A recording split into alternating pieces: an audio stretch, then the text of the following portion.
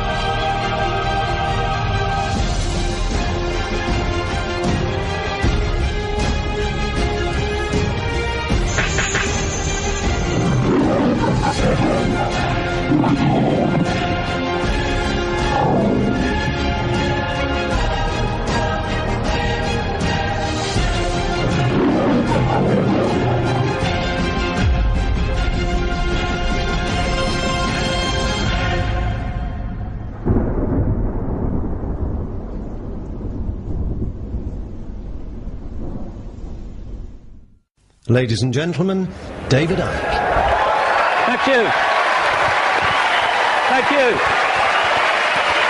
Thank you. Thank you. Whoa. Thank you. Thank you.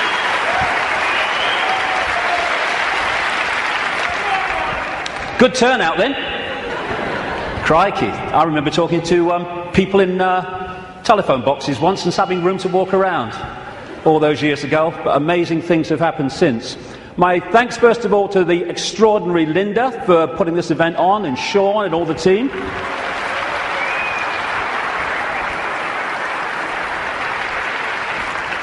And my God, it's 20 years since my head blew off.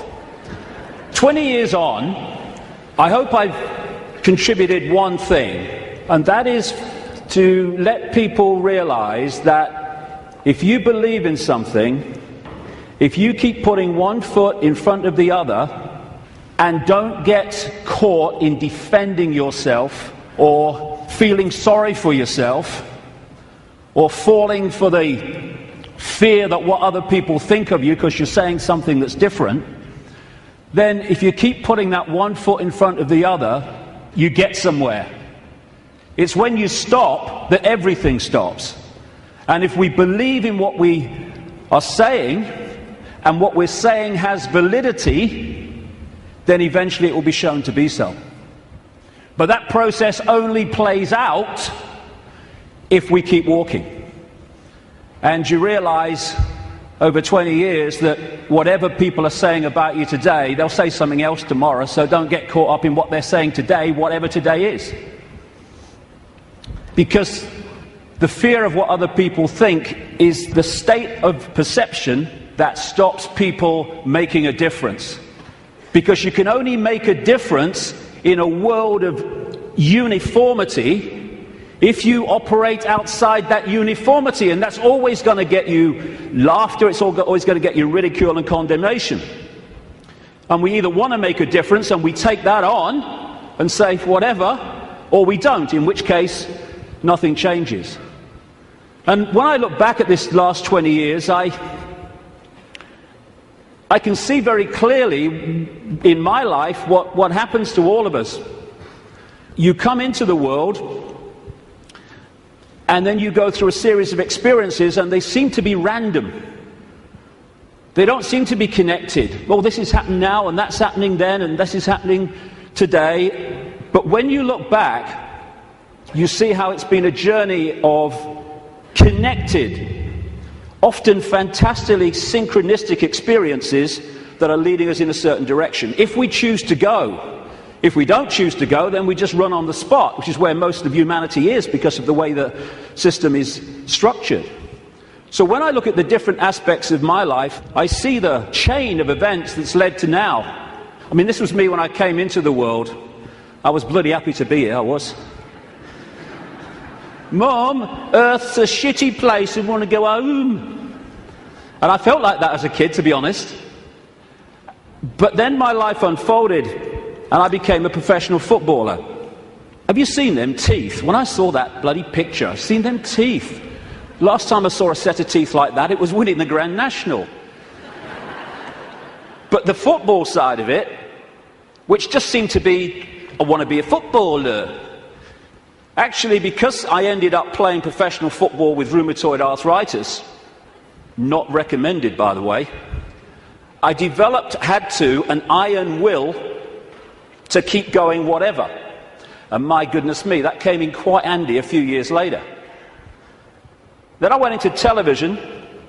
What a bloody poser, look at him. I don't know, you should curl my hair then, you know. And thank you. It's been a long time since anyone did that to me. In fact, that's the first time, I think. And what that did was show me the inside of the media, shite, and also gave me a public profile which was going to lead to something later that wouldn't be ignored, although at the time I wish it was being ignored. And then I went into politics, you can call Green Party politics, and I saw politics from the inside, how it's just a game, how it's irrelevant to human life, and how people who were fighting with each other in the public arena weren't doing anything but that behind the scenes.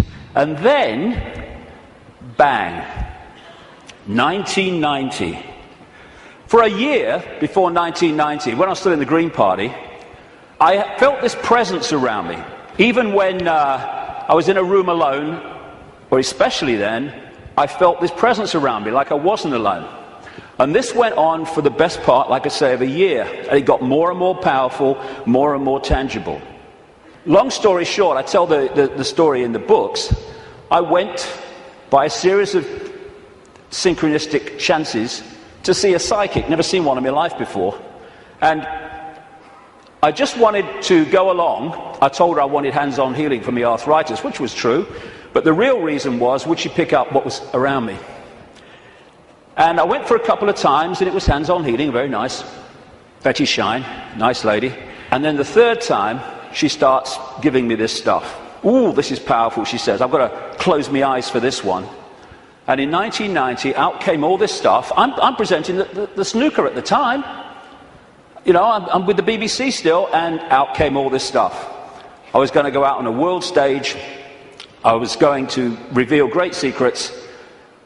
And basically, there was a shadow across the world that had to be lifted. There was a story that had to be told.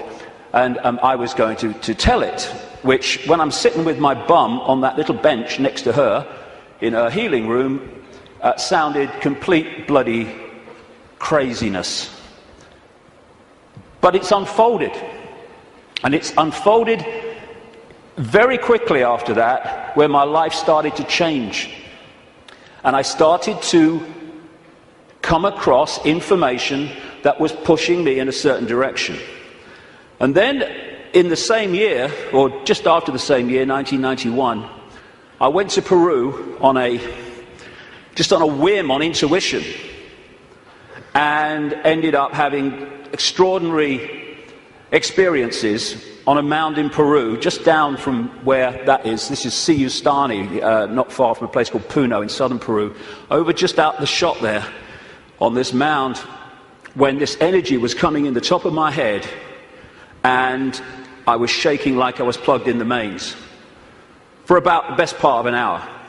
And after that, everything changed. It was like a dam bursting in my head, and suddenly concepts, information, perceptions were pouring into my mind. And for about 3 months, if you'd have asked what planet I was on, I would definitely have had to check. And that 3 months was when all this unfolded, what I call my turquoise period.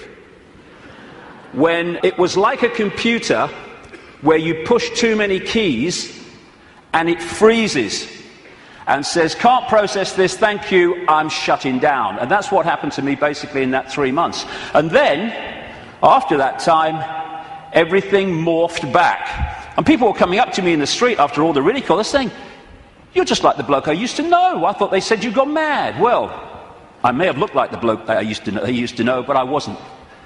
I was suddenly seeing the world in a completely different way, and I was asking the big questions. Who are we? Where are we? Why is the world as it is? And from that time, the puzzle pieces started to be handed to me in really synchronistic, amazingly synchronistic ways. One of the, if you like, psychic communications that came through Betty Shine said in 1990, sometimes he will say things and wonder where they came from. They will be our words. Another one said knowledge will be put into his mind, and at other times he will be led to knowledge. Well, all I can say after 20 years of experience since that time is that that famous advert in Britain, it does exactly what it says on the tin, is precisely what has unfolded since then. And that's how the information for all the books and everything has come.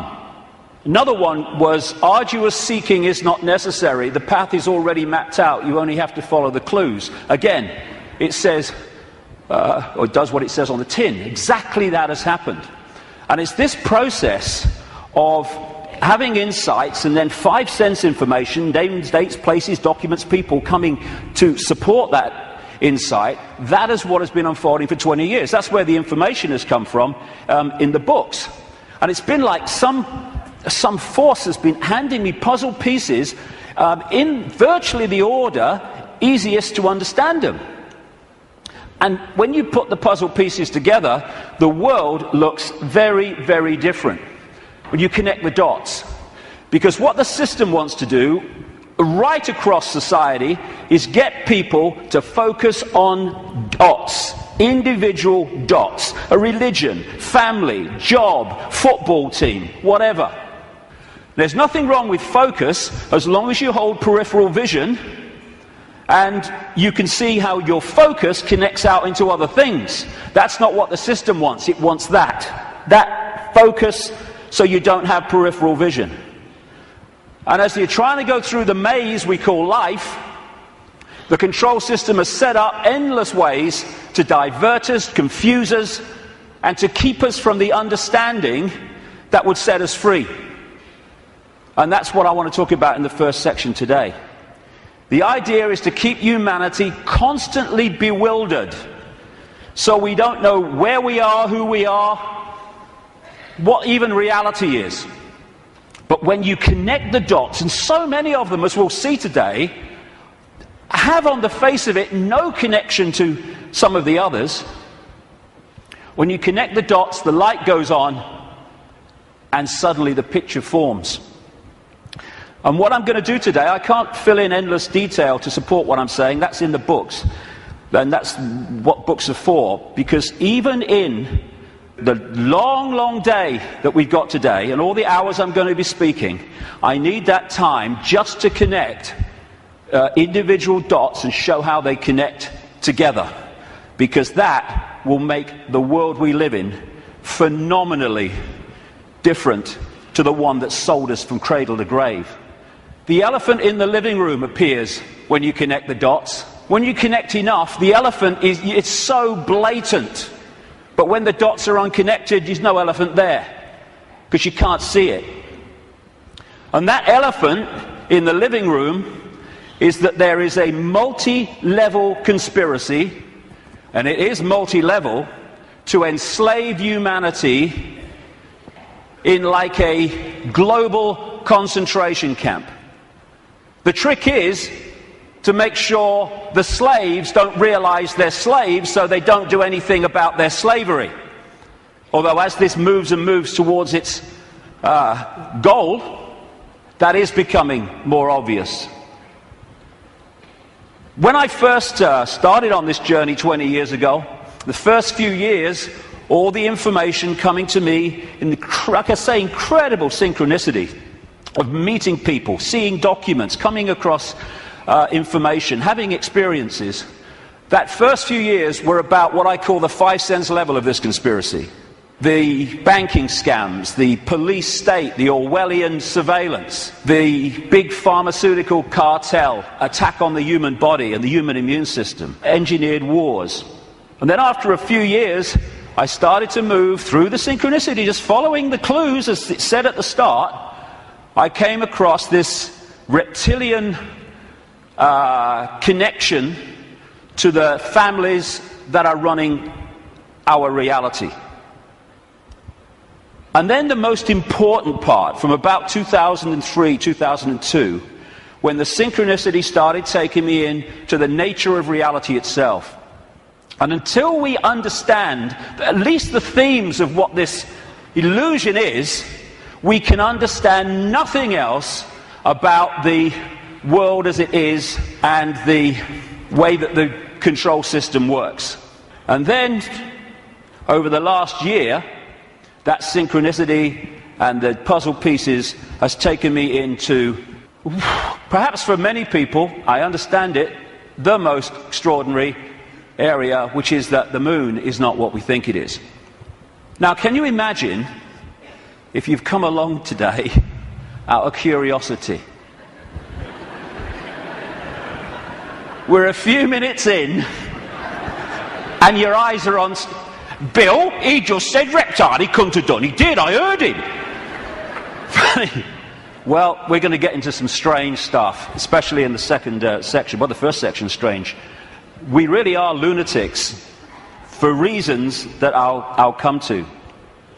So we're now at this fork in the road where we can go down one track and we can experience freedom in a way that we've never even understood what freedom is.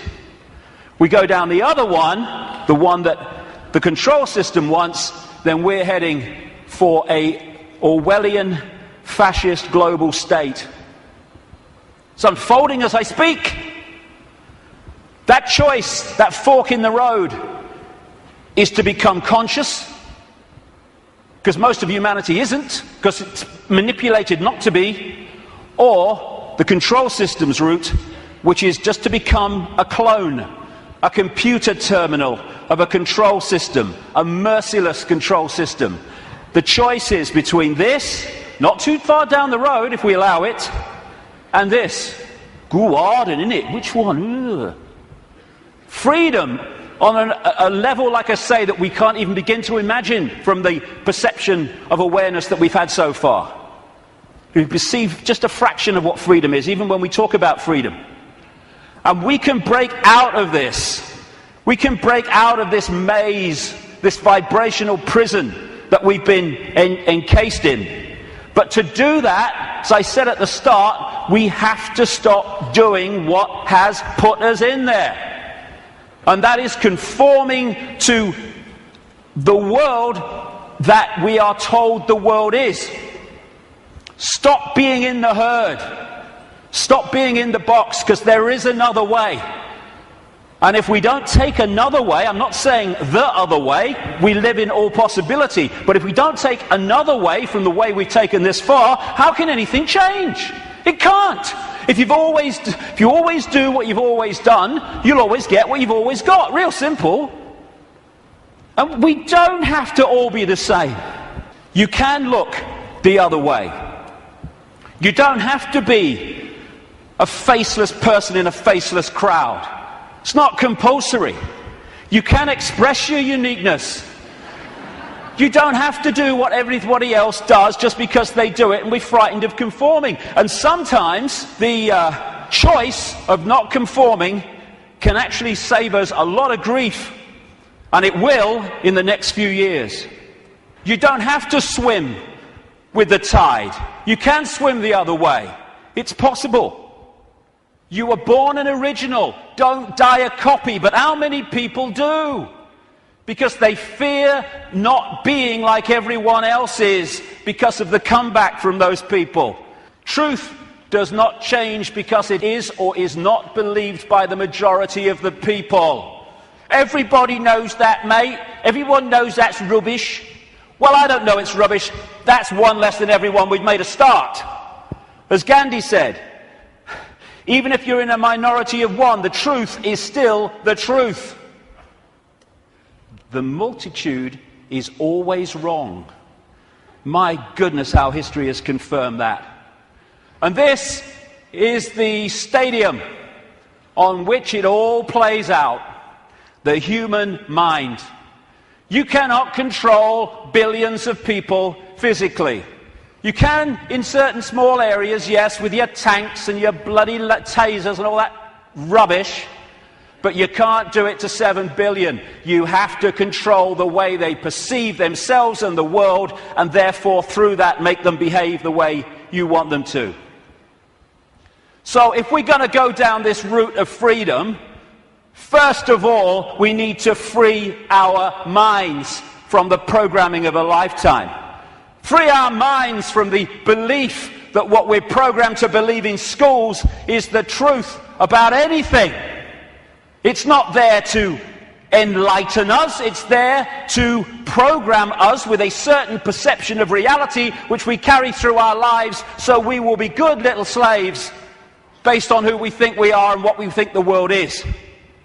Free our minds from the diversions and the nonsense and, hey honey, she's after the car, quick. And while we're doing that, over here, the world is being orchestrated. Not for our benefit either. Free our minds from the belief that the mainstream media is interested in telling the people the truth of what's going on in the world. It's there to do the opposite. It's to tell us the version of reality the control system wants us to believe, so we will respond and react in the right way. Free our minds from the fake change people. I mean, crikey, is there a politician that's actually campaigning anymore that's not saying they stand for change? Change? Yes, I'll tell you what the change is. It's one guy claiming to be change, controlled by the same force that controlled the previous guy. Free our minds from the fake, fraudulent, false flag terrorist events created by the same control system that then tells you how the world must change to save us from the terrorism that they had covertly created.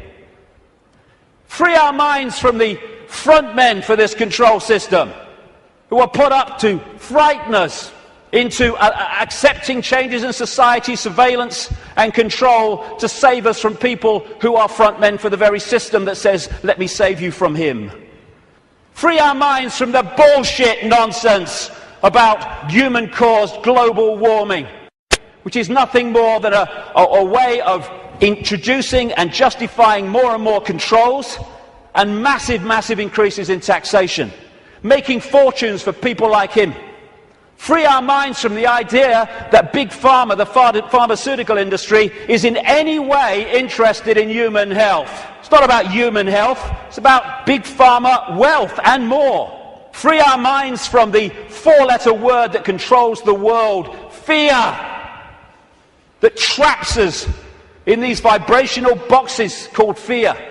And free our minds, more than anything else, from the idea that we are Charlie Jones or Ethel Smith. We're just Joe Public. We've got no power. The choice is to become conscious, to realize that Ethel Smith is an experience, not who we are, and choose not to be what the control system is fast trying to create. Since I started writing about this, in some detail 15, 16, 17 years ago about the control system. It's gone from it's coming to daily experience. I think this is a symbolic picture myself. That plaque says, George Orwell lived here.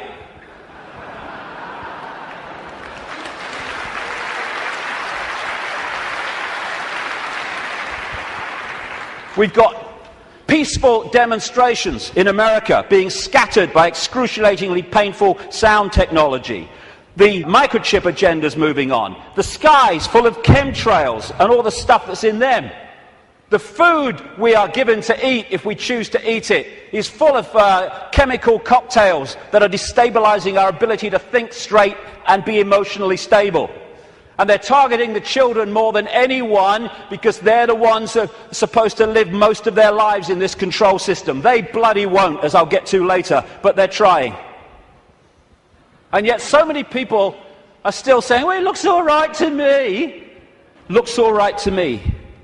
To have your head in the sand, you have to be on your knees. The two go together. Ain't it great? Ain't it great to be free? So the idea is to enslave us while people think they're free. And this is a real important area that keeps us from focusing on this and acting on this. Wishful thinking. Wishful thinking that says, well, I don't want it to be true, so I'm going to kid myself it's not. And if I can do that, then I don't have to do anything.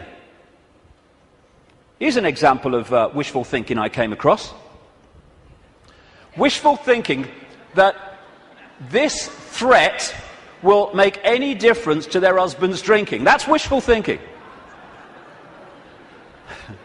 When I first saw that, I immediately ordered a large one, personally. But that's wishful thinking. I wish it were different. I wish things were different. Well, we all do, but they're not. They are as they are, and I find myself saying this all the time now. It is what it is. And if you accept what it is, you can change what it is. If you're in denial of it, you're not going to change it because you're kidding yourself it doesn't exist. This control system is coming in. It's coming in fast at the moment. And we have to get it from talking about it to doing something about it. And it's crept up on us, step by step. While we're watching the game shows and celebrity world and sport and stuff. Nothing wrong with any of those things. But if you're there and you've not got the peripheral vision, they will keep you from seeing what's going on. And now the future is here. It's not sometime never. The future is here. And we've got to go from that to that pretty damn quick. And we can and we will. In many, many ways. As Martin Luther King said, the ultimate measure of a man is not where he stands in moments of comfort and convenience, but where he stands at times of challenge and controversy. And we are at a time of challenge and controversy, and we'll see what we're bloody made of, frankly. But the great news is, and I'm going to get into this big time in the last section, this is a time of fantastic awakening. Like I say, when I started on this journey consciously anyway, 20 years ago, the number of people that were in any way interested in this information, whether it's the nature of reality or the control system and its agenda, was tiny, tiny, tiny. It was a lonely road. Not anymore. A phenomenal awakenings happening all over the world as people start to expand their minds and open their minds to another possibility, to another world, to another sense of self. And what comes with that awakening, indeed what triggers it in so many ways, is when we decide to ask the big questions. Because only then can we get the big answers. Like, who are we? Where are we? What is reality? And that's what I'm going to focus on in this first section, because unless we at least understand the themes of what reality is, we cannot possibly understand what's happening in the world and how the control system really works and how deep the rabbit hole goes. Establishment science, education, media, that's what it does. I mean, have you seen these politicians in Britain now? You got Clegg in the Liberal Party, Liberal Democrats. You've got Cameron in the Conservatives, you're going to probably have one of the Miliband's, maybe David Miliband, leader of the other major party, and they're all standing on the same sodding postage stamp, all three of them. Same background, same basic perception of the world and politics, and that's exactly the same with science, education and media. They all stand on this same postage stamp, and anyone wants to step off it and explore in other areas, stop him! Stop him! Ridicule, condemnation, stop his funding. And people say, well, if what you're saying is true, science would tell us. Yeah, okay. Like the media would tell us, right? Yeah, okay. What the control system doesn't want us to know is that this reality, in terms of its physicality, the one we think we're experiencing now, is an illusion. There is no physicality. There is no out there. Everything I'm looking at now out there is going on in here. I'll come to how that works. It is so simple. As the great American comedian Bill Hicks said, great man. All matter is merely energy condensed to a slow vibration.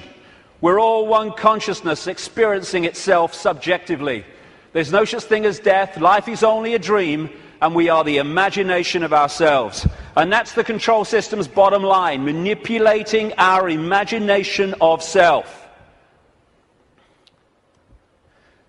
You can trick the brain into seeing things that aren't there. These are pictures of paintings, etc., on the flat surface, the flat road, the flat pavement. And yet you can trick the brain into reading them as three-dimensional. That's on a flat pavement. So's that. Is that a woman's face, or is it a flower and a butterfly?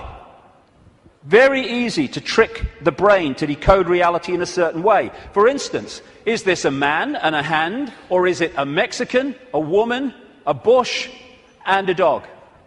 Depends how you decode it. And the control system, en masse, is manipulating 24/7 the way that we decode reality, so we decode it in line with what suits the control system. As Einstein said, reality is an illusion, albeit a persistent one. And the reason it's persistent is because we live in a virtual reality universe.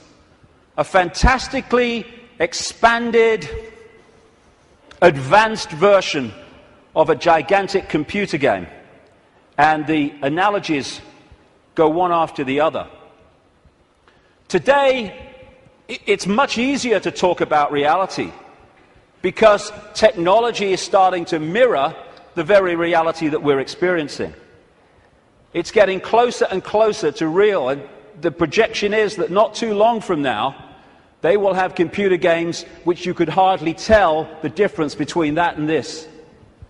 We're having training simulations and flying simulations. They're in some hospitals using virtual reality images to show patients when their burns are being treated, and they show them pictures of very cold images, and the brain decodes that and cools the skin down.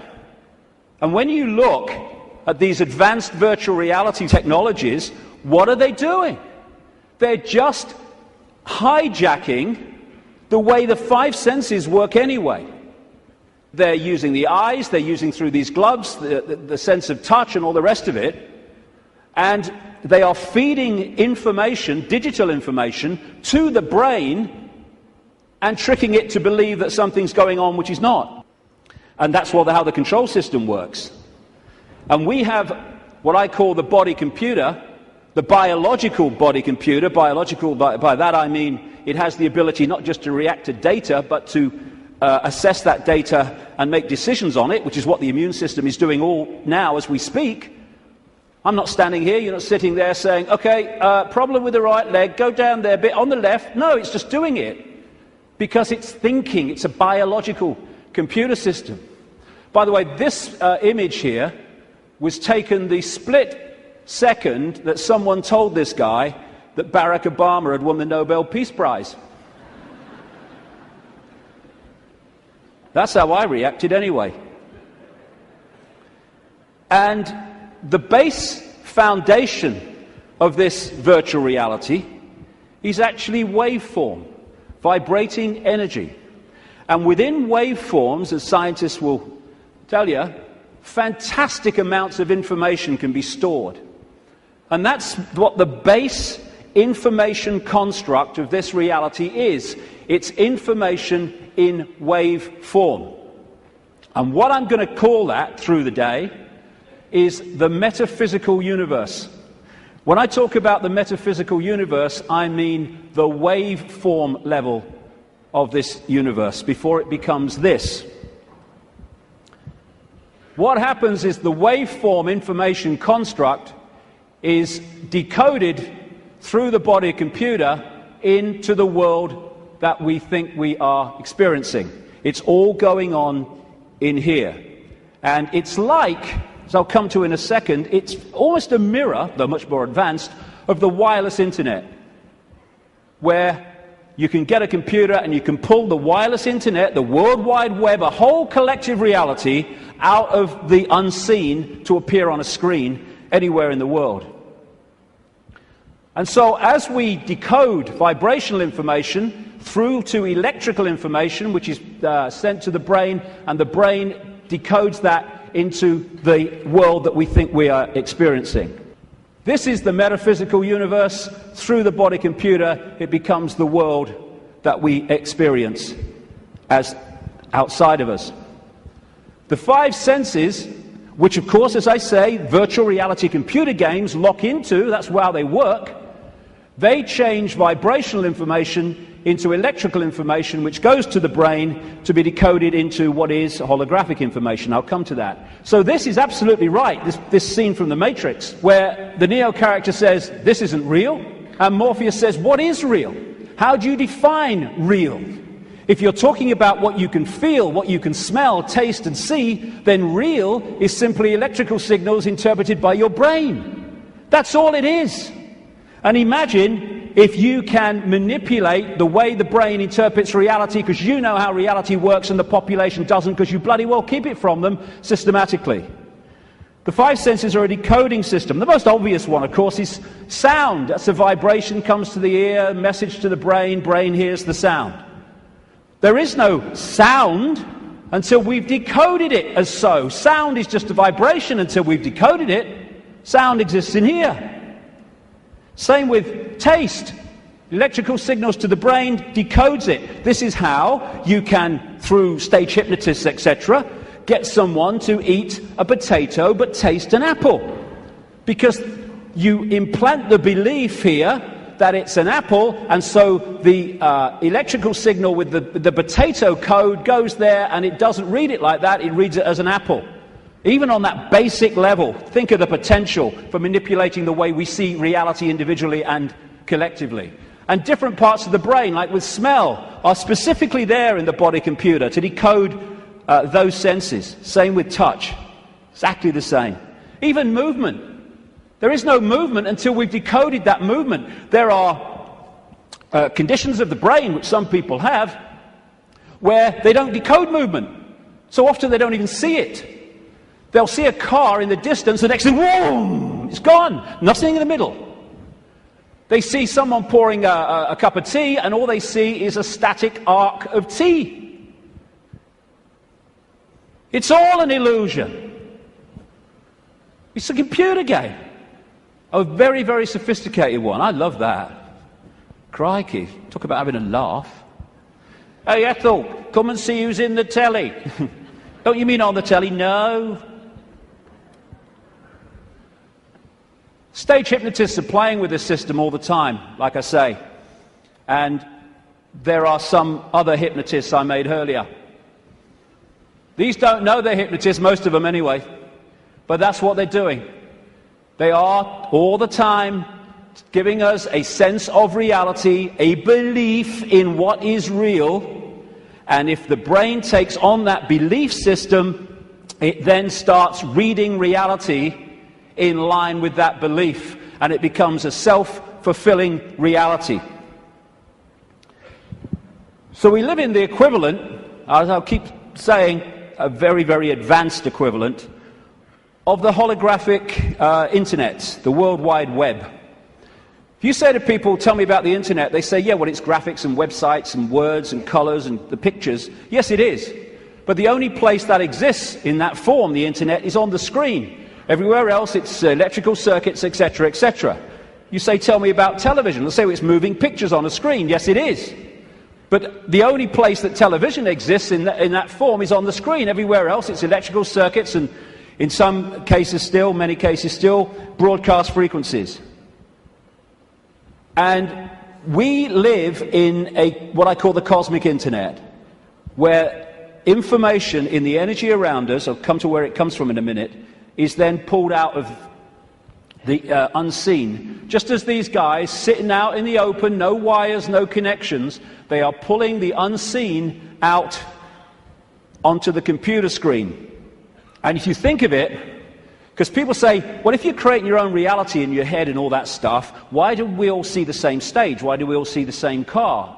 Well, when you log on the internet in South Africa or Australia or London or America or anywhere, apart from places like China, you log on to the very same collective reality as everywhere else, everywhere in the world. You might choose to go to this website, and if you go to this website, the guy in South Africa could go to the same website that you're on and see the same thing, because it's a collective reality. What happens is that we then decide, do we like this website? What do we think of it? Do I want to go there or do I want to go there? That's how we put our individual spin on it. It's the same when you look out the window and you see the same car going past. But I might like the car, someone else might not like the car. But it's the same collective reality. And the body computer is pulling this reality out of the unseen, just like those laptops. And so you've got in the Matrix movie that scene where he says, the Matrix is everywhere. It is all around us, even now in this very room. You can see it when you look out of your window or you turn on your television. You can feel it when you go to work, when you go to church, when you pay your taxes. It is the world that has been pulled over your eyes to blind you from the truth. What truth? That you are a slave, Neo. Like everyone else, you were born into bondage, born into a prison that you cannot smell or taste or touch, a prison for your mind. I'll get into the nature of that prison in the second section. So what is this universe? It's information. And it's information decoding information. Just as you put a computer disk in a computer, it's information. The information encoded in the computer then reads the information on the disk. That's what we're doing. And that way, we manifest this apparently out there reality. We too, the so-called human body, is energetic, non-physical in its base form.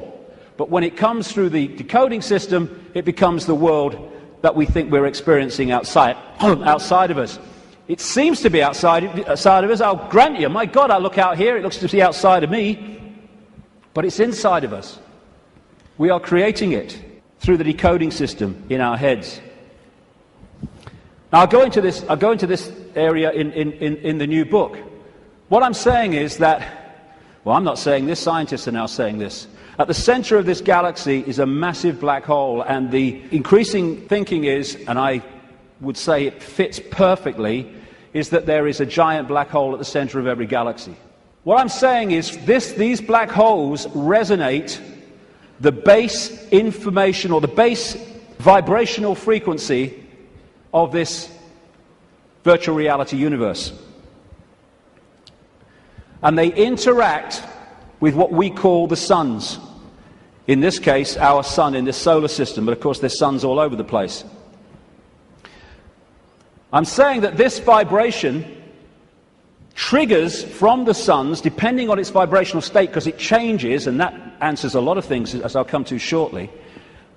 It triggers information of certain kinds being transmitted by the sun, suns in general, in the form of photons.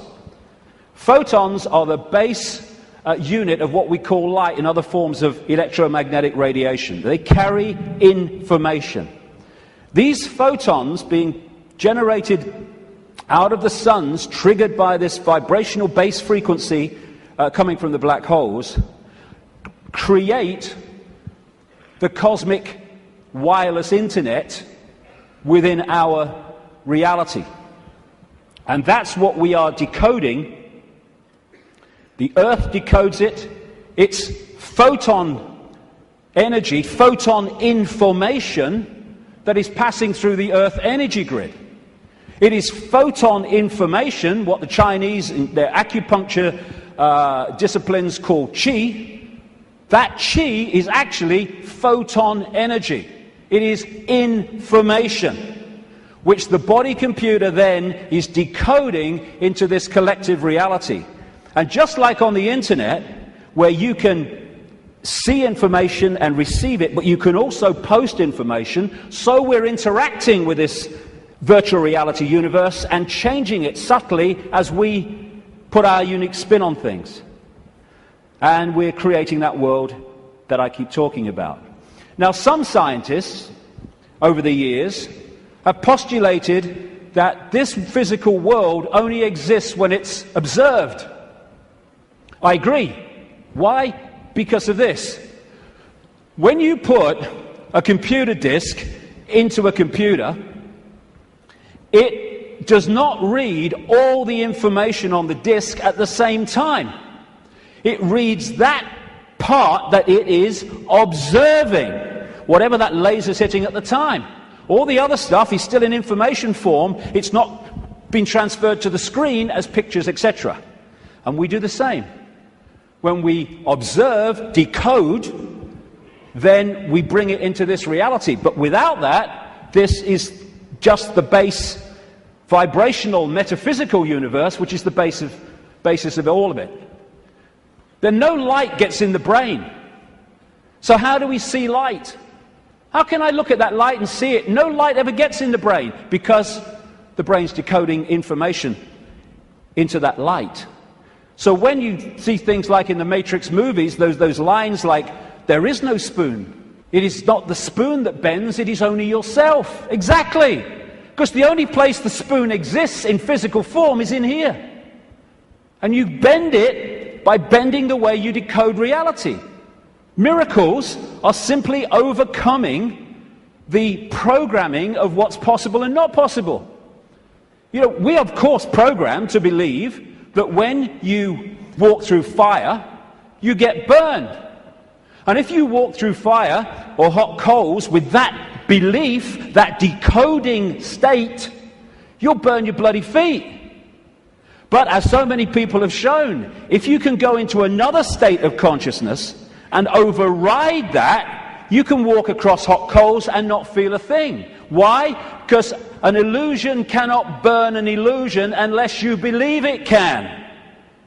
There are no miracles. There's just understanding how to manifest all possibility. And that understanding comes from the fact that we acknowledge, we understand that we are consciousness. Disembodied, no form awareness, having an experience. Like a Central American shaman said, we are perceivers, we are awareness, we are not objects, we have no solidity. We, or rather our reason, forget this, and thus we entrap the totality of ourselves in a vicious circle from which we rarely emerge in our lifetime. And that vicious circle is what the control system wants to keep us in, because then we're controllable. We understand who we really are, what we really are. It's impossible to control by a bunch of control freaks. The body is the way our awareness experiences this reality. If I want to interact with this reality, which is a frequency range, I have to have an outer shell, we all do, that vibrates within this frequency range, because our consciousness is vibrating much too quickly. It's like Radio 1 trying to make connection to Radio 2. They're on different wavelengths, never going to happen.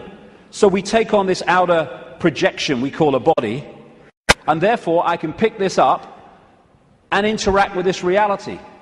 What the control system wants us to do is to believe that that projection, that vehicle to experience this reality, is who we are, because then we go from, I am all that is, has been, and ever will be, I'm Charlie Smith, I'm Ethel Jones, I've got no power. It's the whole bottom line of it. We say I'm going on the internet. We don't go on the internet. The computer goes on the internet, and we observe the internet through the computer. And our mind-body is the vehicle to experience this reality. That goes on the internet. Consciousness, the real us, observes, just like the World Wide Web, observes the internet through that vehicle. And like I say, the idea is to get us to think that we're that and not that.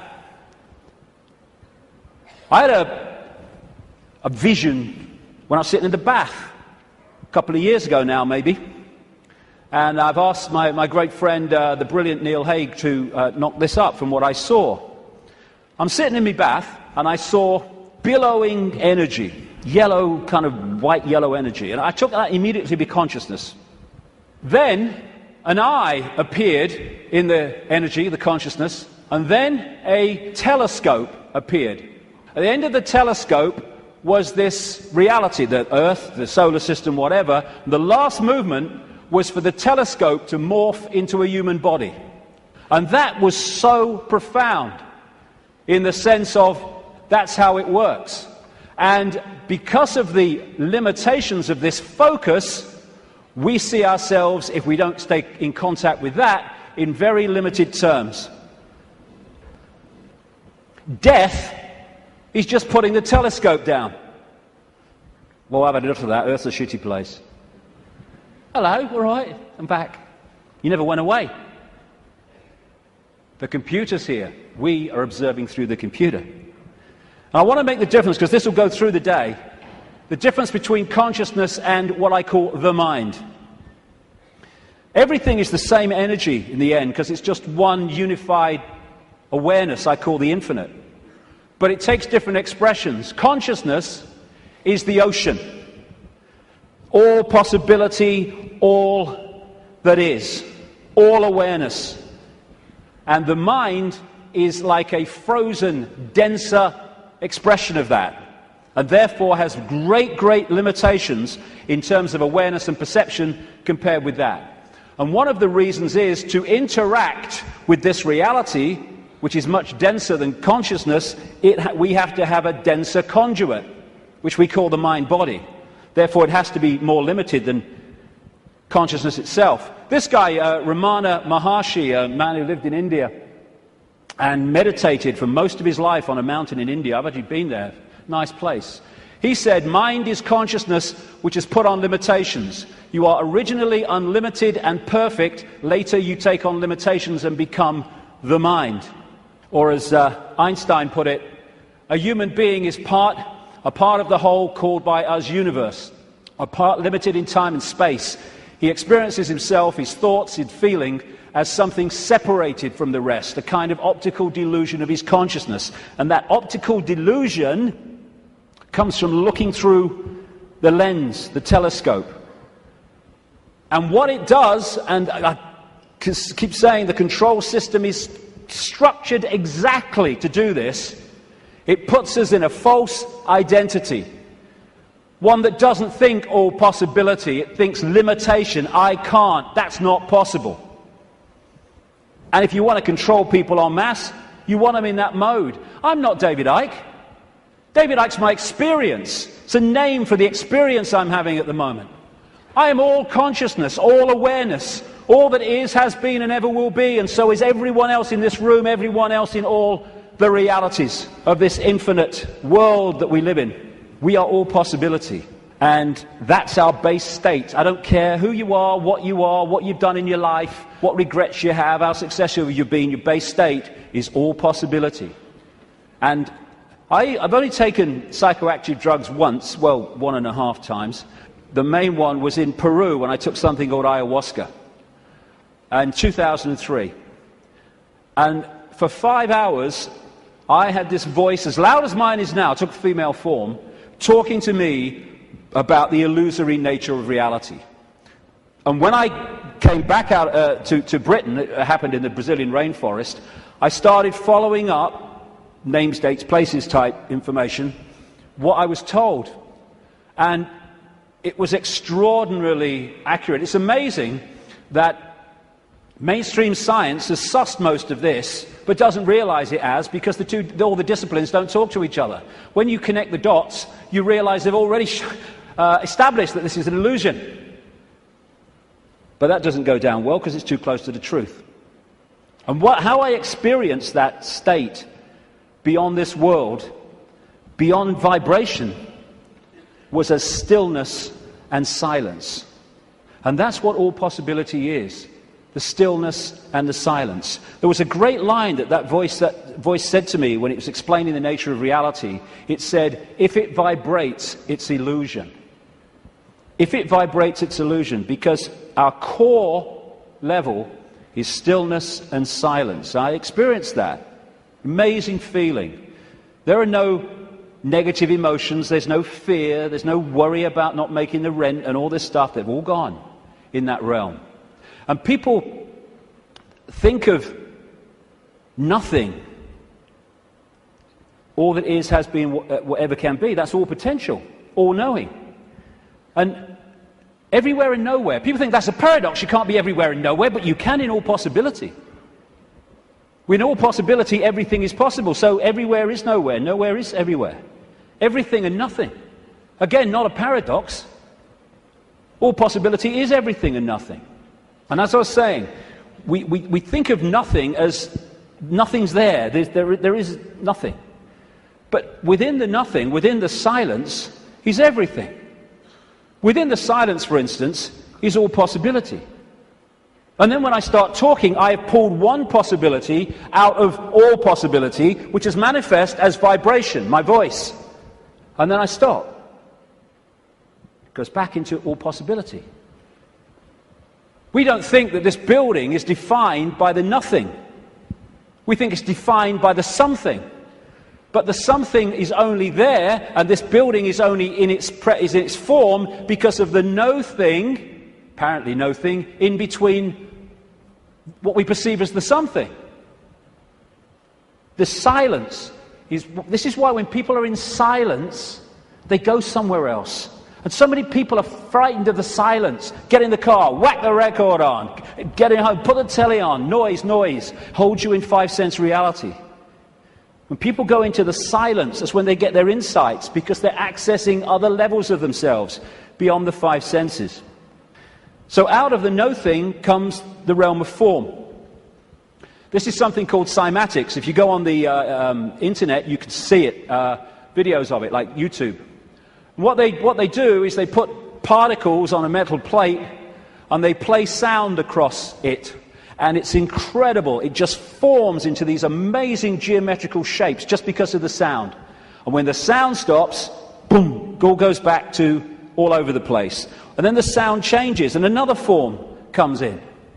And these worlds of form, frequencies, vibrating frequencies, are created in this way, out of all possibility. And there are endless, infinite realms with different so-called laws of physics, different challenges, different experiences, all vibrating at different speeds and therefore able to share the same space. All of these different realms are sharing the same space that I'm sharing now, just as all the radio and television stations broadcasting to this city are sharing the space that I'm sharing now and the space that they're sharing with each other.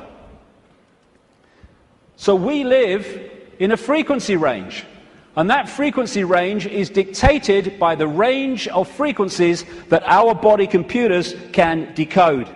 And it is extraordinarily tiny.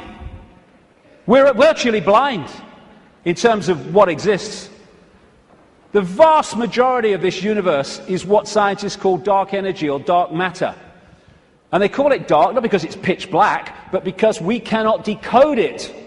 Therefore, it is not in our realm of experience. We have to work it out by its impact on things that we can see. And the electromagnetic spectrum is 0.005% of what is projected to exist in this universe. And visible light, which is the only frequency range that we can decode, is a fraction of the 0.005%. So this is it. Visible light. This is our world. And we look out and we think we can see everything. But we can't. We can see what we can decode. And therefore, we operate within a dimension, we might call it, and it's penetrated by other dimensions, which allows those other dimensions to interact with ours, which I'm going to get to in the second section, because that is fundamental to the control system. What we're doing is we are putting our focus of attention into this reality through the body computer, and therefore this seems to be the only world that exists. But the space we're occupying is teeming with life of endless varieties. So if we come into this world of mind and we hold a connection to consciousness, we are in this world physically and we can experience this. We're going to go to the pub, yeah, let's have a beer with you, yeah. But we're not of this world in terms of the point of observation. We are in this world, but we're observing it from here. We can see things here that this can't see. And that's why the control system has to keep us here. And a structured society to make that happen. To keep us in bewilderment by being only able to decode and experience reality through the five senses. And once you are in the five senses, and you're not getting inspiration, insight, intuitive knowing from higher levels of your consciousness, where do you look to get a fix on who you are, where you are, and the world you're living in? There. And who controls that? The control system that controls the media, politics, education, science. The idea is isolate us in the five senses, isolate us in body-mind, and then program the body-mind to see the world that suits the control system. Time and space are just information within the metaphysical universe fabric, the vibrational fabric, which we then decode into what appears to be time and space. There is no time and space. When you put a disk in a computer, it's got information on it. You put it in the computer reads it. On the screen, you see time and space, or what appears to be time and space. But all it is information on the disk being read by the computer and being put on the screen. That's what we are doing all the time. Time's an illusion. And my goodness me, if we fall for that, then we totally get encompassed by time, that time exists. You can say it's 1 o'clock, I've got to meet someone at 1 o'clock, so you're there at the same time, and synchronize that, but all along you know that it's just a construct. It's not part of you this time. Because no time is where consciousness operates. And if we operate completely connected to time, then by that very nature we're going to disconnect from consciousness, which is on another level of perception. Our time is just crazy. You cross an invisible line in the ocean, you go into tomorrow, you go the other way, you go into yesterday. There is only the now. That's all there is. People say, no, there's the past and there's the future. Well, okay. When you think of the future, where are you? You're in the now. When you think of the past, memories, where are you? You're in the now.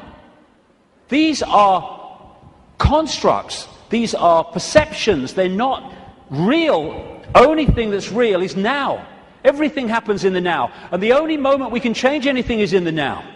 And if we get pulled into the past, all regret, I wish I had, oh, that woman in 1953, ooh. Or we get pulled into the future, oh my God, what's going to happen? Oh, yeah, outcome, oh, what if? Then we're getting pulled out of the only time that exists, and therefore our power to change things, to impact on now, is diluted. And we are absolutely dominated by time. What's the time? Oh my God, it's not the time. Oh my goodness, what's going to happen? Are you going to get time? Oh, I'm late. And yet, the now is the only thing that exists, and time, like space, is a perception. It is part of the construction of reading. You could see time in a way like a disc, like a DVD. What you've seen in the film is your past, as you perceive the past. What you're looking at in the film at that moment you perceive as the present, and what you've yet to see in the film you perceive as the future. Yet all that information exists on that disc at the same time. Whip back a bit, you've gone into the past. Whip forward, you've gone into the future. And I've been talking for years about the time loop, as I call it.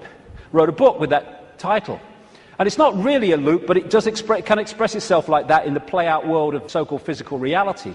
And we go round and round and round, and it comes back to the start. And we think we're going forward, but because we're only in it for a certain section, we think we're going forward. If we stayed with it, it will come basically back to the start. It's like a place of experience, and depending on what we wish to experience, depends on what part of the loop that we decide to experience. Because, as I said earlier, this vibration, and by the way, this vibration coming out of the black holes vibrates in the now. It doesn't move through time. It carries the encoded information that we decode as time, but it vibrates in the now. But it doesn't vibrate just the same forever. It goes through a cycle, a vibrational cycle, changes. And as it changes, it elicits different information from the suns, which we then decode. And as we do so, the world moves on, experience moves on through different epochs. You look at the ancients around the world, and they invariably see time as secular. You have, of course, the famous yugas in Indian belief, Hindu belief, where the world goes through different cycles. You have a golden age when everything is expansive and everything's fully integrated and connected. And then you have other yugas which are suppressed, and you have control, and you do not have the expansive awareness that you had before. It's a different kind of experience. And so as this vibration changes, it takes this reality through a cycle and then comes back again. This is where all these yugas come in. And what happens is the left half of the brain particularly decodes this information, which is vibrating in the now. It decodes it into a sequence. It's what some brain scientists call the left brain a serial processor. And it's this sequence that it puts the information in that appears to be the passage of time from past to future. The quicker it decodes it, the quicker time seems to move, the slower it decodes it the reverse. This is why, as Einstein said, if you're in the company of a beautiful woman, time can pass very quickly, but if you're in a dentist chair, it can pass very slowly, because your brain is decoding reality in a different way, putting it into a sequence in a different way. And so the time loop is actually just the decoding of this changing vibration, changing information. And again, if you can hold connection to out there, you can be in the world and not of it. If you're not, you're literally caught in the loop, and that's where most people have been for a very long time. Now, as I say, the body is a biological computer, and I'll get through this part pretty quickly because I've been through this before in talks and stuff, but it's very important to keep connecting the dots. So, the body computer is our vehicle to experience this virtual reality, consciousness to experience it. It's like, you want to go to experience another planet, you need an outer shell. As I said earlier, we need an outer shell vibrating within the frequency of this reality. And this is what makes racism so ludicrous, so insane, such a confirmation of ignorance. Because it's just a vehicle to experience this reality. And racism is the final confirmation that you are caught in five-sense reality and have not a clue of the nature of what we all are, racist and non-racist, and that is consciousness. Humans, we think we're humans. We're human. Humans are like a software program. We're not human. We're experiencing being a human. We are consciousness having that experience. As this article in the San Francisco Chronicle said, DNA is a universal software code. From bacteria to humans, the basic instructions for life are written with the same language. And there are four codes, A, C, G, and T, or in my case, G and T, G and T, G and T. I like that one. It's in my DNA. And how these codes are in relation to each other decides if the outer shell is a human, a mouse, a virus, anything. And it very much connects into those green codes on the computer screens in the Matrix movies. And the body computer, biological computer, has the ability to think and assess for itself, ticks every box when you go through it. The reason they're now talking about connecting the brain to desktop computers is because they are connecting two computers. One far more, infinitely more advanced, yes, but two computers. That's how it's possible. When the computer won't work, won't turn on, won't process, we say the computer's dead.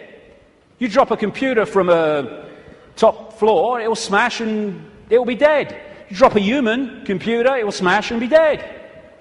Because that's all that happens at death. The computer dies. We don't bloody die. There is no death. We're consciousness, infinite consciousness. The computer goes into sleep mode just to tick over. We go into sleep mode just to tick over. We have antivirus technology in computers to seek out the viruses that are a danger to the computer's systems and what you might call health. We have a phenomenal antivirus system we call the human immune system, which does exactly the same. And when you have a virus system and a new virus comes up, they have to update it because it can't work out how to stop it, because it's not been programmed to. This is updated by reacting and then integrating that so that the next time that comes, it can deal with it. This is an enhanced photograph taken at the Necker Hospital in Paris when they put tracer dye into the acupuncture points and then photographed it. And the tracer dye went through these lines of energy in the body, the chi, the photons. And when you look at it, it's just like a motherboard. And interestingly, when this chi is passing around too slowly or too quickly, the body is ill in some way. And what acupuncture is about is using the needles and other techniques to balance out that flow of energy. And what happens when the information is passing around a desktop computer in less than optimal speed? You say, my bloody computer's slow today, and often it's slow because it has a virus. The brain is the central processing unit of the computer, which in a desktop is a microchip. It's the main processor of information. The DNA is the hard drive, and it's not just the DNA we see physically, because even DNA is just the decoded version of an energy field. We have an energy counterpart which we call the human aura. What we call cultures. I'm this culture, I'm a black South African, I'm a Hindu or whatever. These are different sub-softwares of the human software. This guy, William Sheridan, was in a New York hospital waiting for a heart transplant, and he joined an art therapy course. He was about as good as I am, and I'm a terrible, terrible artist. And this is what he was drawing. After his heart transplant, suddenly he went back on the art therapy course and started drawing much more sophisticated pictures. As a result of agreeing to promote organ donation, he managed to meet the donor's mother. He asked her the obvious question, did your son have an interest in art? And she said he wanted art materials rather than toys from the age of 18 months. He was crazy about art. And there have been many studies, some of them very extensive over the years, that have shown the incredible connection between people who've received hearts, lungs and other organs from people and then taken on either and or their character traits or their abilities. Because what are they doing? They're downloading information from one computer to another. That's how it gets passed across. Credo Mutwa, the great Zulu shaman in South Africa, told me that in the days when they used to eat people in Africa, one of the golden rules was that you must heat the person to a certain temperature, otherwise if you eat them, you become them. Same principle.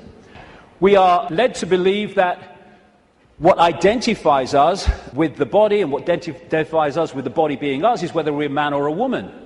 Again, being a man or a woman is not what we are, it's the experience we're having. How can we be a man and a woman, or how can that be what we are, when you can change from a man to a woman through chemical intervention? It's changing the nature of the computer through chemical intervention. Freaky the chicken, who was in the papers a few years ago, started out life as a hen, laying eggs, then had a massive, for some reason, explosion of testosterone and became a cockerel. Started chasing the chickens, the hens, and crowing at dawn. Grew a comb.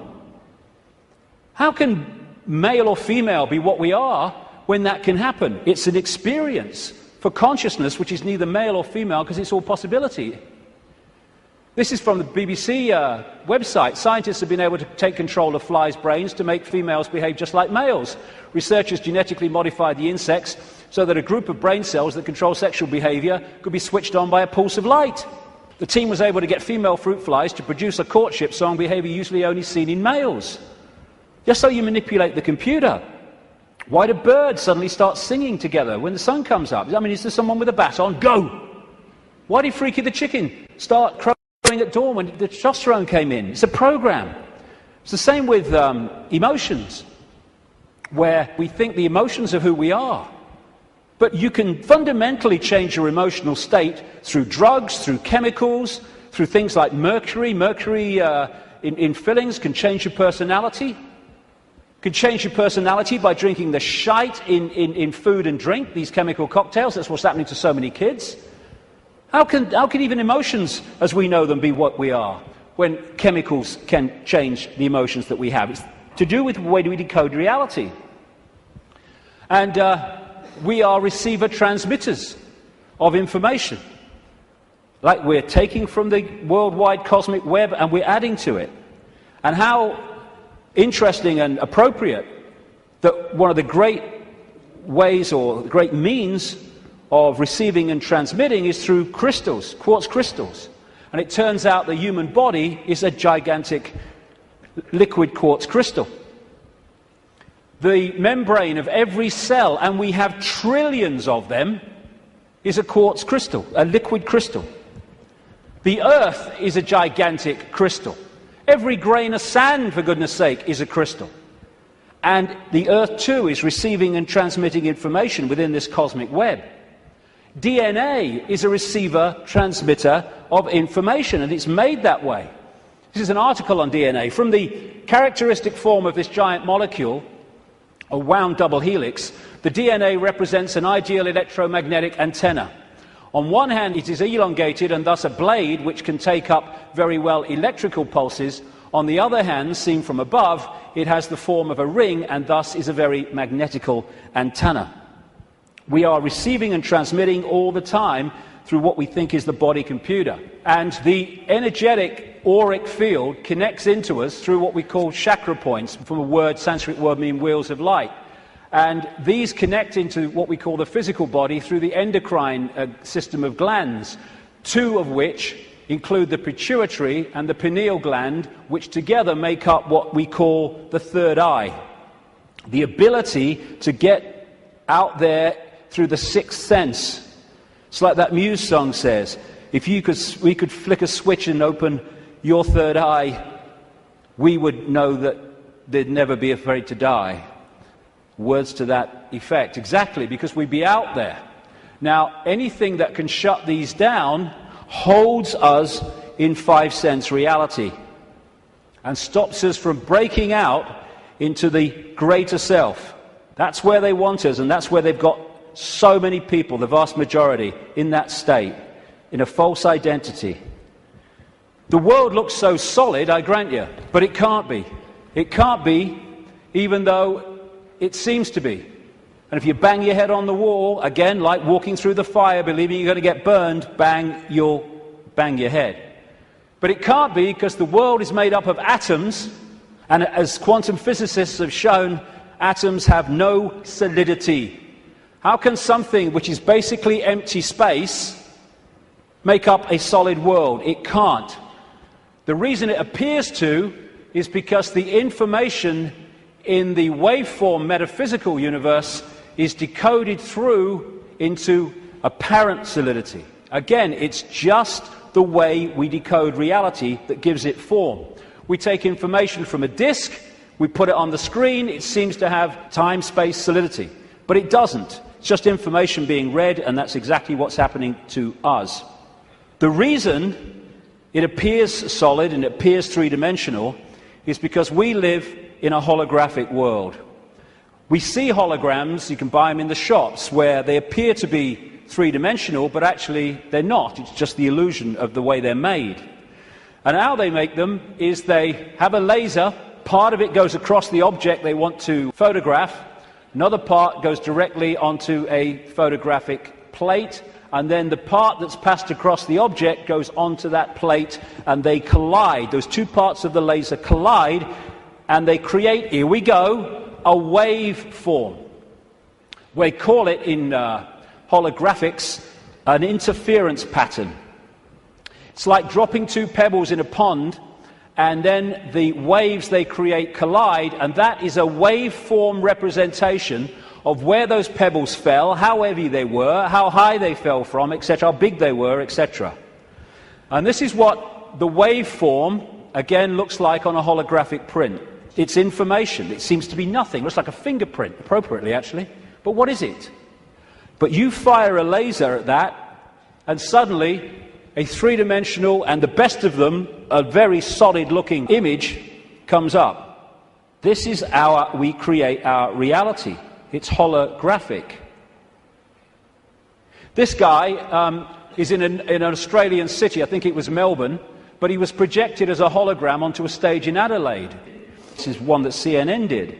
So we are creating a holographic version of this information, just like a hologram does, in our heads. That's where it comes from. It's this construct. And how funny, I've been saying this for years, and then I come across this very, very mainstream New Scientist magazine in January now 2009, and its front page, you are a hologram projected from the edge of the universe.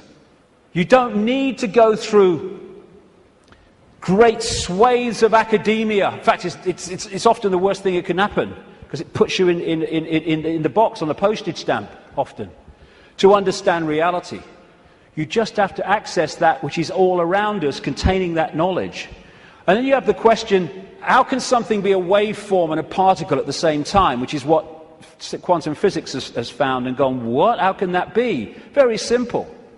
When you're creating a hologram, the waveform doesn't disappear when the hologram projects itself. They both exist at the same time, the information construct and the decoded holographic form. The particle and the waveform exist at the same time. It's so bloody simple. People think it's so complex. One of the great things about a hologram is that every part of the hologram is a smaller version of the whole. So if you cut a holographic print into four and put a laser onto the four pieces, you don't get a quarter-size version of the whole picture, or a quarter-size part of the whole picture. You get a quarter-size version of the entire picture. And because of that, this is why these things happen.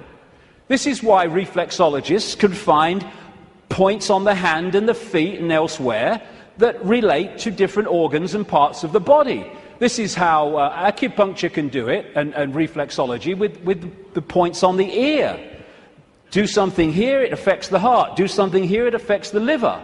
Because it's a hologram, and it must be like that, because every part of the hologram is a smaller part of the whole.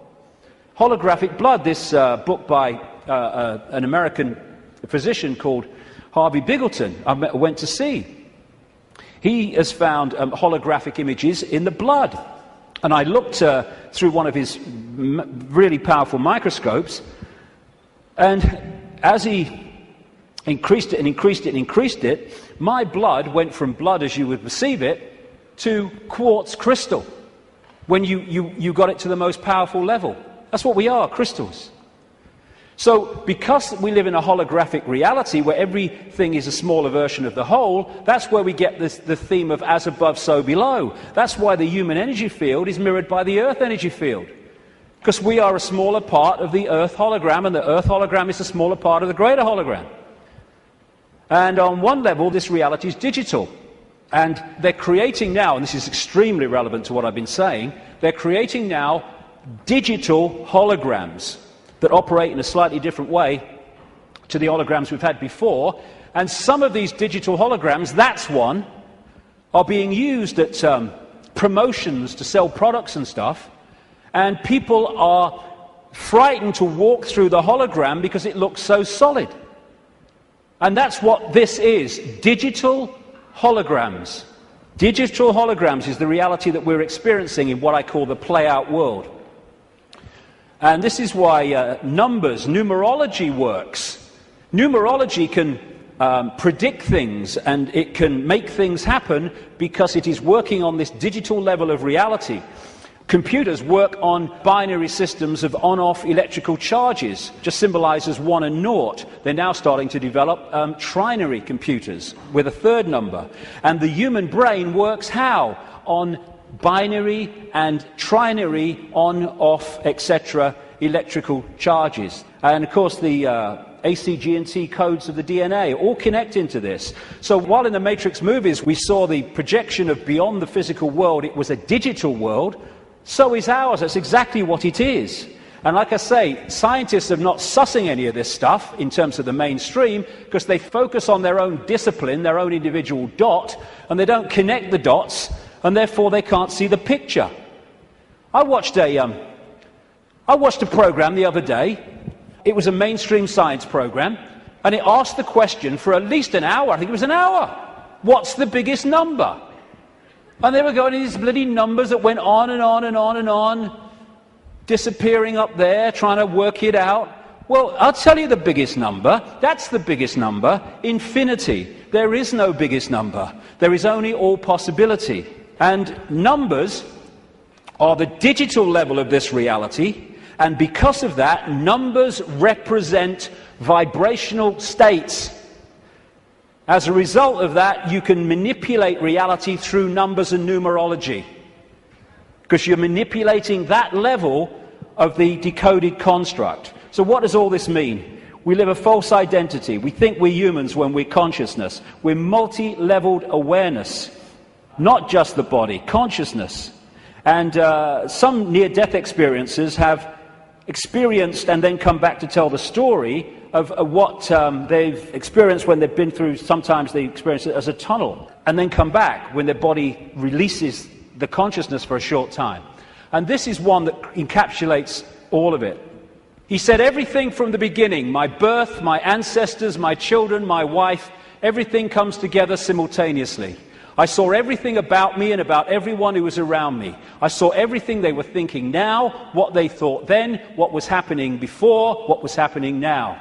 There is no time, there is no sequence of events, no such thing as limitation of distance, of period, of time, of place. I could be anywhere I wanted to be simultaneously. This body computer is what gives us the delusion of all those things. And I'll just finish on this bit.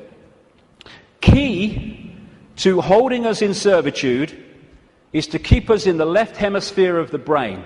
We have two, the right brain, the left brain, and we have a bridge called the corpus callosum, which bridges the two and should pass information between the two. And the right brain, they are very, very different states of being. The right brain is the out there, the creative, the connection with all that is. The left brain is what deals in numbers, in language, in sequence, and puts everything in hierarchical structures and all the rest of it. And what the system wants, it wants us in there. Because when we're in there and not in there, we are there. And the whole system is structured to put us there. The education system, everything. I found this. Different functions of the right and left brain. What the right brain wants to do is say the colour. What the left brain wants to do, language, it wants to say the word. And it's interesting when you try to go through these and say the colour, how difficult it is for many people to say the colour instead of the word, to say green instead of what the left brain wants, which is yellow. And the functions of the two are massively different. This lady, a brain scientist, neuroanatomist called Jill Bolte Taylor, became well known when she had a stroke in the 1990s, I think it was. And she had a stroke in the left brain and stayed awake for most of it, and therefore experienced what was happening. First of all, she got onto an exercise bike trying to overcome how she was feeling, and she looked down at her hands, because this left brain decoding system's now not working and was not decoding reality as it normally did. She looked down and she saw not hands, she saw claws. As this went on, she could no longer see a division between her and anything else. Everything just joined as one infinite field of energy consciousness. And she said it was just bliss. Nirvana, she called it. When she tries eventually, the left brain eventually kicks in and says, you've got to get help. She tries to call work, a colleague, to help her out. Took her 45 minutes, I think she said, a long time, trying to go through these business cards to find the number, because when she looked at them, she couldn't see numbers and words anymore, because this wasn't decoding reality as it should. She could see pixels. She was seeing this reality one step back in its digital pixel state. Eventually, through following the squiggles, she says, she managed to ring the number. And when the guy, he must have said something on the other end, like, hello, all she heard, she said, when he picked the phone up, was woof, woof, woof, woof. And then she said, I tried to say to him, hey, this is Jill, I'm in trouble. And all she heard herself say was woof, woof, woof, woof. Because the vibration was not being decoded by the left brain, the language part, into words that we can understand. And what the system wants to do is to put these firewalls up, called education, science, politics, media, peer pressure, to keep the right brain out of it. And this is fundamental, because these things are all part of the defense mechanism, keeping us in left brain reality and out of right brain infinity. Now, some people, they call them autistic savants, like this man, Stephen Wiltshire. They access the right brain potential in ways that other people don't. And this is why they're capable of fantastic achievements. This guy, Stephen Wiltshire, was taken up in a helicopter over London by the BBC for half an hour with nothing except his eyes, and then came down and drew London from the air with incredible accuracy. Why? Because he was accessing that infinite potential that left brain people, most of people in the world, don't. This guy, Daniel Tammet, another autistic savant, has again achieved incredible things, because he was challenged once to learn Icelandic in a week, and it's an incredibly difficult language to learn. I mean, none of the media were using on their news reading, were using the real name of that volcano in Iceland, were they? Because they could bloody pronounce it. This guy went back on television a week later speaking Icelandic. And his Icelandic teacher said, he's not human. Yes, he is! It's the human that we once were and will be again, when this suppression of our potential and our infinite possibility is brought to an end, and this shite stops.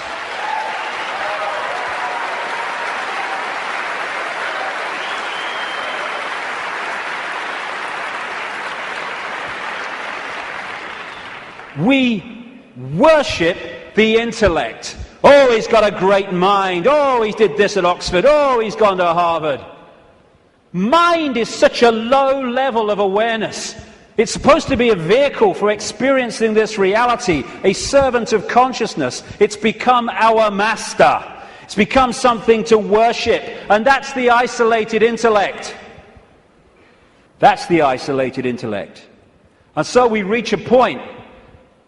This fork in the road is, are we going to be consciousness or mind? Are we going to be all that is or little me? It's not really free your mind, it's free yourself from mind. That's why society is structured to completely engross us and swamp us in things to occupy our mind. Open your mind, become all that is. Infinite love is the only truth, everything else is illusion. What is infinite love? All possibility, infinite possibility. Choice between the head, thinking, intellect, and the heart, knowing, wider consciousness. Then we start to access this wider information and see the world from a completely different level. We then start to access, once we get out of mind, all these other realities that are there to be accessed and perceived and to glean insight and information from, that have been denied by being encloseted and enclosed in mind. As William Blake said, if the doors of perception were cleansed, everything would appear to man as it is, infinite. The control system's game is not to have that cleanse happen. René Descartes, the French mathematician and philosopher, defining who we are, said, "I think, therefore I am." I would update that on the body-computer level and say, "I compute, therefore I am." But beyond that, in the realms of consciousness, it is simply, "I am, therefore I am." I am all that is, has been, and ever will be. And this multi-leveled conspiracy is there to keep that knowledge from us, to hold us in little me mental states, so a tiny few can control billions. Without this knowledge, we cannot understand the conspiracy and how it works. And the question is, who's behind it? See, they're hiding already. Who's behind it? And that's what we'll get to in the next section, which will start in 10 minutes. Thank you very much. Thank you.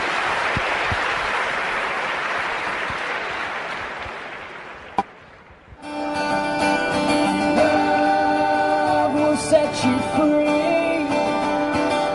Love will set us free. Love will set you free. 'Cause you can't manipulate peace and harmony. It's a spiritual revolution. It's a spiritual revolution. It's a spiritual revolution. It's a spiritual revolution.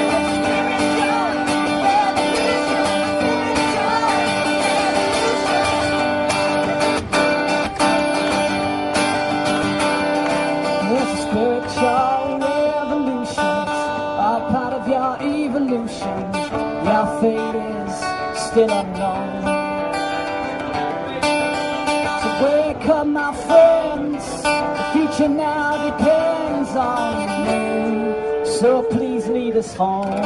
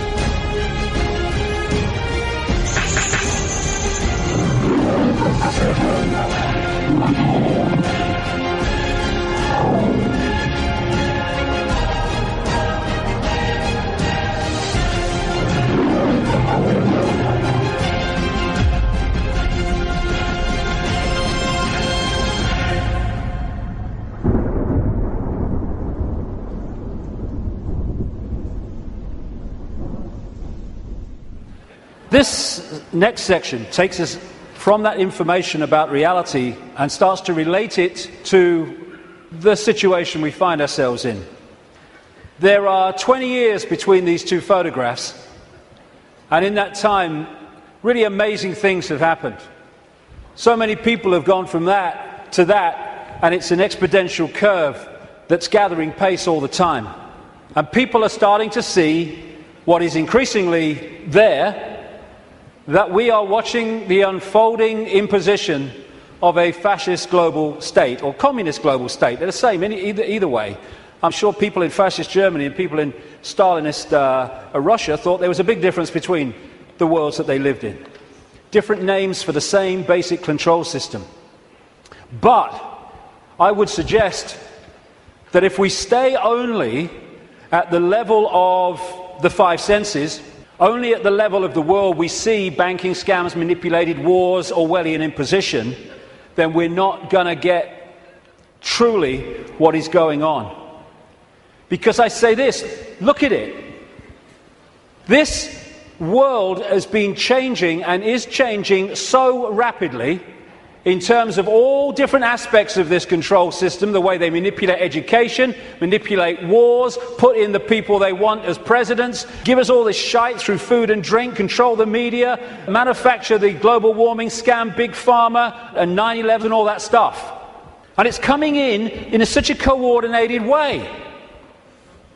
So if we are going to think that this situation that we're seeing unfold goes back to a few men and women in dark suits or whatever sitting round a table saying what's our next move, we are clearly massively missing the point.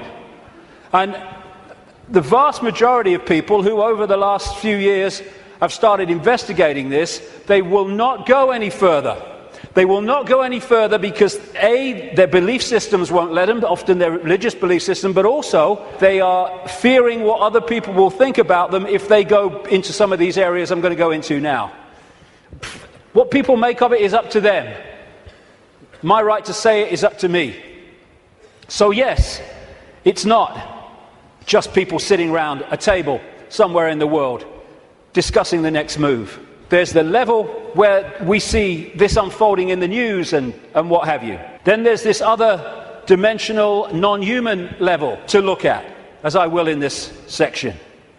Then there's the level of the nature of reality, which I've introduced already. And then there's this whole stuff about the moon, which I'll get into in this section too. And the rabbit hole doesn't end there. It goes deeper and deeper and deeper. And the deeper you go into the rabbit hole, the more we understand what the game is, the more we can change the game. And it's all about the control and programming of perception. That's the only way the few, and it is a few compared with the global population, that the billions can be controlled. Manipulating how we interact with reality, keeping from us that we are consciousness, putting us in these bubbles of our sense of limitation and I can't, manipulating the way we decode reality, and therefore making us see the world as the control system wants us to see it. That's the basis of all of it going through the day, because that's the basis of all of it going through the whole conspiracy. So yes, of course, on one level it does manifest as dark suits sitting around a table discussing the next move. But that's still the play-out world of this conspiracy. It's not its origin. It goes beyond them into the advisors in the shadows, the Mandelsons in this country. Peter Mandelson, if he's not manipulating, he gets withdrawal symptoms, that man. And into the Rahm Emanuels, ditto, in America, the controller, handler of Barack Obama. It goes into deeper levels, beyond them, deep in the hidden secret society network. And eventually, it goes out of this dimension. And that's where this whole thing is really coming from. Beyond the frequency range of visible light. And it involves non-human entities. Some of them people call the greys. The main ones, I would say, and have been saying for a long, long time, take a reptilian form. They operate outside. They can come into visible light. But in terms of the reptilian part of this, they can't stay here for that long. So people say, why don't they just come and take over? Because they can't. Or they would. They can come for so long, but their vibrational difference, incompatibility, means they have to leave. They can't stay for long, although there are technological ways they can stay for longer. And they operate outside visible light, and they manipulate this reality through bloodlines, interbreeding bloodlines, that I'll come to. And we call them the Illuminati families. So, we operate with invisible light, but outside of that, sharing the same space, is infinite other worlds and realities. And if a so-called UFO comes into this reality, because it's coming into visible light from where we cannot decode, it just seems to appear out of flipping nowhere. Because what it's done, it hasn't actually come in, it's just changed its vibrational state to resonate with invisible light, and it's like, It came out of nowhere. And then how often do you see it? Honestly, mate, there was this bloody UFO and it disappeared just in front of my eyes. What are you on, mate? You on the pop or what? What it's done is increased its vibrational resonance to go beyond on visible light. Therefore, to the observer, it disappears. It doesn't disappear at all. It's left visible light. And this range of frequency we call our world is being manipulated from vibrational frequencies beyond it. And Satanism is a network within visible light that interacts with these reptilian entities in various ways I'll get to before the end of the day. Places or areas of the heavens that come up, Orion comes up again and again in relation to these reptilians. And in terms of non-human visitations, so does the Pleiades, so does, in terms of the reptilians, area of the heavens they call the Draco constellation, which appropriately, coming through the word derivations, brings us draconian. And of course, draconian laws are the Orwellian laws coming in. Very, very appropriate. Sirius is involved as well. So, I won't be able to get into this today. There's a lot more to know anyway, but so is what happened to Mars, is all involved in this story, how it became the devastated place it is but wasn't before. And when I talk about these areas of the heavens, I'm not necessarily talking about those places with invisible light. Because just as we are multidimensional, so planets and stars, etc., are multidimensional.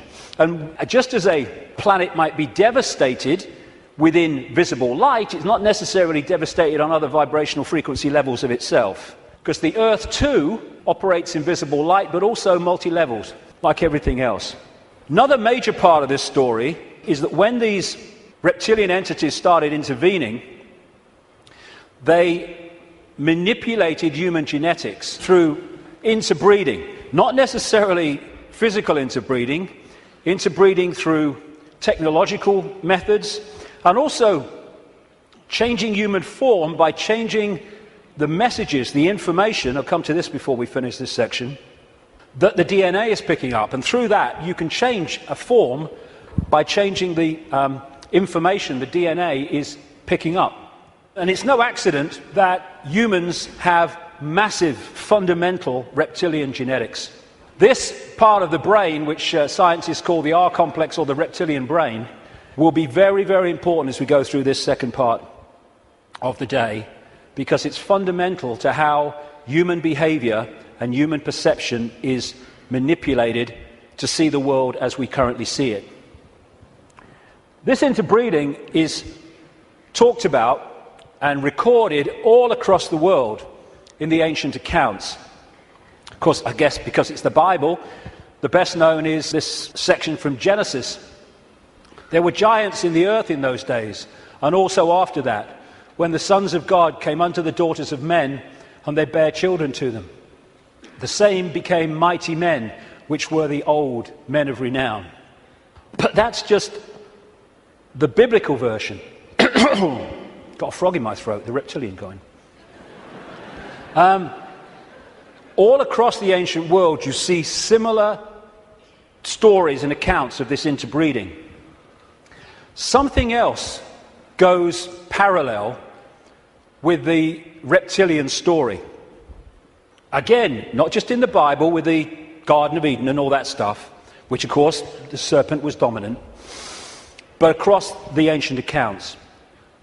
And that is the connection between the reptilian intervention and what we call the fall of man. And again, this is universal.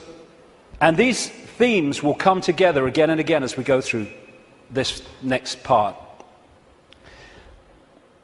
The ancient accounts, again, and we're talking that part of the Yuga cycle, which they call the Golden Age, talk about the fact that there was a time when humans were so unbelievably different to how we are today. They were connected to higher levels of consciousness. They were in this world, but they were certainly not of it. They were capable of incredible feats, and they lived what we would call impossible lengths of time in terms of age. And then there was a sudden change. The fall of man, as it was called. What I call this is the schism.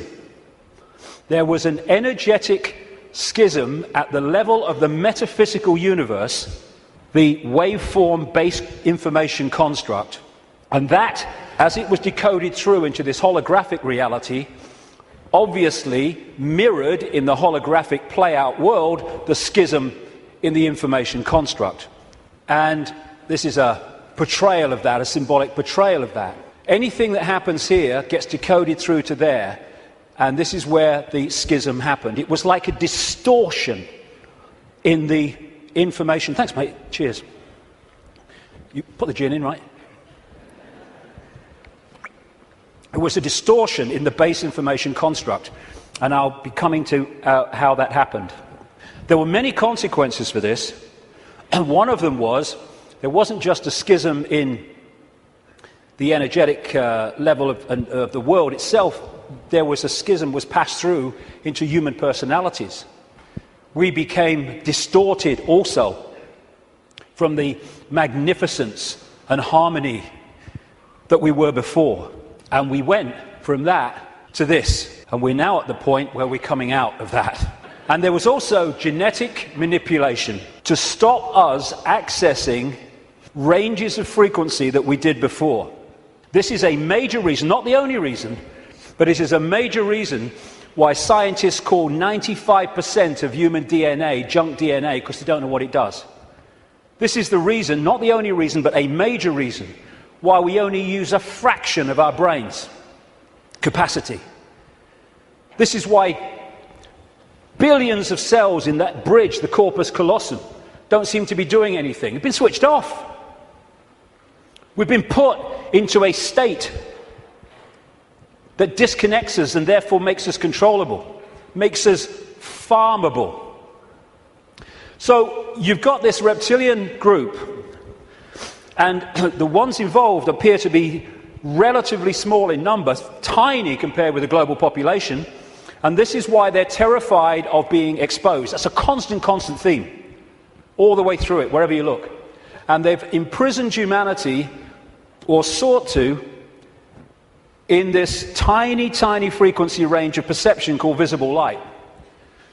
Another key aspect to this is that they created hybrid bloodlines specifically to be the middle men and women. They became known in the ancient world as the demigods, the people, the children of the gods, part human, part god, as these serpent gods were perceived. And they were to be, like I say, the middlemen and women operating in visible light for the outside visible light control system. And it's appropriate that the caduceus and the symbol of the medical profession is the DNA, in effect, portrayed as two snakes. Because to these reptilian geneticists, who were far ahead of where we are in public arena in terms of genetics and understanding, the DNA is a software program. And so they manipulate it for their own means. And this is crucial to understand the world that we live in.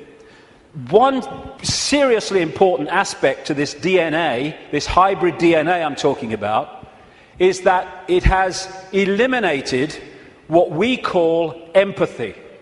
The ability to decode the emotion of empathy. Empathy is the fail-safe mechanism of all behavior. If I can empathize with the consequences for others of my actions, that limits and balances my actions. If I have no empathy because I cannot empathize, then there are no limits. There is nothing that won't do. 3,000 dead on 9/11, who cares? Who cares? That's what we're dealing with. And this is vital to get across. If we look at this information on the basis of thinking I wouldn't do that, so they wouldn't do it, then we're going to miss the plot completely. Because it's not like that. No, you wouldn't do it. They would, and have no emotional comeback whatsoever. The reason for the interbreeding, the hybrid, is vibrational compatibility. These hybrids have a greater infusion of reptilian DNA than the general population, although we have a lot. And therefore, the resonance is sympathetic to the resonance of these entities operating just outside visible light. And through this resonant connection, like two radio stations talking to each other, the possessing entity outside of visible light can control the thoughts, actions, perceptions of the intermediary, the demigod. And of course, the theme of possession is as old as history, right up to the present day. We look at these people. All these pictures are by Neil Haig, by the way. Anything that looks like this. Great friend of mine, great artist. And this image symbolizes the fact that he looks at him with invisible light and he sees George Bush. Nothing else. What people don't see, because it's outside the frequency range of their decoding system, is there are entities around these people who are actually controlling these people's thoughts, actions, etc. A number of psychics have said to me around the world how they've seen people walking along the street or wherever, and then they've seen like an ethereal reptilian entity locking into these bottom two chakra points, the emotional level, one of them is, and floating around with them. And this is a kind of a good analogy. You know when there's scientists in a laboratory and they're trying to work with something that they can't touch because it's too dangerous. What they're working with will be in a tank, and they'll put gloves on, which allows them to be outside the tank, but to manipulate inside the tank. Well, that is a very good symbol of what I'm talking about. These Illuminati bloodlines, these hybrid bloodlines, operate like those gloves, operating inside this reality. And Neil symbolizes these Illuminati families with invisible light as this bearded man. Whenever you see him as we go along, that is symbolic of the Illuminati families controlled beyond human sight by these reptilian entities. When the world started to recover from great geological catastrophes, which I'll come to in a second, there were areas of the world that stood out in terms of their abilities and potentials and advancement. These were some of them, and this area is particularly important to the bloodlines I'm talking about. The area that was once called Sumer, thousands of years BC, and became Babylon. This is why Babylon comes up in the writings of these people so often. And it's Mesopotamia, the land between two rivers. They didn't invade Iraq just for oil or just for anything. They didn't invade it for one thing, but multiple things. But one reason they're so obsessed with Iraq is because to these bloodlines in control of the world today, this is a very significant, almost religious piece of land, of historical importance to them. As Sumer and Babylon broke up, these bloodlines started going walkabout. They became the royal families of the world. And what do royal families claim? The right to rule because of the divine right to rule. The Chinese emperors used to claim the right to be emperor because of their genetic connection to the serpent gods. And this is a theme all across the world between the serpent gods and royalty.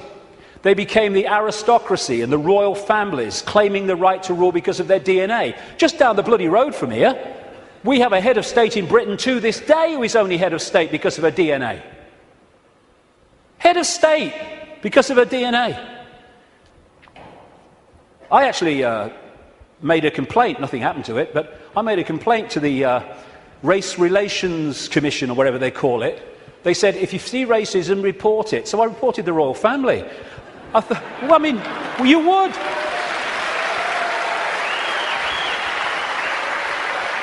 You would. Because they go, racism, we must stop racism. All these bloody politicians go, well, get down to Buckingham Palace then. You're saying you can only be head of state, not only if you're bloody white, effectively, but if you only come from the same bloody family. Ridiculous. Anyway, it's always been and it still is.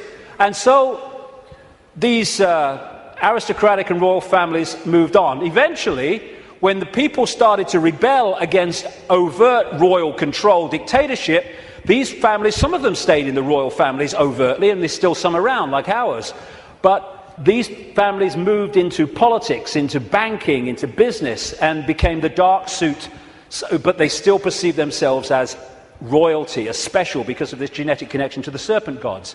And through the British Empire, the so-called Great British Empire, and the other European empires, as these bloodlines moved up into Europe from the Middle East, etc., they exported these bloodlines all over the world. And we saw them in power in what we call colonization. But there's two types of control. One has a finite life, one can go on forever until it's exposed. The one that has a finite life is a dictatorship that the people under dictatorship can see, touch and taste. Communism, fascism, apartheid. People know where they stand, and eventually, therefore, they will rebel against it because they know what they're dealing with. The greatest form of control is a control you can't see. Prison without the bars. You can't see the bars because you'll just sit there. People do not rebel against not being free when they think they are. And that's the idea of replacing the colony control with another kind of control called freedom. So what happened is, as these colonies, like the United States as it became, etc., and all the others around the world, as they were given independence, what was left out in those countries were the bloodline, under different names, the secret society network that manipulates the bloodline agenda, and those countries have gone on being controlled ever since. But because they have the ability to have a vote every 4 or 5 years, they don't realize they live in a tyranny. And that's how it works, the prison without the bars, and until it's exposed, it'll go on forever. And so these kind of people, especially the Rothschilds, they are major players in this. They are the middlemen for the manipulation of this reality from these entities mostly outside of this reality. And what they've created is like a global transnational corporation. What you have with a corporation is you have a headquarters somewhere in the world, and then in each country you have subsidiary companies of that headquarters, that central point. And all the subsidiaries in the world carry out the policy of the central point.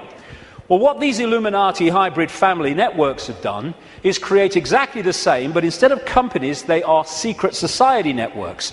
So you've got the center of the web in Europe, for historical reasons, at operational level anyway, places like London, not the British government, the secret society centre in London.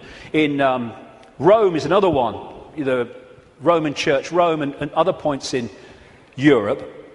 And then in each country, you have families from the network in those countries whose job it is to run the networks that control that country's business, banking, politics, media, all of it.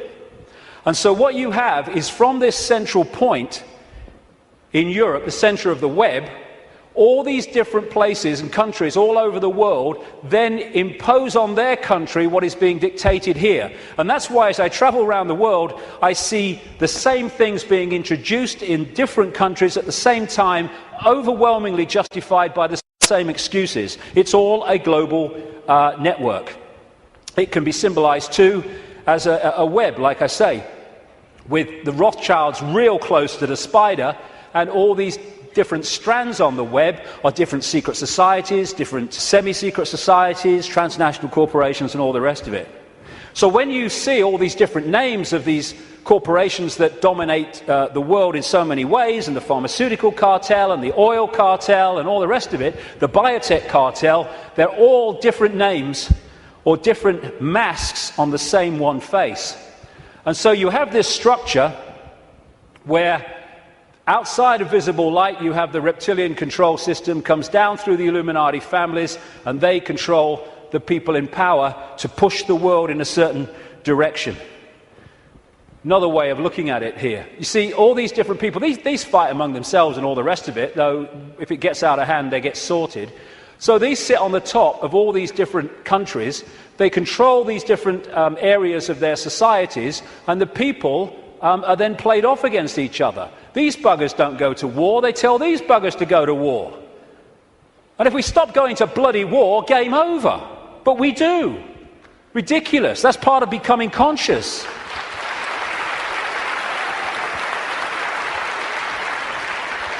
So these people are just pawns in a game, in a way, genetic pawns in a game. They're just kind of shells to play out this agenda with invisible light. I mean, some batches are better than others, of course. So if you look at the principle of the Trojan horse, the symbol of the Trojan horse, coming into a society and not seeming to be what it is, though taking it over, and you put that on the face, well, you pretty much got symbolically what we're talking about here.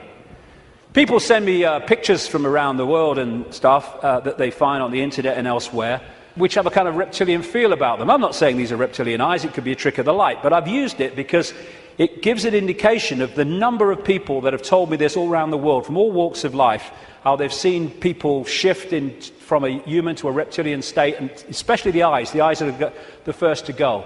They describe how the pupils become reptilian. And interestingly, a great friend of mine has an associate who, I don't agree with it, but he's been doing a research project to develop iris scan technology, and it led to him looking very deeply into 2,300 eyes.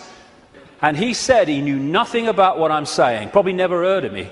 And he said to my friend, the amazing thing was that about 4% appeared to be of reptilian type and appearance.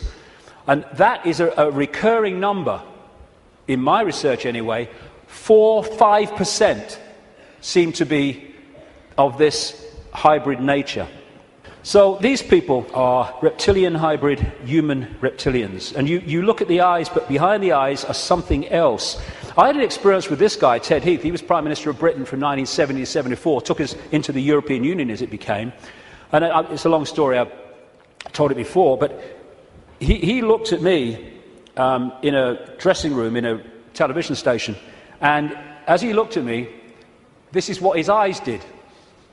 His eyes went completely black, everything. And as I looked into his eyes, it must have been like that for, I don't know, maybe a minute, 2 minutes. And as I looked into his eyes, I said at the time, it was like looking into two black holes, because you couldn't make eye contact because there was no contact.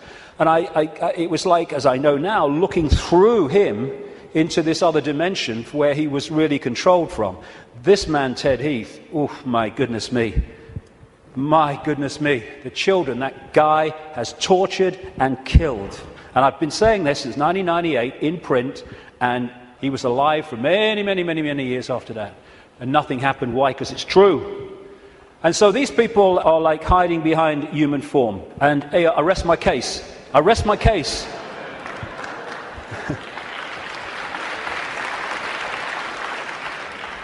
Ooh, you look tasty.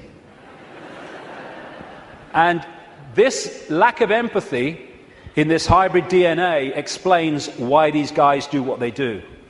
Now, when you open your mind, instead of saying, well, it's not possible, it's ridiculous, when you open your mind and say, okay, I'm not going to just accept this stuff, but I'm going to flow with it and see where it goes, you find that this stuff I'm talking about is absolutely in your face when you bring it from the subliminal to the conscious. The oldest form of religious worship in the world has been taken back 70,000 years to an area of the Kalahari Desert in South Africa, and it is worship of the serpent or worship of the snake. This man, Reverend John Bathurst Dean, wrote a book, a very, very good book, 1933, called Worship of the Serpent, in which he studied serpent worship around the world. This was his conclusion. It appears then that no nations were so geographically remote or so religiously discordant, but that one and only one superstitious characteristic was common to all, that the most civilized and the most barbarous bowed down with the same devotion to the same engrossing deity, and that this deity either was or was represented by the same sacred serpent. It appears also that in most, if not all, the civilized countries where this serpent was worshipped, some fable or tradition which involved its history, directly or indirectly, alluded to the fall of man in paradise, in which the serpent was concerned. What follows then, but that the most ancient account respecting the cause and nature of this seduction must be the one from which all the rest are derived, which represent the victorious serpent, victorious over man in a state of innocence and subduing his soul in a state of sin, as he would call it as a reverend, into the most abject veneration and adoration of himself. Like I say, wherever you go, it comes up. You find obvious representations of the serpent gods. These were found in graves of the Ubaid people that preceded Sumer in what we now call Iraq. These were the Nagas, the shape-shifting reptilian people of Asia. The Druids used to worship a serpent god called Hu. If you play that word through, Hu-man becomes serpent man, appropriately. The Egyptians used to worship serpent gods and represent their pharaohs as a result of that in this way. You had the cobra coming from the headdress there. You had the cobra head gear itself representing the snake. You had the belly of the cobra. The cobra is a constant common symbol of this serpent race. In Central America, you had Quetzalcoatl, the feathered serpent god, and the Mayan version of it was Kukulkan in places like Chichen Itza. Of course, right across Asia, Japan, China, etc., the very most dominant symbol of that part of the world is the dragon, which comes from this worship of the serpent gods. Folklore is full of serpent stories and what have you. When I first met Credo Mutwa, a long time ago now, he contacted me when I was going around South Africa, this Zulu shaman, the official historian of the Zulu nation, because he'd read in a book called The Biggest Secret that I'd introduced this reptilian stuff for the first time, and he said, Mr. David, how do you know? How do you know about the Chitahuri? And I didn't know about the Chitahuri. Tell me. And he told me the story of African history where the Chitahuri, which translates as children of the serpent or children of the python, had taken over the world in the very same way that other parts of the ancient world described it. This is a painting that he did of one type of this Chitahuri from ancient and modern accounts. And he showed me this called the Necklace of the Mysteries. It says a necklace, it's very, very heavy, copper, and it goes on your shoulders. How he keeps it on his shoulders, I'll never know, it's so heavy. And he uses it as the historian of the Zulu nation, the symbols hanging from it, to tell the story of Africa and the world in general. And pride of place on the front is a non-human entity with a willy in come and get me mode and a human woman. And I said to him, what's all that about? And he said, this is symbolic of the interbreeding of the Chitahuri and humans to create these hybrid bloodlines, these children of the serpent. And then I asked him, oh, by the way, that's copper now, but in the original, and this Necklace of the Mysteries, by the way, is mentioned in accounts 500 years old, and Credo reckons it's about 1,000 years old, and it has a flying saucer on it, very clearly, a flying saucer hanging from it, which the storytelling says that's how the Chitahuri came here. Anyway, this is copper now, but it used to be gold. Someone stole it, and they couldn't afford to put gold back, and that takes us to North Africa and Egypt, and the base story of the Egyptian myths, and that's the golden penis of Osiris, which all relates into this golden bloodline, this special bloodline. And when I said to Credo, why is it not reptilian, he said, because the Chitahuri, and this is a theme I've found all over the place, the Chitahuri said you must not portray us as we really are. Some people did, most people didn't. They had to do it symbolically, so they made it absolutely, obviously not human, but not reptilian for fear of the consequences. And when I was writing the new book, Human Race, Get Off Your Knees, I came across a work in progress, I think it's finished now, by a man called Pierre Sabac, and he was producing a book called The Murder of Reality. And Pierre Sabac spent 7 years nearly pouring through dictionaries. He's crazy about words and derivatives, pouring through dictionaries and what have you, of all these different peoples and different languages and different eras. And he put together the fact that the language, the very language, if you follow the derivatives back from the language we use now and their origins, where the words came from, tell the story of this reptilian serpent god race taking over humanity, and also how they used to symbolize this race for reasons I've just said, not as they really were, but as eagles, as hawks, as owls, as angels. If you take the word angel back to its origin, in Sabac's research, you get a word meaning snake or serpent. And so we have the eagle on so many countries' flags and logos, including the United States most famously. You have the owls, invariably with the goddess of Babylon, Semiramis or Ishtar. You have the story of the angels, especially the theme of the fallen angels, representing this reptilian race and interbreeding with humanity. And you have Horus, the son of God of Egypt, the virgin-born son, represented as a hawk, again with the reptilian imagery. This seraphim, one of the hierarchy of angels in Christian and Hebrew Jewish belief, seraphim word means snake or serpent, if you take it back to its origin. You have the flying serpent disc, which is widely used in the ancient world. And another thing that they did was they symbolized the heavens as the upper ocean. We have the ocean that we have, obviously, and then you had the upper ocean, which was the heavens. And so they talked about the gods and the serpent gods coming in their heavenly boats through the upper ocean. And so you have a lot of marine symbolism, which doesn't relate to the sea, it relates to the upper ocean. And it's reading this. These bloodlines were known in the ancient world under different symbols and different codes, like children from heaven and earth, and children of the gods, children of the sky. And another big symbol of these gods, these serpent gods, were the watchers. They were called the watchers. This is widely found. And that's why there's an eye, as Credo Mutua confirmed, on that hand, on the necklace of the mysteries. That's the watchers, that's the serpent gods. And that's why we have the eye on top of the pyramid, the all-seeing eye on the dollar bill, and why that is a massive Illuminati symbol in the secret society network. They are the gods overseeing the pyramid of control. One way that they often symbolized these hybrid bloodlines in the ancient world was as part human, down to the bottom of the torso, and then the legs, or the bottom part, being a snake.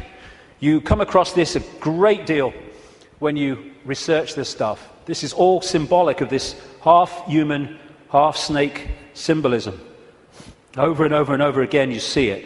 And the cobra, like I say, is very much a common symbol of these serpent gods, as is fighting the serpent gods and battles with them.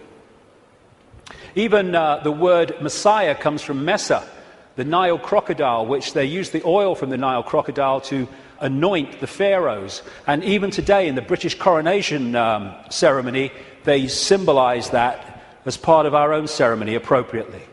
In the Bible, the devil is symbolized or described in reptilian terms. The old serpent called the devil and Satan, who deceiveth the whole world. He was cast out into the earth, and his angels were cast out with him. Fallen angels, again, the recurring theme. All these folk tales about kissing frogs and turning into princes, and invariably you get reptilian themes, all part of the same story. And people send me images from all over the world as a result of the information I put out. It's amazing how many times you see this symbol of reptile and humans, or part human, part reptile. Or overseeing the gargoyles in the palaces and castles and churches of this elite are symbolic of that. And of course, over the last, 20 years or so, there's been a massive reptilian symbolism in children's stories and children's entertainment. And then recently, you saw this, it's a quick one, this 16th century painting in the National Portrait Gallery of Queen Elizabeth I, they thought she was holding flowers because that's what someone had painted over. But with where what's underneath is coming to light, and this is a representation of it. It was in one of the papers, again holding the snake, very, very appropriate. And these aristocratic families, which became the hybrids, again used reptilian, dragon, and all these other serpent images on their various coats of arms and what have you. And one of the centres, like I said earlier, is London. Not necessarily London, the Great Conurbation, but the City of London and the temple that runs into the City of London. The City of London, of course, being the great centre of not just British finance, but global finance. And how appropriate that they, too, have the symbol of the flying dragon and the symbol of the Knights Templar Secret Society, a major strand in this web of secret societies, as the very symbol of the City of London. You pass these as you go into the city, of course. Another theme you find with images around the world is of serpents eating humans. And not nice, it isn't, of course, but they do eat humans. When these reptilians come into visible light, they use humans as their food, like humans use animals, cattle, sheep. And then you'll see the recurring theme all over the world. This is in Central America, the Mayan area.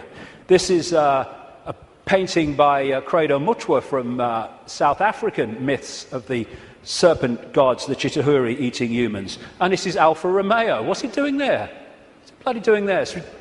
Same thing. And in the garden of one of the palaces, or whatever you call them, mansions of Silvio Berlusconi in Italy, the leader and one of the world's most corrupt men, is, again, the same image. And outside of visible light, they feed off human energy, human emotion, especially, only low vibrational emotion, because that's all they can really access. And so they have to keep humans in a state of mental and emotional suppression so that we keep feeding out this energy, which they then absorb. And that will become relevant in the next section when I get into why paedophilia is so widespread among this elite. Because energy changes with the emotions we give out. When we give out love, it's a certain wavelength. When we give out hate, it's a very different wavelength. And the friend of mine in Japan has become very well known for taking water, name's Mr. Emoto, taking water, putting it in a container, and then he'll put words of love or hate or whatever on the side of it, because when you write a word, that word may seem in the decoded realm as a word you can see and read, but in the vibrational realm, it represents a vibration. If you could see the vibration of writing the word hate to writing the word love, it would be dramatic. In fact, you're looking at it. Because what happens is, after he's put the word on the side of the water, he then freezes the water really, really fast. I've seen his laboratory where he does it. And then he photographs the crystals. This is the crystal from a water that had love and appreciation written on it. This is the crystal that had hate written on the side of the water. And he's done whole books about this stuff with all these pictures in it. And this is the energy that these entities absorb when they're outside of visible light, which is most of the time. And therefore, they have to keep us in a state that keeps producing that.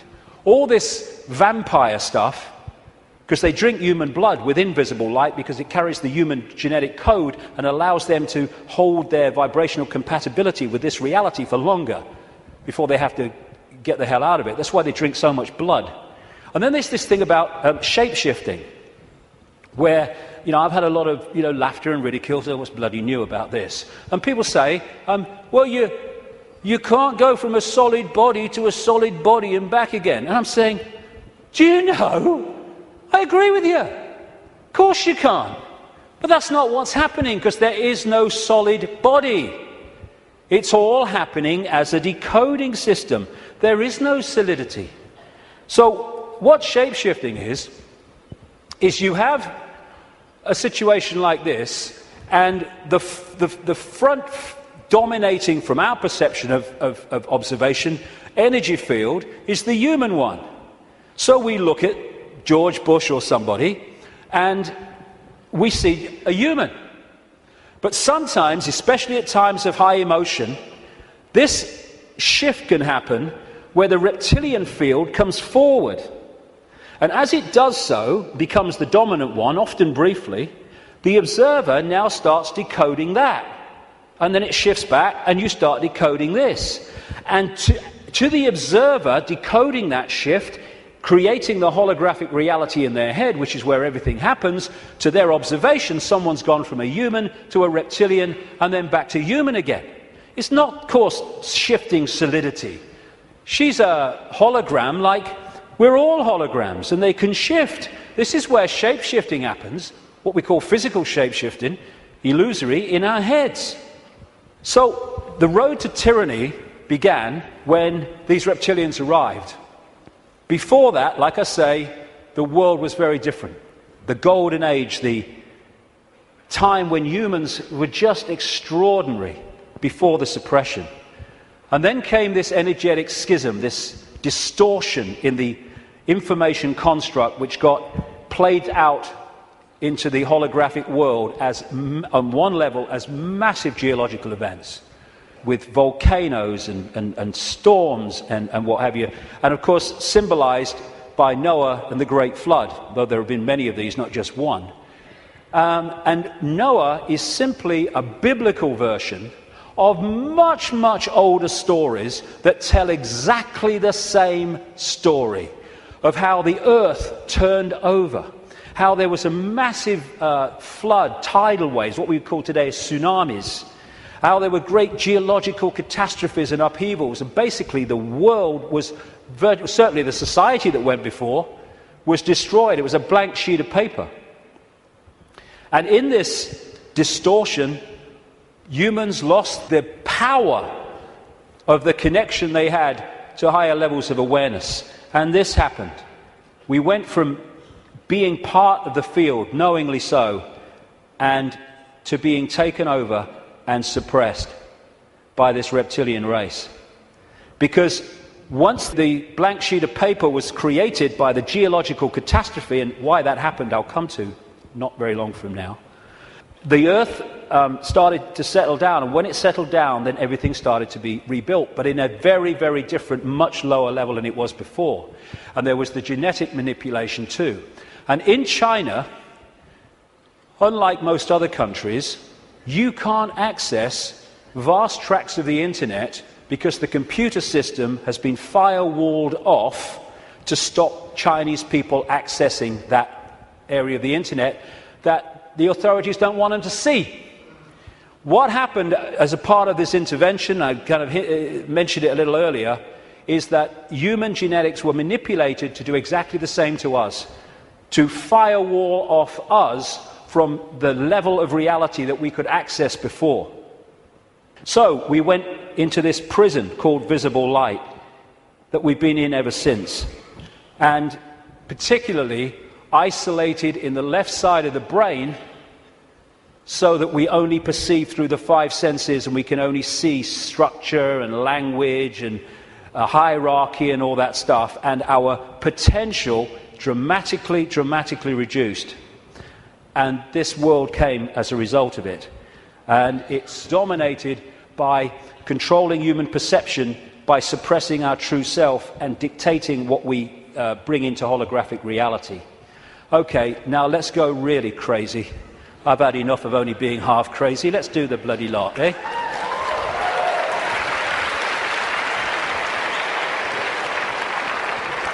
What I want to say before I go into this is this.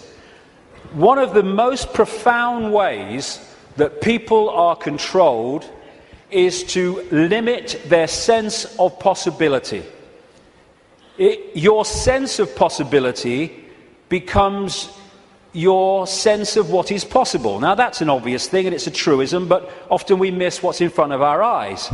In other words, if you can program a sense of what's possible and make it narrow and incredibly limited, then when people come along and say this is going on, these people say you're bloody mad, that's not possible, is it? No, you don't believe it's possible. Talking to some of the insiders that I have over the years, and talking to other people who've done the same, there is a feeling among some of them that these entities technologically, and I keep emphasizing there's not that many of them compared with humans, and so therefore they have to keep out of sight, and it's one of the reasons, the major reason they want to cull the global population, because it's out of hand from their point of view. Or stick around, it's going to be out of hand a bit more very soon. But they reckon, some of them, that this technology that these people are working with, these entities are working with, is like 10,000 years ahead of where we are. But that's a bit of a misnomer, because there's a line, like a Rubicon, of awareness of how reality works. And when you're this side of it, you are in a state of tremendous limitation. But once you cross it, and you, by realizing the nature of reality that I've been talking about today, suddenly you can move very fast in terms of your ability and your potential and all the rest of it. But while we're here, they reckon we're there about 10,000 years ahead. So we're dealing not with what we can do, but with what very advanced technological entities will do. Not spiritually advanced, intellectually, technologically advanced. What happened was that I was writing this latest book, and I sat down one morning. I've had one or two thoughts about this before, but they've come and gone. But I sat down one morning at the computer to start writing, and it was like I've had this so many times in my life in the last 20 years, was like an energy field descends upon me, and suddenly I just knew the moon was not what it seems to be. It wasn't the heavenly body, the natural phenomenon that we believe that it is. And from that moment, information started to come to me in the five-sense world, pointing to exactly that. Again, we come back to that line 20 years ago. Knowledge will be put into his mind, and at other times he will be led to knowledge. This combination has been constantly repeating, and it gets more and more powerful. First I get an insight out of nowhere. The moon's not real. Where's that come from? And then suddenly it starts. I went on the internet, and within 2-3 minutes, I was expecting to find nothing. I just put on a few words indicating the moon's not real in the sense that we think it is. And bingo, within 2-3 minutes or less, I'd found this book, Who Built the Moon, by two researchers who've written other books. One of them an investigation into Freemasonry. And this book details the extraordinary anomalies relating to the moon. And they came to the conclusion, and I absolutely bloody agree with them, and a bit more than that too, as I'll come to later, that this is what we're looking at. The geometrical connections and everything, and the mathematics and the relationship between them in terms of size and position is just mind-blowing.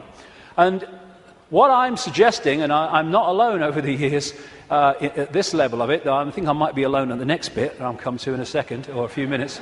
I've been there before, I don't mind. Is that the moon is actually a hollowed-out planetoid by a very, very advanced race, and it was brought here to take the Earth over. And what they do, this seems to be a modus operandi. They bring these moons in, and as they bring them in, they fundamentally affect the Earth. I mean, the Earth is at the spin it is, and is at the angle it is, because of the moon.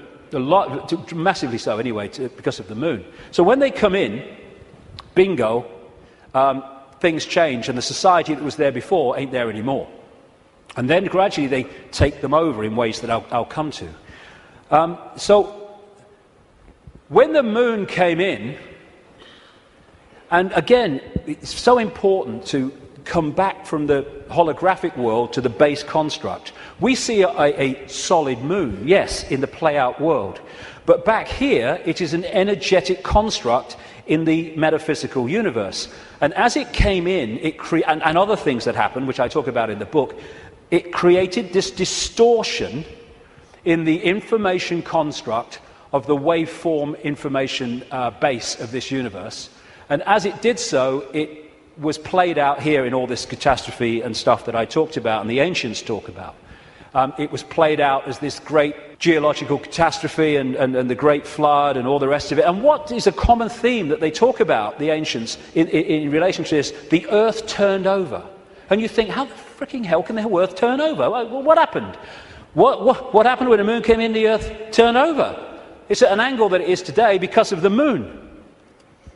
And so the distortion brought an end to the world that was there before, and we basically went back to rubbing sticks together because of what happened.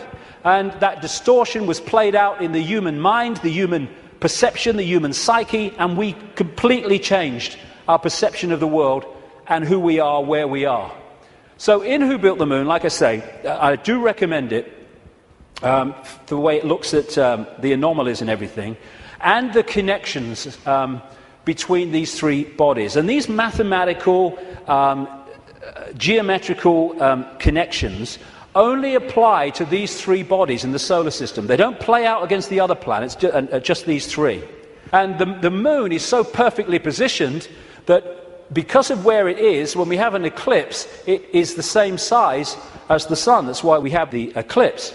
And the authors of Who Built the Moon say this: the moon is bigger than it should be, apparently older than it should be, and much lighter in mass than it should be. It occupies an unlikely orbit and is so extraordinary that all existing explanations for its presence are fraught with difficulties, and none of them could be considered remotely watertight. When you go on and you say, where'd the moon come from? You get this story. And like so much in what we call science, that people take it as fact, it's actually a theory which repeated becomes fact. But then you go back and you find that it's a theory. And the first one is the moon was created by what's known as the whack theory, or the big whack theory. And that is that a Mars-type planet came in, smacked the Earth, great chunk came off, and became the moon. When the physics of that didn't work out, they came up with the double whack theory, where the Mars-type planet hit the Earth, bit comes off or whatever, and then the Mars-type planet thinks, well, I'll give him one with the right, I'll give you one with the left, comes back and whacks it again, the old 1-2. Talk about bloody desperate. And the truth is, and honest scientists will tell you, they have no bloody clue where the moon come from, and it shouldn't, by physics, be there. This guy, Isaac Asimov, a Russian professor of biochemistry, did a lot of writing on this sort of stuff, and he said this, quite rightly: we cannot help but come to the conclusion that the moon by rights ought not to be there. The fact that it is one of those strokes of luck almost too good to accept. Small planets such as Earth with weak gravitational fields might well lack satellites. In general then, when a planet does have satellites, those satellites are much smaller than the planet itself. Therefore, even if the Earth has a satellite, there would be every reason to suspect that at best it would be a tiny world, perhaps 30 miles in diameter. But that is not so. Earth not only has a satellite, but it is a giant satellite, 2,160 miles in diameter. How is it then that that tiny Earth has one? Amazing. Some scientists don't even talk about a planet-satellite relationship, but a planet-planet relationship. The moon's bigger than Pluto. The best explanation for the moon is observational error. The moon doesn't exist, that scientist said. Another one from NASA: it seems easier to explain the non-existence of the moon than its existence. And then we get the hollow moon. This is what I'm saying, and others have said, is that it's a hollowed out planetoid. In November 1969, the moon was hit by a lunar module to the equivalent of 1 ton of TNT. The shock waves built up, and NASA scientists said the moon rang like a bell. Maurice Ewing, a co-director of the seismic experiment, told the news conference, as for the meaning of it, I'd rather not make an interpretation right now, but it is as though someone had struck a bell, say in the belfry of a church, a single blow, and found that the reverberation from it continued for 30 minutes. It got a bigger smack eventually, which I'll come to. Frank Press from the Massachusetts Institute of Technology, MIT, said that for a rather small impact to produce an effect that lasted for 30 minutes was quite beyond the range of our experience. This is a guy called Gordon MacDonald. He said in the early 1960s, it would seem that the moon is more like a hollow than a homogeneous sphere. And this guy from MIT said the lunar orbiter experiments had vastly improved knowledge of the moon's gravitational field and indicated the frightening possibility that the moon might be hollow. Now we'll come to this bigger whack. A launch vehicle struck the moon with the equivalent of 11 tons of TNT, and NASA scientists said the moon reacted like a gong and continued to vibrate for 3 hours and 20 minutes to a depth of up to 25 miles. Ken Johnson, a supervisor of the Data and Photo Control Department during the Apollo missions, told Who Built the Moon author Alan Butler that the moon not only rang like a bell, but the whole moon wobbled in such a precise way that it was almost as though it had gigantic hydraulic damper struts inside it. These two Russian scientists from the Soviet Academy of Scientists wrote an article in 1970 in Sputnik magazine in Russia, headed, "Is the Moon the Creation of an Alien Intelligence?" And all these years later, it indicates to the fact that they were right. What they point out, and others point out, is the outer surface of the moon is extremely hard and contains minerals like titanium. Moon rocks have been found to contain processed metals, including brass and mica, and the elements uranium-236 and neptunium-237 that have never been found to occur naturally.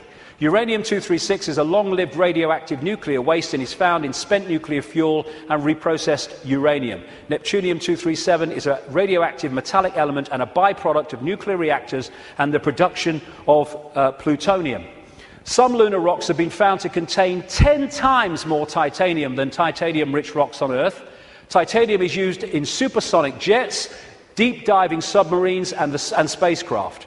Dr. Harold Urey, the winner of the Nobel Prize for Chemistry, said he was terribly puzzled by the rocks from the moon and in particular their titanium content. He said the samples were mind-blowers and that he could not account for the titanium.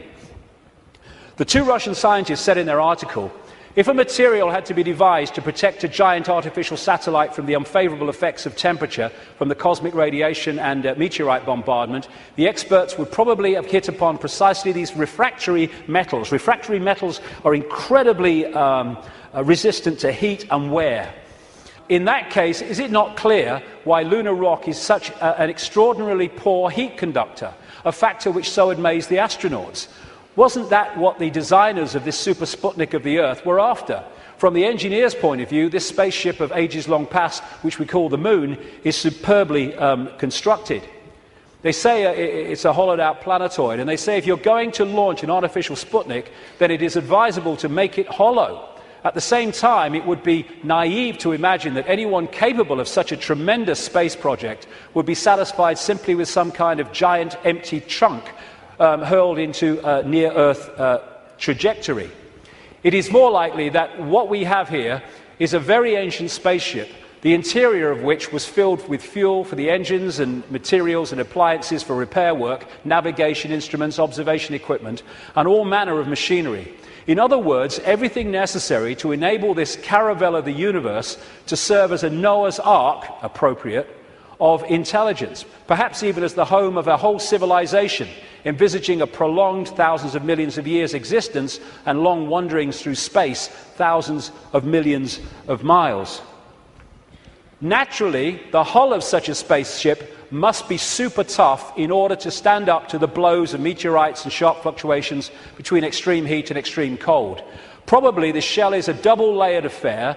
The basis is a dark armouring of about 20 miles in thickness, and outside of it some kind of more loosely packed covering, a thinner layer averaging about 3 miles.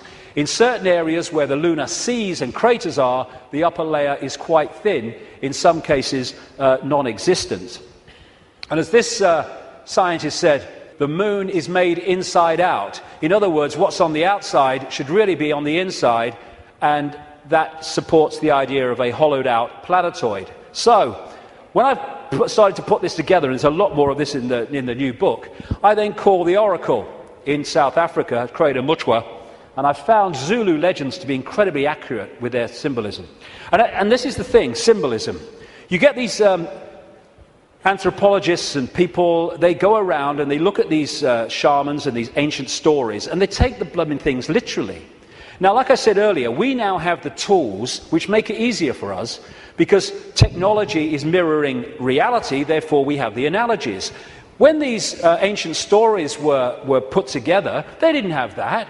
They had to try to get their point across in simple ways that people of that time could relate to. So they used symbolism. So when I read rck-it, I didn't tell him anything that I'd put together or come across or thought. I just said to him, can you tell me any Zulu legends about the moon? And he said, yes, we consider the moon to be an egg. Now, when you take that literally, you say, the moon's an egg, the anthropologists, the primitive people you know. But no, they symbolize it as an egg for a reason. And this is what he said. The legends, the Zulu legends, say that the moon was brought here hundreds of generations ago by two brothers, Wawani and Umpanku, who were the leaders of the Chitahuri. They were known as the Water Brothers and had, quote, scaly skin like a fish. Now, this story relates almost exactly to the stories found on ancient clay tablets in what is now Iraq, Sumerian accounts of the Anunnaki, a non-human race, I would say reptilian race, that came to the earth in the same way that other parts of the world, in the ancient world, talk about.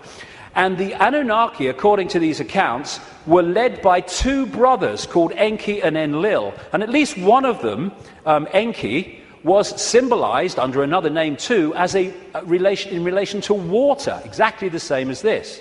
Zulu legends tell of how Wawani and Umpanku stole the moon in the form of an egg, and this is why they symbolize an egg, not because they're primitive, from the great fire dragon and emptied out the yolk until it was hollow.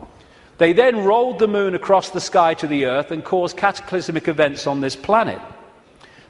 Zulu legends also say that the Chitauri threatened to move the moon if humans didn't do what they said because of the devastation that would cause.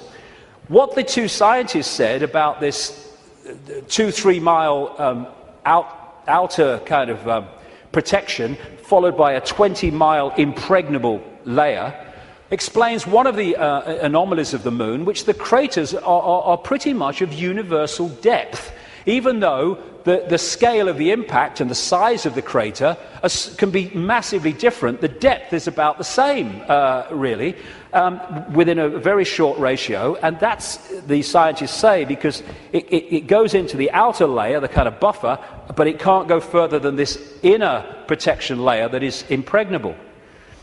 This guy, Don Wilson, wrote a book in the 70s called Our Mysterious Spaceship Moon. And these are some of the anomalies that he lists, and there are others that can be explained by what we're talking about. Why the moon is a freak world, too big and too far out to be a natural satellite of Earth. Why the moon has such shallow craters. Why some moon rocks are older than Earth and as old, at least, as the solar system. Why the moon seems inside out. Why the moon vibrates like a huge gong, transmitting tremors great distances around and through itself. How the moon can produce so many contradictions of data and findings. And I think it was in 2001, there was a series of people who spoke at the National Press Club in Washington who were insiders of government projects and space projects, etc., who came out to give evidence on things that they saw and were covered up and have never come to light. And one of them was this man, Sergeant Carl Wolf. He was a precision electronics photographic equipment engineer based at the Langley Air Force Base in Virginia. That's the CIA Air Force Base. One of the planes in 9/11 flew out of that and never got there, weren't meant to. But what he told at the press club was that he was called across to part of this base where they were putting together what they called mosaics. As the craft were flying over the moon and photographing it, they were taking different photographs and piecing them together to complete the landscape. And they had a technical problem, so he went over to try to help them out with it. And then a guy there who was working with his mosaics showed him something of interest. And this is what he said at that presentation in Washington. Then he pulled out one of these mosaics and showed this base, which had geometrical shapes that were towers. They were spherical buildings, they were tall towers and things that looked somewhat like radar dishes, but they were large structures. If I compare it to what I have seen now, because I do have photographs that have artifacts in them that are similar to what I saw, they're massive. And this is a thing, you think about the moon, massive. This is a thing that comes up. The structures and technology and, if you like, spaceships that these people work with, some of them are absolutely enormous, beyond our comprehension, because they've crossed that Rubicon of understanding how reality works and therefore what possibility is. Some of these structures are half a mile in size. They're huge structures. Some of the buildings seem to have very reflective surfaces on them. A couple of structures that I saw reminded me of cooling towers at power generating plants. They had that sort of shape. Some of them were just very, very straight and tall with a flat top. Some of them were round. Some of them looked like Quonset huts and with a dome, a kind of like a greenhouse. The particular shot that I saw, there were several clustered together over the landscape, a fairly large landscape. And other people at that press club presentation talked about how NASA systematically smudged out or removed any non-natural artifacts that they showed on the surface of the moon. And this documentary called Moon Rising, you can watch it on YouTube, I think, looked at photographs taken by something called the Clementine mission in 1994, I think it was, which took 1.8 million photographs, digital photographs of the moon. And you see the way that some things on the landscape were just blocked out. I mean, what's behind this? There's loads of these things which they've blocked them out, and then there's this, which has been smudged out. If you take it from another angle, there it is. What the heck is that? One of the kind of astounding things in this documentary is that they said they took this picture to a photographic expert who's worked with NASA, And he estimated that this was 10 times the size of Los Angeles. Because you're dealing with phenomenal understanding of how to create this technology because of the understanding of reality. And whatever it is, it certainly doesn't seem to be natural. You've got all these other things kind of smudged out, and you can only see even the smudging in close-up. And what I came across when I was putting this together is the Death Star in Star Wars. Now, George Lucas, as I've been saying in my books for years, is a massive insider in a galaxy far, far away. I don't think so. I don't think so. This is much closer to home.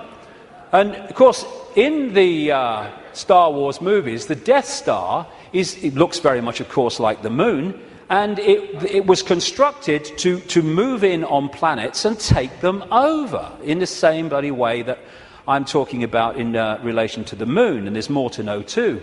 In many ways, this is so symbolic of what we're looking at here, and that's no accident with George Lucas involved. And interestingly, this is Mimas, a genuine moon of Saturn, and there's the Death Star. I found that quite interesting when you put them together. Anyway, there was also talk, and more recently there's been further talk in the last few weeks, that one of the moons of Mars, Phobos, is a hollowed-out asteroid. This guy said a long time ago, in '63, a chief of applied mathematics at NASA, that Phobos might be a colossal base orbiting Mars, and like I say, that's come back into the debate that it could be. And again, one of the Star Trek episodes was about a hollowed-out planetoid that became, in effect, a spacecraft, a world, and inside it. And so much of this science fiction that puts this stuff in our face as fiction ain't fiction at all. They're getting it from fact. So, like I say, there's not just incredible synchronicity in mathematics and size and position between these three bodies, but as the authors of Who Built the Moon point out, there's great synchronicity between things like Stonehenge and other megalithic structures and these three bodies, particularly the moon. And one of the things they point out is that the measurement, which a guy called Alexander Thom came up with, an engineer who studied all these sites in Britain and Europe, like Stonehenge, called the megalithic yard, which is a kind of a certain length. And he said that all these major, especially Stonehenge and things like that, broke down into these megalithic yard mathematics. And what the authors of this book are saying is that the moon breaks down to the same mathematics. This is what they say. This all seemed very odd. The megalithic structures that were built across Western Europe were frequently used to observe the movements of the sun and the moon.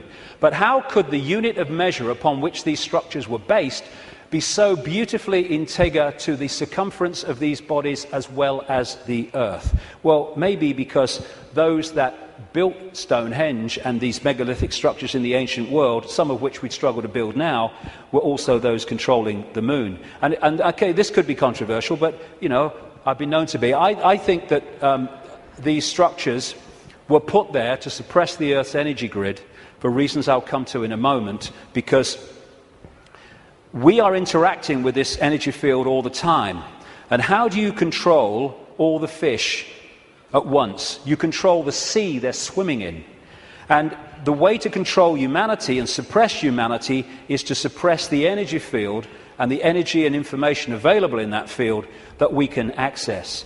And these fantastic structures were not done by humans alone, let's say that. Now, this is where I am probably alone for the moment. I don't think I will be forever, but there you go. When I was, I do this more in detail in the book, but I'm trying to connect dots here.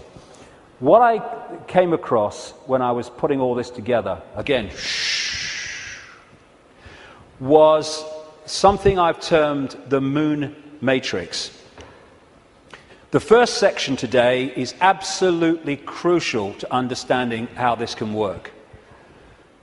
The moon matrix is a broadcast frequency coming from the moon, which has, in effect, hacked in to the human body computer and to the virtual reality universe in general, and has created a sub-reality within the wider virtual reality.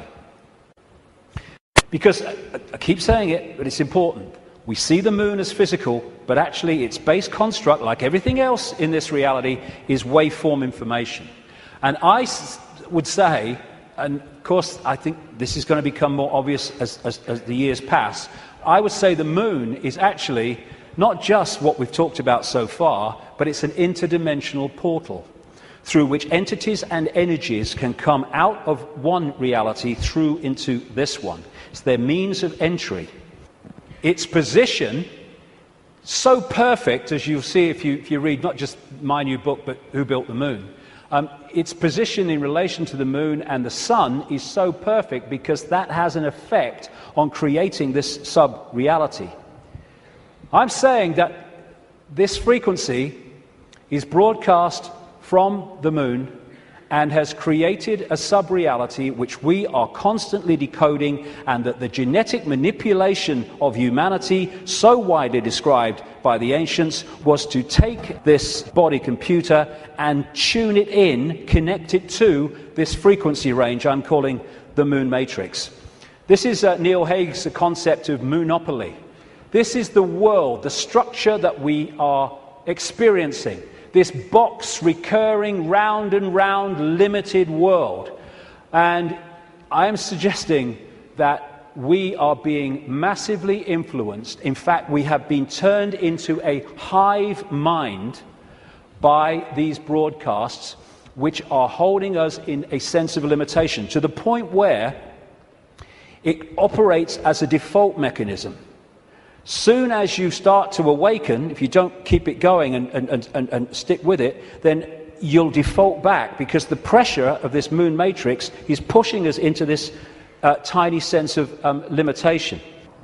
So what virtual realities do is they basically hijack the five senses and get them to decode the information in the computer game and take it into reality. I'm saying that this moon matrix has done exactly the same, and it is part of the modus operandi of how planets are taken over in this way. Our five senses have been locked into something else, and we're decoding a fake reality. Basically, we are connected to this symbolically, which is a hive mind, which is why we are so herd-like when we weren't before. And if people are going, "Whoa, okay, what?" Just stick with me, because the layers will go on.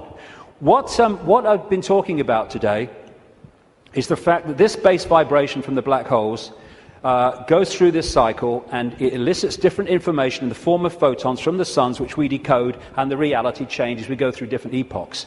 What I'm saying is that this moon matrix has hacked in to that photon energy stream and has done what the Chinese authorities have done to the computer system in China. They have stopped us accessing vast amounts of the virtual reality universe that we used to before. Now, if anyone thinks this is fantastic, that we could see things that aren't really there and not see things that aren't there, this is a new scientist. America has just switched from analog to digital television. In the short time of about a year that the analog frequencies are not being accessed because they're going to be filled up by other things like mobile phones, suddenly, for the first time, scientists can see and connect with radio waves from galaxies they couldn't before. Why couldn't they do it before? Because we were watching the flipping telly. Prior to the switchover in America, naturally occurring radio waves at frequencies between 700 and 800 megahertz were obscured by analog TV signals, preventing astronomers from investigating the universe using this band. The freeing up of this bandwidth is a once-in-a-lifetime opportunity to see galaxies in this range. Now, you imagine what is capable by this high technology in blocking frequencies so we can't perceive what's there and we perceive things that aren't there. That's what this is doing, I suggest. And I'll add more detail as we go along. In effect, we're operating within a bubble, a virtual reality bubble, within the wider virtual reality universe. And it's connecting in through our crystalline receiver transmission system, same with the Earth. and creating this situation where we are decoding a world that may even not be there, who knows, but certainly is different to the world we think it is. And we go back to this more accurately now. The matrix, I would say the moon matrix, is everywhere. It is all around us, even now in this very room. You can see it when you look out of your window and you turn on your television. You can feel it when you go to work, when you go to church, when you pay your taxes. It is the world that has been pulled over your eyes to blind you from the truth. What truth? You are a slave, Neo. Like everyone else, you were born into bondage, born into a prison. You cannot smell, taste, or touch. A prison for your mind. I would say that prison for your mind is the moon matrix, which has put us in a vibrational prison that we can only break out of by becoming conscious and therefore vibrating beyond the walls of the moon matrix, which is a frequency range.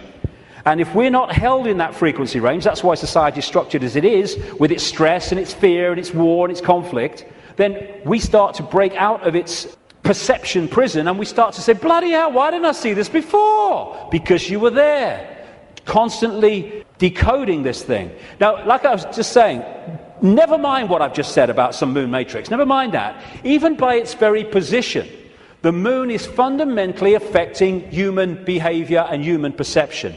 Because the moon is affecting the Earth tilt, the Earth spin, affecting the Earth oceans, therefore it's affecting us. We're 60-70% water, we must be affected by it. And also, and here we come back to the importance of the first section today, it's also fundamentally affecting the endocrine system, which connects us to the chakra system, which connects us to out there, part of which is the third eye. It affects the hormones that we secrete, which fundamentally affect human behavior, human health, human perception. Not with any matrix, just by being there. And it fundamentally affects this, the pituitary and the pineal gland that give us the sixth sense ability to see beyond the five senses. And what it has done, it has shut down, in so many people, on purpose, the third eye, which in our previous pre-domination mode, we used to perceive vast areas of reality beyond which we can now. Moonth comes from moon. The moon, of course, as it goes around, fundamentally affects our perception of time. We have moonths because of the moon. It's a monarchy. It's a hybrid monarchy. And one of the major ways they control us, seems to be a modus operandi again, is money, controlled by the Rothschilds. Now, I saw a film, some years ago, called They Live. It was a B-movie, and it was not just produced and directed, he wrote the music, every bloody thing, by a guy called John Carpenter. You follow John Carpenter's movie-making history, and you will see that he bloody knows a great deal. He'll say he doesn't, he bloody knows a great deal. He does movies and horrors and Satanism and all this stuff, and he did this movie called They Live, and I thought it was very symbolically accurate when I first saw it, but now it's unbelievably accurate. For those who haven't seen it, you go on YouTube, put John Carpenter They Live in, you can see it in sections still today. The story was this: it was set in the future, but the future was about now, because it was a few years ago now. There was a massive economic depression, and this guy comes along with his tools on his back. He's walking around America trying to find a job in the building industry. He gets a short-term one at this building site. At the end of the day, one of the other builders said, "Do you have anywhere to stay?" Because there's a massive economic depression. People are living in tent cities and corrugated iron makeshift villages on wasteland. Exactly what's happening in America now, incidentally. And he's now having nowhere to stay. So anyway, he goes back with him to stay at this corrugated iron tent little village thing on the wasteland. And he starts getting interested because there's things going on across the church, across the way, that seem very strange to him. And the villagers mocked up some kind of television in a kind of Heath Robinson way. And when they're watching the television, suddenly it breaks out of the main channel, and there's just a man's face on the screen saying, "They're here, they're controlling, you don't know," all that stuff. And then there's a police state raid on this village and on this church. And they bring the bulldozers in and the police and the helicopters, and they destroy the village. And this builder guy gets away, and he comes back, and he goes snooping around the church, and he finds some cardboard boxes.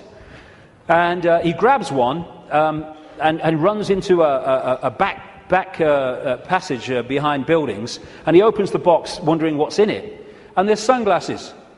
And he's disappointed. Sunglasses? What are all these sunglasses in a church for? So he thinks, oh, I'll have one. He puts them in his pocket, throws the others away, walks off into the street. And that's where we pick him up. When he puts these sunglasses on, suddenly the world looks very, very different. It looks like this. He starts to realize that there are people that look human to his naked eye that are anything but human when he puts these sunglasses on. Not only that, where he's seeing adverts with his naked eye, drink Coca-Cola, holiday in Jamaica or whatever, what he can see with the glasses on is subliminal instructions: conform, stay asleep, consume, watch TV, submit, and all the rest of it.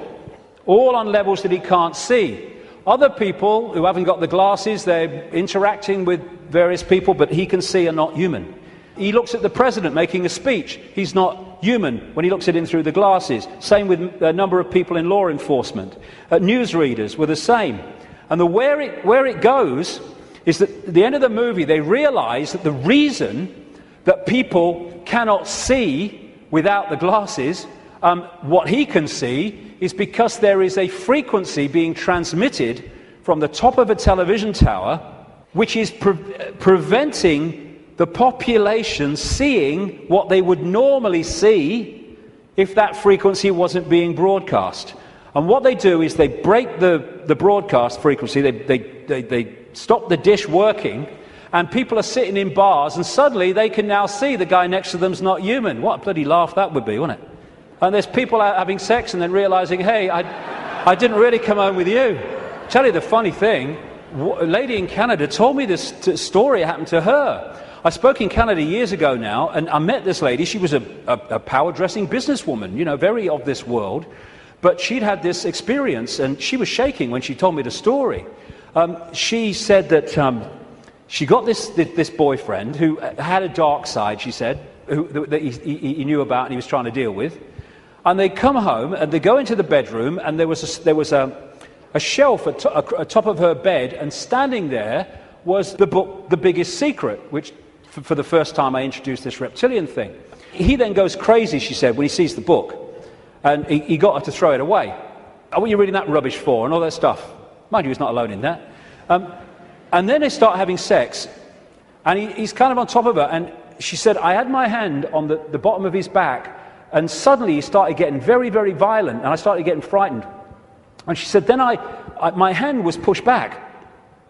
And she said, I looked over his shoulder, and my hand had been pushed back by a tail. He sprouted a tail. She said, I screamed, threw him off, and for a second or two in front of me, he was totally reptilian, and then morphed back to human, and ran out of the house, never seen him again. But these bizarre stories that are bizarre to our reality, I've been told all over the world by people from all different walks of life, people in the Swiss banking system and all that stuff, all different kinds of people. So this frequency is that equivalent of that broadcast dish on the top of that TV tower, which was stopping those people in that movie seeing what they would normally see. Now, when we bring this down into the reptilian world, well, it gets interesting, because we live in a society that is an expression of the reptilian brain. This man, Carl Sagan, a cosmologist, very famous, he wrote a book called The Dragons of Eden, in which he was looking at the effect of reptilian genetics on human behavior. And he said, you cannot, in effect, understand human behavior without understanding the reptilian aspect of all this. And we come back to what I mentioned earlier.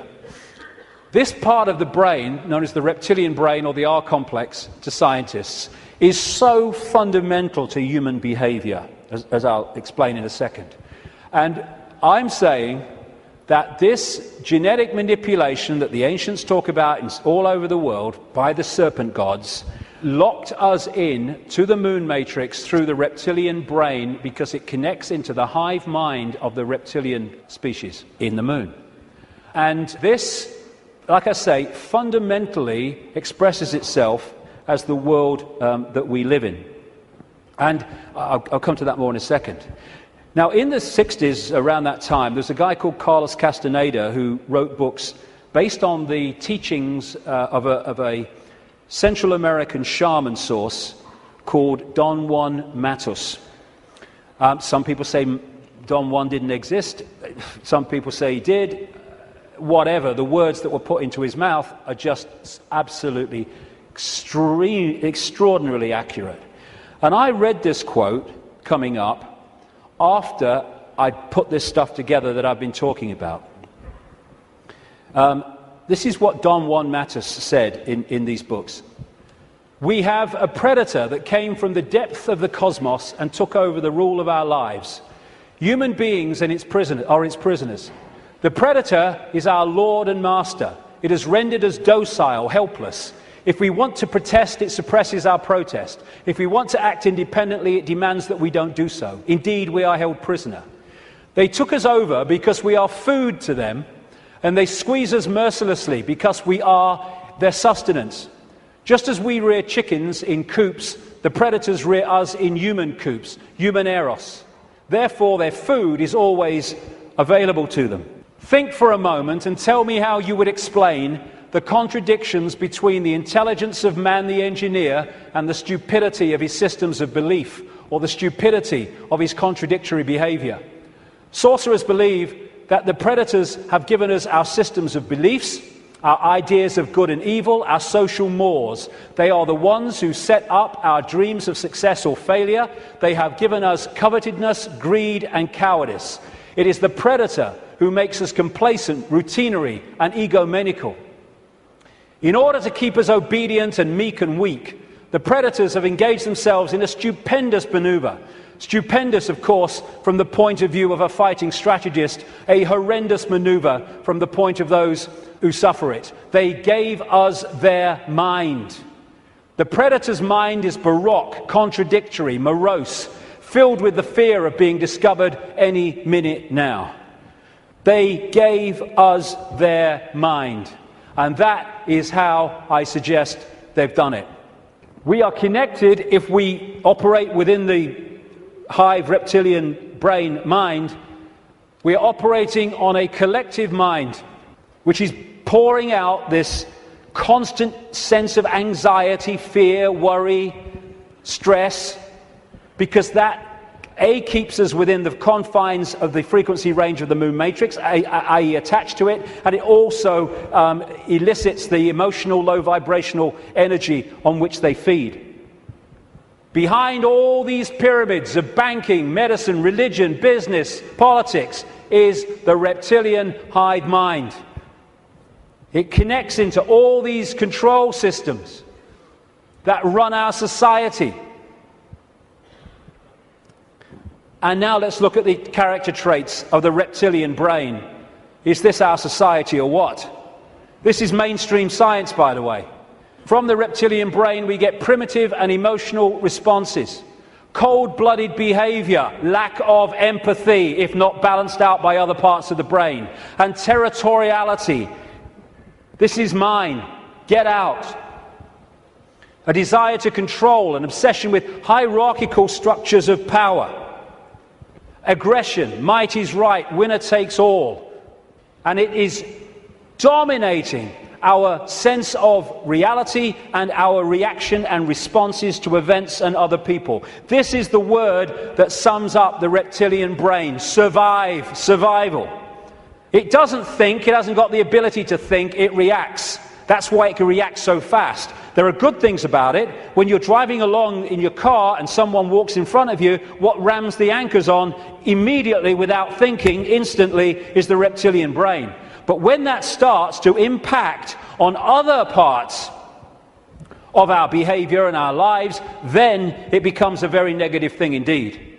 It is the reptilian brain and its fear of not surviving. It's always scanning the environment for threats. Not just physical threats, but threats on other levels of our experience, which I'll explain in a second. And therefore, the targeting of the reptilian brain and the constant triggering of it is what gives us this constant fear, this constant stress, worry that goes on in all areas of our lives. Will I meet the rent at the end of the month? Oh my God, will I lose my job? Oh my God.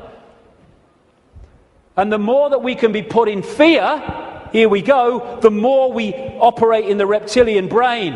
That's why we're constantly given reasons to fear and to be anxious. Be afraid, be very afraid. The big bag monster's coming as soon as we've invented him. And when he's gone, we'll have another. Terrorism! Ah! Global warming! Ah! Swine flu! Ah! The economy! Ah! I don't look like her! Ah! I don't look like him! Ah! Constant reasons to fear.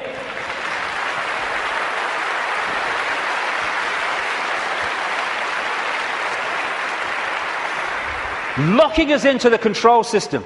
And it's not just physical survival. It's survival of status, of power, of reputation, superiority, intellectual preeminence. Acquiescence to a hierarchy and authority is another aspect of the reptilian brain. I know my place.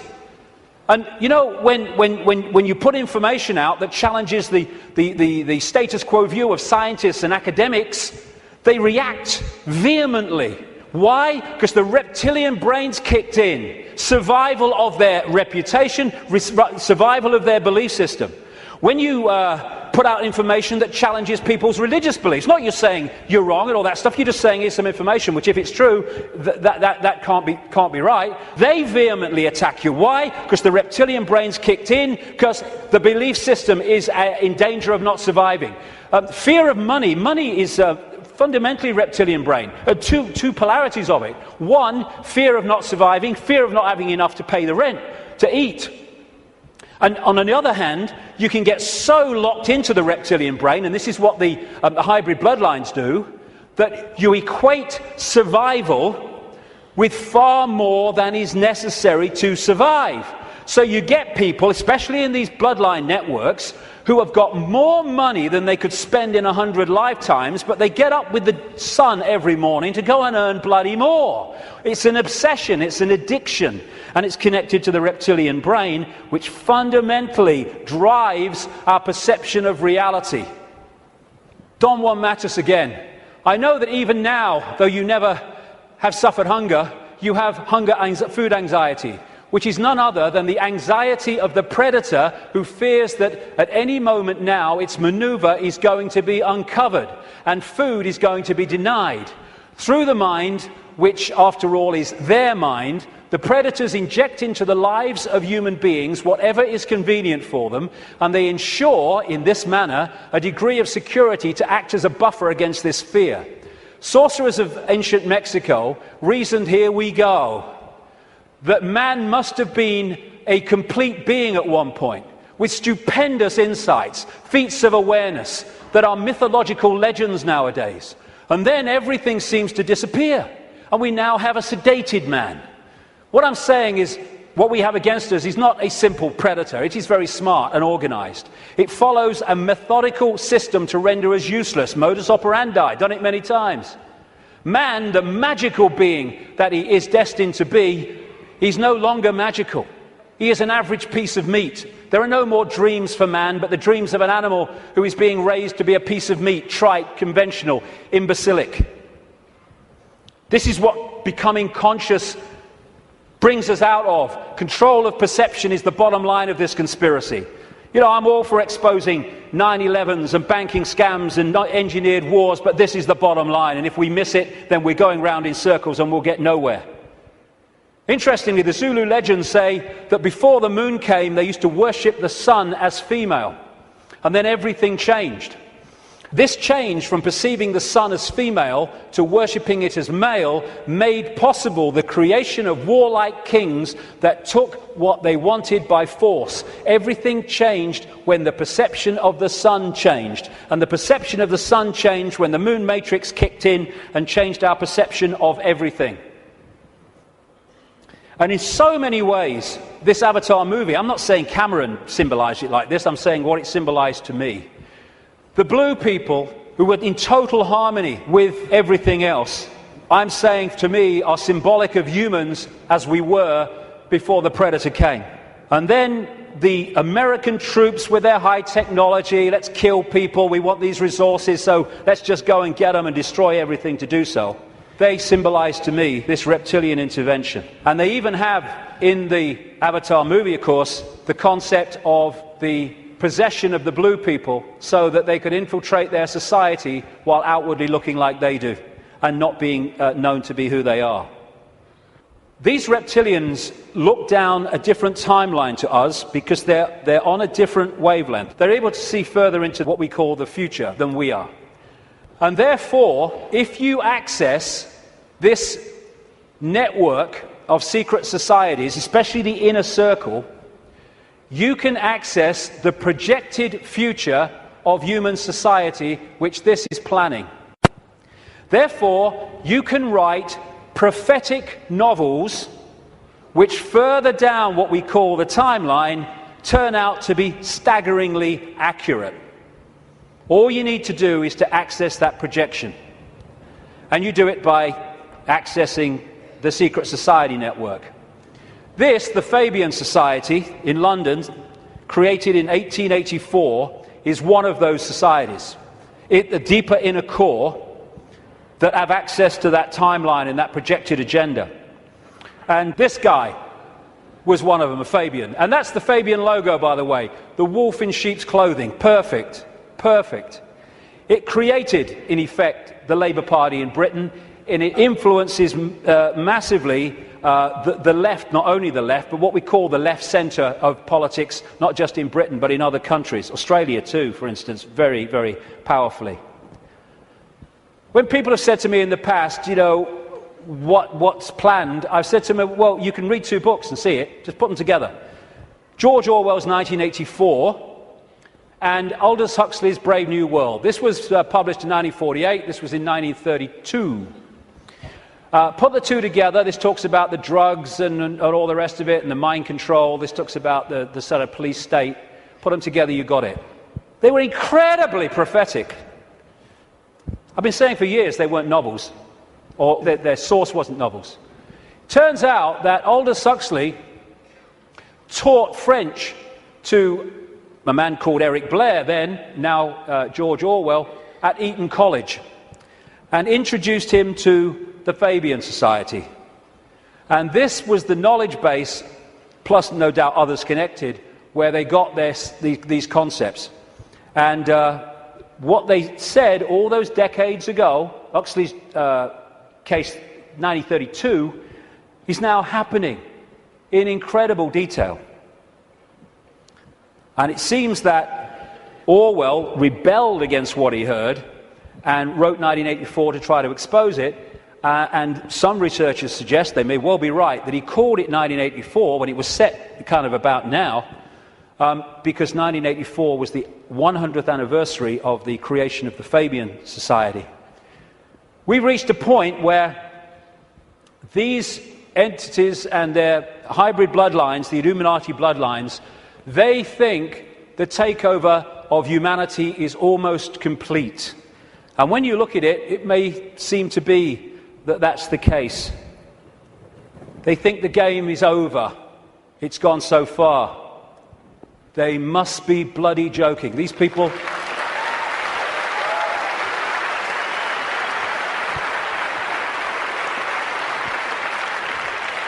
These people are in for the shock of their lives in the next few years. The shock of their lives. Because they can access so much, but they can't access beyond that. And they think the game's over because it seems to be here, but they can't perceive there. And when that comes in here, and it's very close to doing so, game over. Well, we've come a long way, haven't we? And what we're going to do now then is have a break for, say, 45 minutes, and I'll come back and look at the world as it is now and what's happening. Thank you very much. Thank you.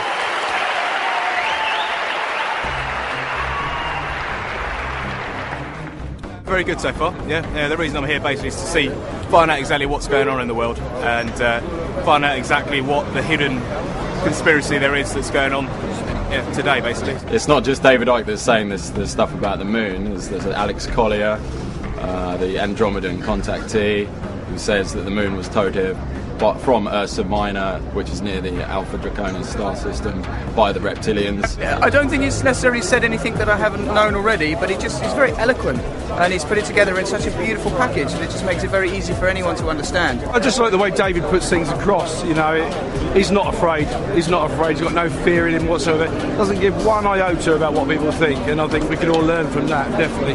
Ever since I was little, I've always thought that something was wrong. The way that society, because I believe that reality and the system that we live in are two completely different things. I've found it very difficult to concentrate in school because I was always told what to believe. It was very structured, and whenever I used to ask why, nobody could ever give me an answer. And it seems that David Icke seems to give those answers and opens up your perception to new possibilities. Some concepts of it I can agree with, definitely with the controlling aspect of it, because there's got, like, when you look at the controlling thing, there's got to be a way how they're really keeping us controlled. So I would say with that aspect of it, yeah, I do agree with it. I have read and I have seen many videos, and I think he's great because there is a lot of truth in everything he says, and there will be a lot of changes from now on. I admire what he's doing. I think he's got a lot of courage to step out and enlighten a lot of people about what's going on in the world that the majority of us don't really understand or know about. So he's, I'll give him a thumbs up, really.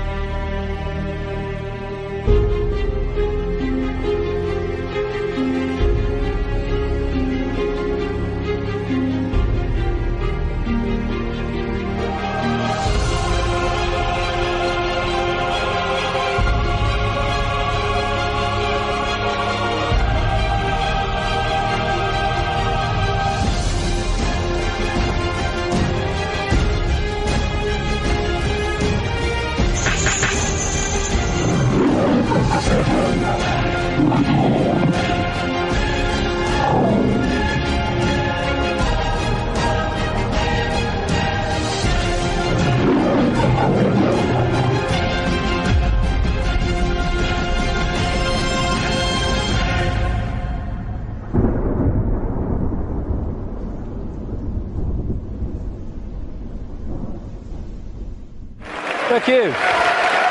Thank you. Thank you. Thank you. I've never done it this long. It's always been 3 times, now it's 4. It'll be 18 by the end of this decade, the way I'm going. What I want to do now is just look in this section at where we are now and how it plays out in this 5-sense reality. We've come down the levels, now it plays out here. Manipulation of 5-sense reality. And what I call the coordinates. Because once we realize basic coordinates of where they want to take the world and the methods they use to take us there, suddenly what seems to be a bewildered world and what's going on, it just morphs into clarity. The question is, how do they do it? It's a good question, because at first sight, how do a few control the many? Impossible, but it's not, because of the way they've structured society. Just to very quickly recap, they want to lock humanity in the 5 senses, so we don't perceive beyond it. We're locked in that prison. They have interbreeding bloodlines, computer terminals, I would call them, which play out this interdimensional conspiracy within visible light, what I call the Illuminati bloodlines. And they've set up a structure whereby the bloodlines who answer to the reptilian control system then control the governments, the people in power in all the various institutions. And crucial all the way through is to structure society. I mean, you can symbolize it as a spider's web, or like this as a pyramid. The idea is to hoard advanced knowledge, the kind of stuff we've been hearing about today and more, in the upper levels of this structure. this pyramid within pyramid structure, compartmentalized pyramid, where the few at the top are the only ones that know how it all fits together. And they keep the general population in ignorance of what they know, therefore they have the power, so they can manipulate the perception of the masses by keeping them in ignorance. This is why the education system is not about educating, it's about programming. And they place their people in so-called power. What we are told is at the top of the pyramid of power, presidents, prime ministers, and all these people, in the upper echelons of the pyramid, but nowhere near the top. The real people in power are behind them, in the shadows, and these are the conduits, the presidents, the prime ministers, and all the rest of it, for bringing that agenda into the public arena as changes in laws and legislations and the structure of society. So they compartmentalize all these different pyramids within pyramids, so that in the end, the banking system is encompassed by a pyramid. I mean, a bank's a pyramid in itself, all hierarchical pyramids, but then the banking system is encompassed by a pyramid, and at the top of that are the same families, most notably the Rothschilds. Same with the businesses. The transnational corporations are compartmentalized pyramids in and of themselves, but they go into a bigger pyramid which encompasses all the transnational corporations. So at that point, they are one corporation, just as at that point, all those banks are one bank. Same with politics, education, all these things. And people in this part of the pyramid here, they go to work, they're not trying to manipulate anybody, they're not trying to create a fascist Orwellian agenda and global state. They just want to go about their careers, earn money, go on holiday, provide for their families. But they don't know how their apparently innocent contribution individually connects with other apparently innocent contributions around the system. When you connect them together, you see it's anything but an innocent direction that it's taking the world. And that's how they keep what's going on in the hands of the few. This is Neil Haig's representation of that. This is the general population, and these are the kind of dark-suit administrators of the system until you get up here to where the control system is. And most even here won't know that exists. Oh, I've just got this order from on high, I don't know where it's come from. Well, maybe we ought to bloody ask, instead of just doing it. And again, it can also be symbolized as the web, where these various strands, they're secret societies, semi-secret organizations, which go out and connect all these apparently unconnected countries, institutions, media organizations, banks, etc. And this Illuminati network, symbolized as the bearded man, spews out all these people who apparently appear to be random. To run for president needs cuckoo-land amounts of money. Where do they come from? It comes from here. Where does that money come from? And therefore, you have two people put up for president who are there because of the money provided by this network. Therefore, they've chosen not only who it's going to be, but they've sorted out what the policies are going to be in return for that money. And this is what they do. We think we're choosing our leaders. We're not. It's a myth. And so this structure that I showed you earlier comes into this, where these leaders are put into power to carry out the agenda of the control system, which is why when parties change, whatever they've said in opposition goes out the window and they start acting like the party in government previously that they were criticizing. The common denominator is whoever gets in power basically introduces the control system, and whoever's out of power opposes the control system verbally, which means that you have the illusion of choice when whoever's in power unfolds the agenda. So there is no choice. It's a myth. And they control these institutions and play the people off against each other, divide and rule, both within countries and between countries, keeping everything in a constant state of confusion and conflict. And that's the key. Manipulating confusion and conflict is child's play. Manipulating harmony, manipulating respect between each other is a nightmare. So they have to keep the world in constant states of conflict. Now, when you bring it down to an individual country, as we come down this structure, this is what you find in every country. You had in America, it's a wonderful example, but it plays out all over the world. During the Bush years, Republican, that administration was controlled by a group of people known as neocons, neoconservatives, including all these people like Richard Pearl and all the rest of it.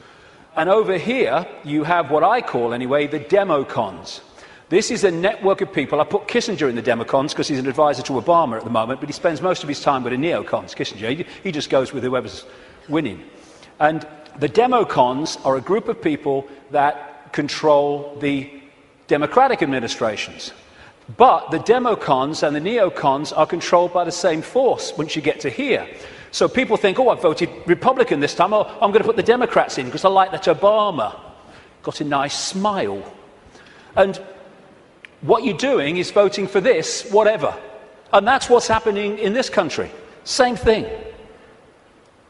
And so when people say Big Brother Bush or Big Brother Obama, no, it's not. These are just puppets. Dance. I said dance. When I say jump, I mean Olympic high jump record. This is the thing.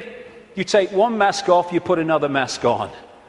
And because it's a different mask, we think it's a different administration. We think controlled by different forces. No, no.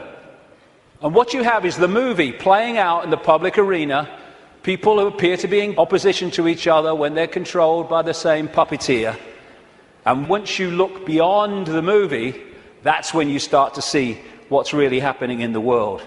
So the cards are moved around in line with an agenda for the constant, incessant centralization of power. And it's done with people who, I keep coming back to, have a DNA with empathy deleted, which means anything goes in pursuit of this agenda. And the people are misdirected, diverted by the way society is manipulated and controlled, increasingly so with more and more laws affecting the fine detail of our lives, so that we spend so much time surviving and rushing around, we don't lift our head up and see what's going on. So puppet people are essential to the few controlling the world. And when we cease to be so, and it's happening more and more, then this will be over. Humans have been put into this round and round and round circular lifestyle with 1 week leads into another week and another week, just a repeating cycle of action and work and sleep and eat and work and sleep and eat for so many people. And this is the structure that they're moving towards. Why? Because when you're the few and you want to control the many, you have to centralize decision making. The more diversity of decision-making there is, the less control any central point is going to have over it. So what you need to do is constantly centralize power, so control over more and more and more people goes into fewer and fewer hands. We started with a tribal situation a long time ago. The people in the tribe decided what was going to happen. We then brought, as part of this centralization, it's gone over at this whole period I'm talking about, the tribes came together into what we call nations. And now, a few people at the center of the nation are dictating to all the former tribes that make up that nation. We're now well into the next stage of that, which is bringing nations together under unions like the European Union, so a few people at the center are now dictating to all those nations, which are made up of all those tribes before. And the next stage of that, which they're already preparing for, is to take us into a world government that would dictate to these unions that are building up, like the European Union, the American Union that they want via the North American Union, the Pacific Union, evolved out of organizations like APEC, Asia Pacific Economic Cooperation, and the African Union, already in place, evolved out of the Organization of African Unity and other bodies. And what they done in many of these unions is start them off as free trade zones, just for jobs, that's all it is, no worries. And then they've turned them into fully fledged dictatorships, which is what happened in the European Union. And the reason is that you've got to centralize power if you want to get more and more control in the hands of the few over more and more people. So coordinates. Some of these things I'm going to talk about in this section are quite controversial, but they need bloody saying, so sod it. Methods of manipulation. Coordinates 2. How do they manipulate this?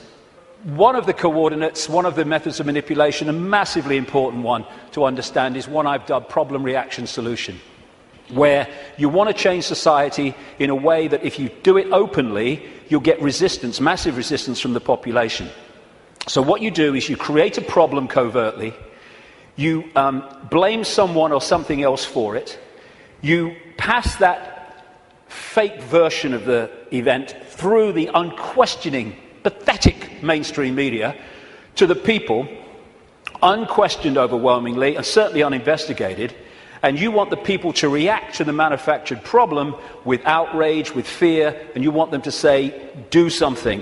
What are they going to do about it? At which point you then offer solutions openly with changes in legislation and society and its structure to advance your agenda. And because of the problem, reaction, solution, you do not get the resistance here that you would have got without the manufactured problem. 9/11 is a bloody classic.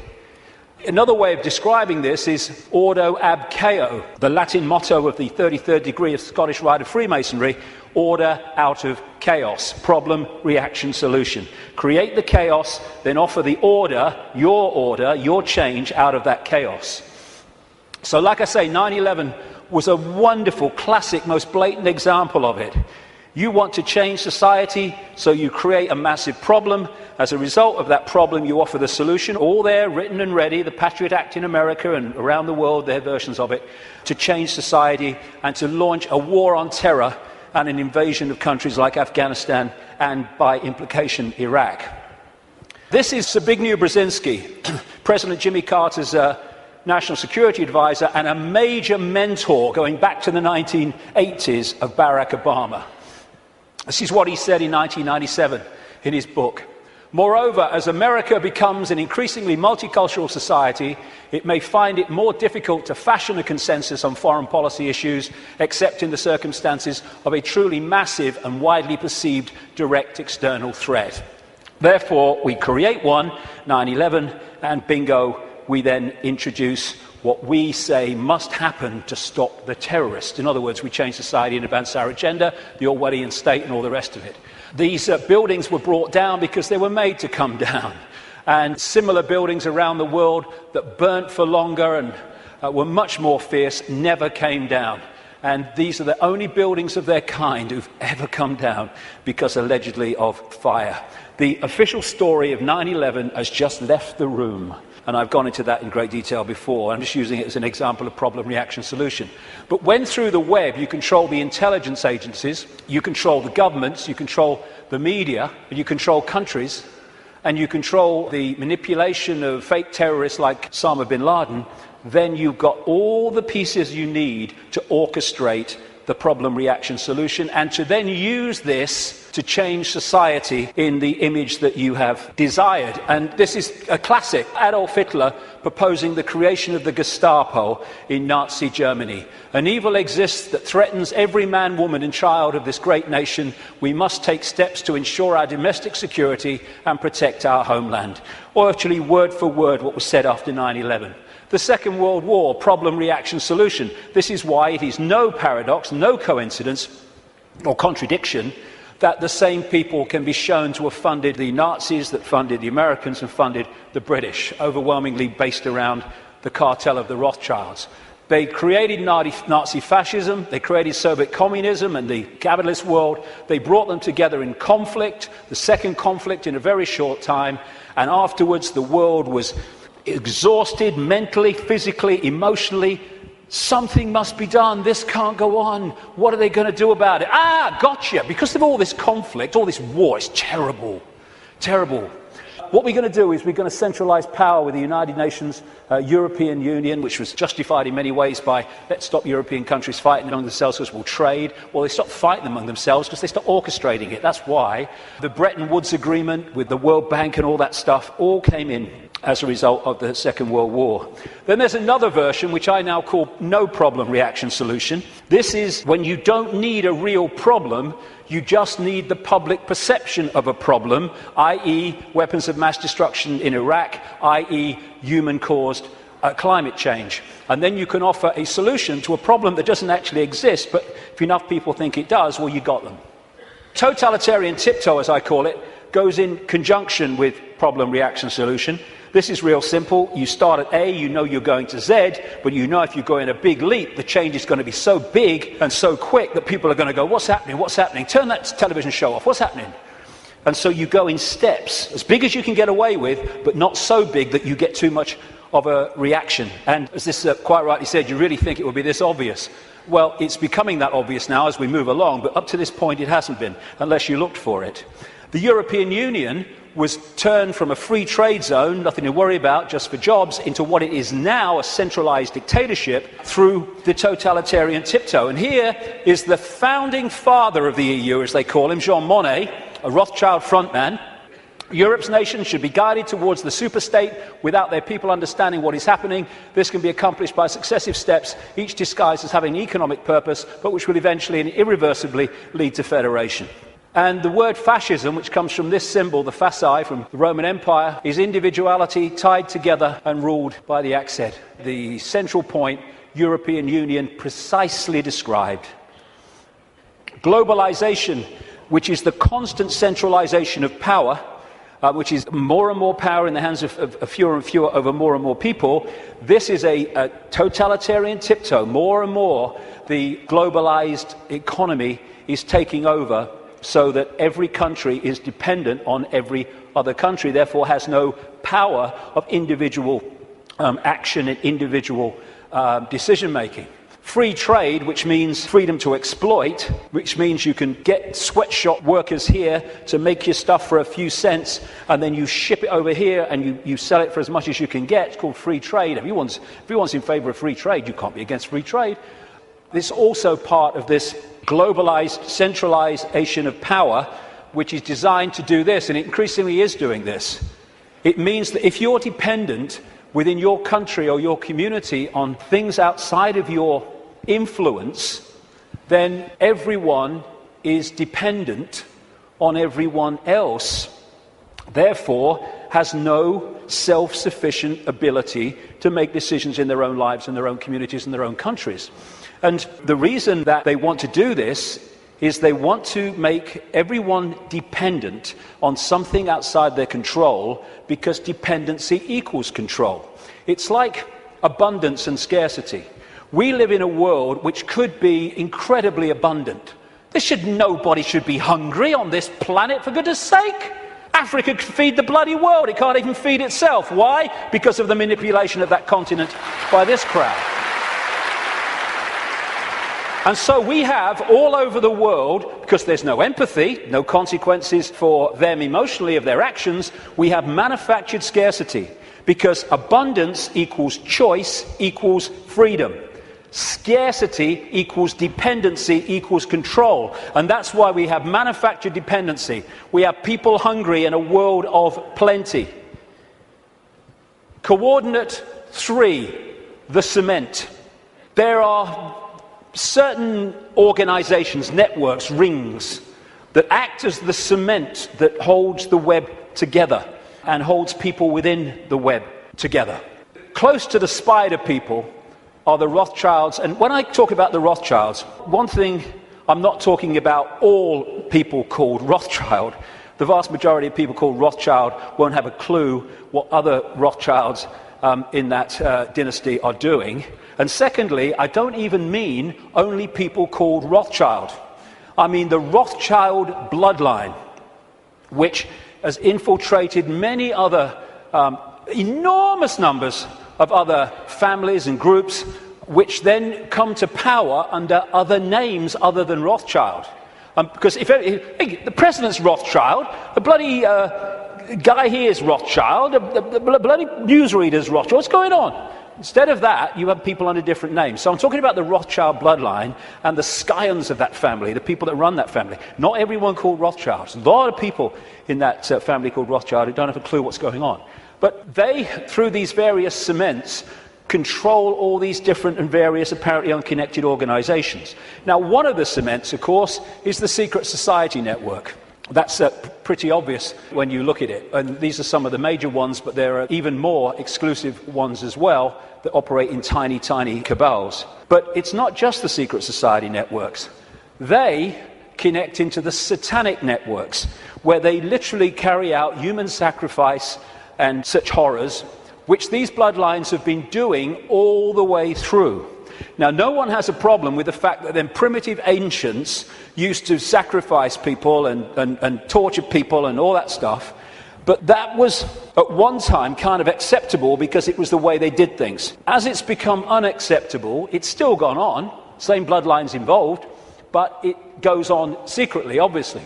And this is the paedophile rings, the sexual child abuse rings, which connect into that and connect into that. That's not saying everyone in a secret society is a paedophile. It's not saying every Satanist is a paedophile. It's not saying every paedophile is a Satanist or a member of a secret society. But there are rings, connections between these organizations and groups that hold them together. It's a bit like the Olympic rings. They connect into each other.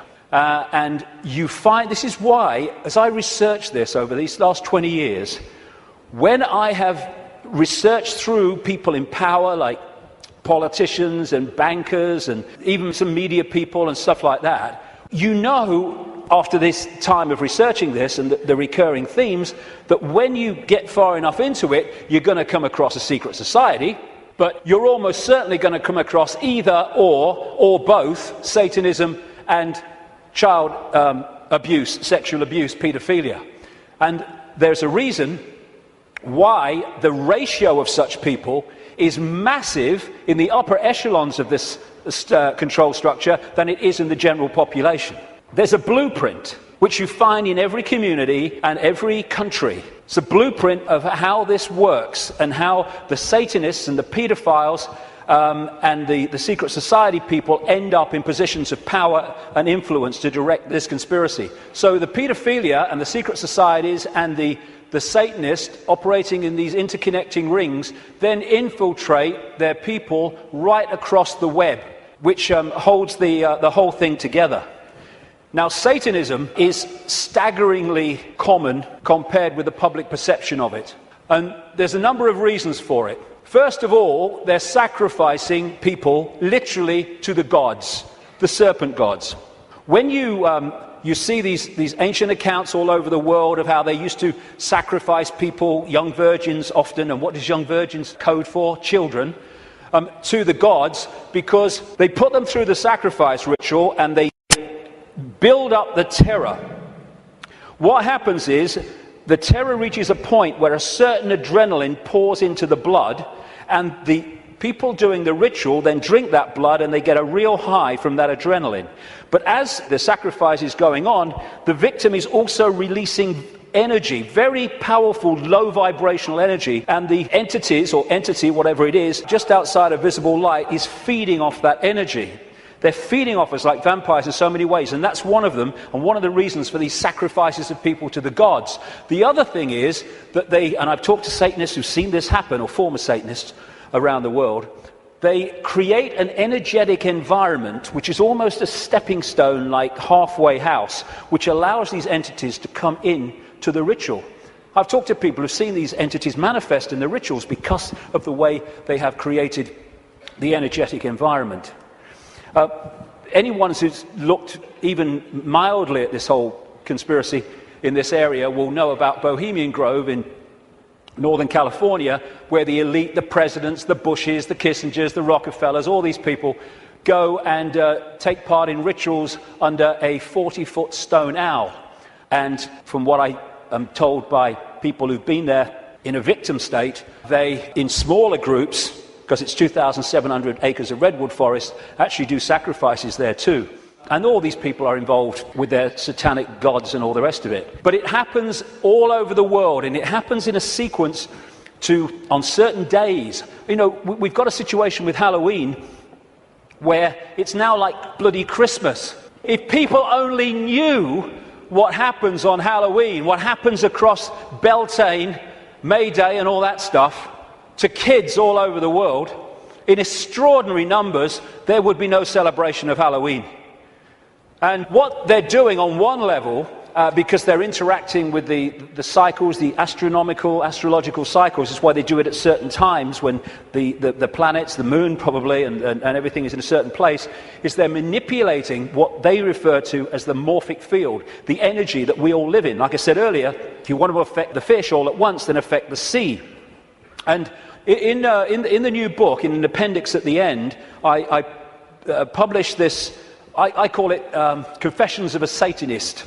It came to light early this year and it is alleged to be, I can't vouch for its authenticity, what I can say is after 20 years of researching this, it's bloody massively accurate, and it's supposed to be a guy who died in 2004. He was a high Satanist in Australia, who wasn't really a confession in the sense of I want to confess my sins. It was just basically an outline of how Satanism controls the world.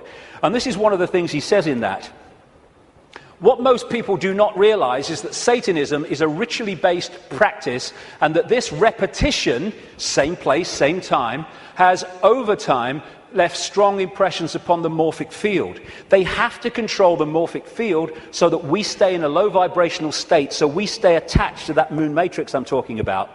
And of course, as I was saying, we are interacting with this field all the time, and taking in energy into the meridian system from it, and therefore it is affecting us.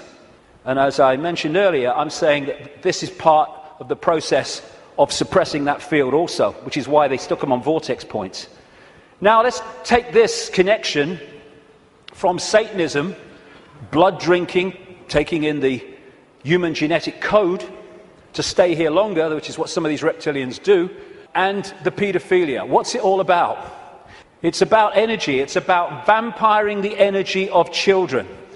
The reason that we have sacrifice to the gods of young virgins, children, is because they want the energy of children before puberty, because when puberty happens, there is obviously we all know, there is a chemical change, massive chemical change, at which point, from their point of view, the energy is not as pure and desirable. This is what John Juan Matos said in one of the Carlos Castaneda books. He's being quoted here by Castaneda.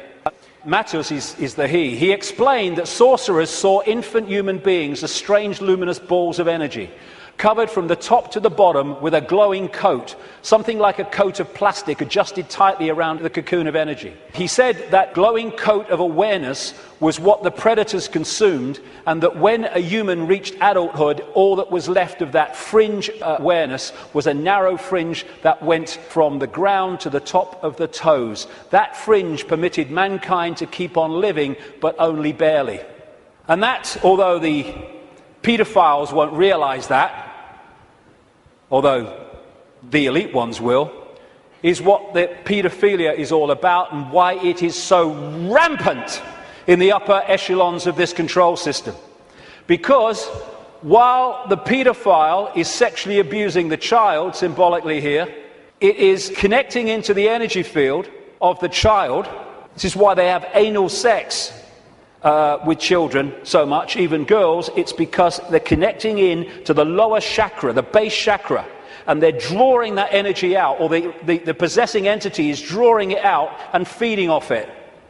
This is why pedophiles tend to be overwhelmingly possessed people, because the possessing entity drives the lust for sex with children, and then when it happens, they draw the energy off it, drawing the child's life force out.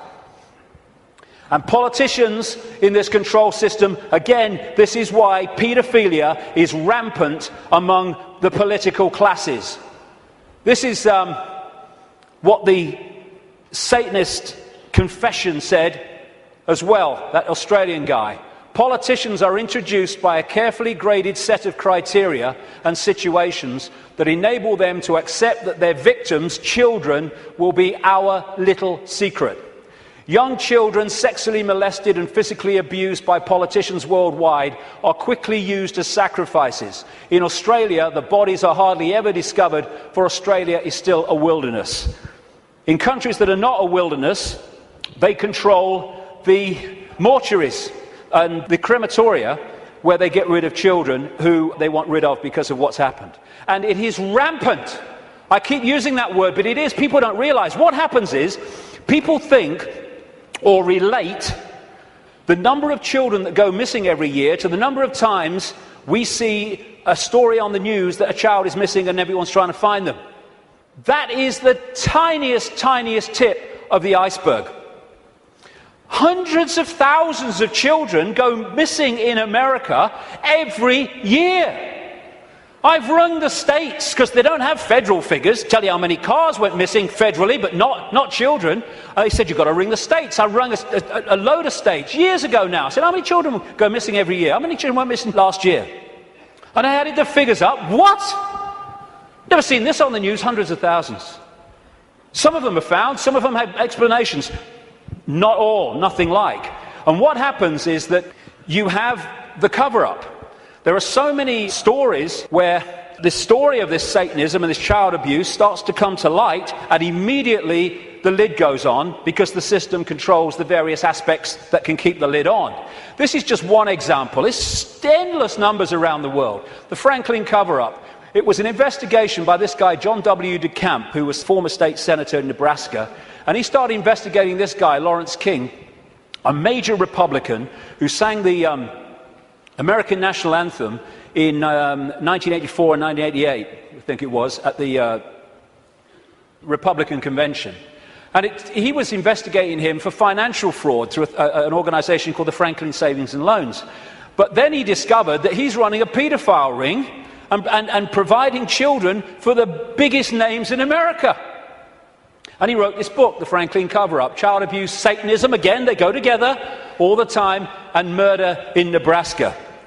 And what happened? Some of it got into this Washington Times, a mainstream newspaper, the connection to the Reagan-Bush administration, but most of it was totally covered up. I've been writing in my books now since 1998 that Father George Bush is a notorious paedophile, child torturer, child killer, and serial killer of adults as well. Said it on American radio. Still waiting for a response. And this is one example. A lady who became a friend of mine, Kathy O'Brien, who was in the American government mind control project since she was a kid, and met her many times. She still corresponds with me now and again, and I've met a daughter that she was talking about. Lovely, lovely girl, totally shattered by these people. And that's one example of millions and millions that are going on around the world. And this is what she said in a book, Transformation of America. Kelly's bleeding rectum was but one of many physical indicators of George Bush's paedophile perversions. I have overheard him speak blatantly of his sexual abuse of her on many occasions. He used this and threats to her life to pull my strings and control me. The psychological ramifications of being raped by a paedophile president are mind-shattering enough, but reportedly Bush further reinforced the traumas to Kelly's mind with sophisticated NASA electronic and drug mind control devices. Bush also instilled the "who you're gonna call and I'll be watching you" binds on Kelly, further reinforcing her state of helplessness. The systematic tortures and trauma that I endured as a child now seem trite by comparison. They're not. I know what she went through. To the brutal physical and psychological devastation that George Bush inflicted on my daughter. And that's just one of these people involving one of the victims of this. It's incredible, the scale of it, and it's going on in this country. And what happens? The wall goes up. This is what DeCamp found. Suddenly ranks are pulled in, and the media won't touch it, the social services won't touch it, the police won't touch it, politicians won't touch it. It's the blueprint, it's how it works. And the Discovery Channel programme, produced by Yorkshire Television, was about to go to air exposing that Franklin cover-up and the paedophile connections. Bingo, it was censored and pulled just before it was going to air. Never to see the light of day, although you can get it on the internet, because one copy survived. I was naming this guy, like I said earlier, Ted Heath, as a paedophile and child murderer from 1998. This guy's record of killing children is extraordinary. Prime Minister of this country. This fella, Thomas Hamilton, the man who went into Dunblane Primary School and killed 16 children and a teacher, he was a procurer of children for the Scottish political elite, which locks into the Westminster political elite, and the satanic rings that lock into both. That's why they took the records of this case and ordered them to be locked away for 100 years. And then, if you've been following my website recently, and many other websites too,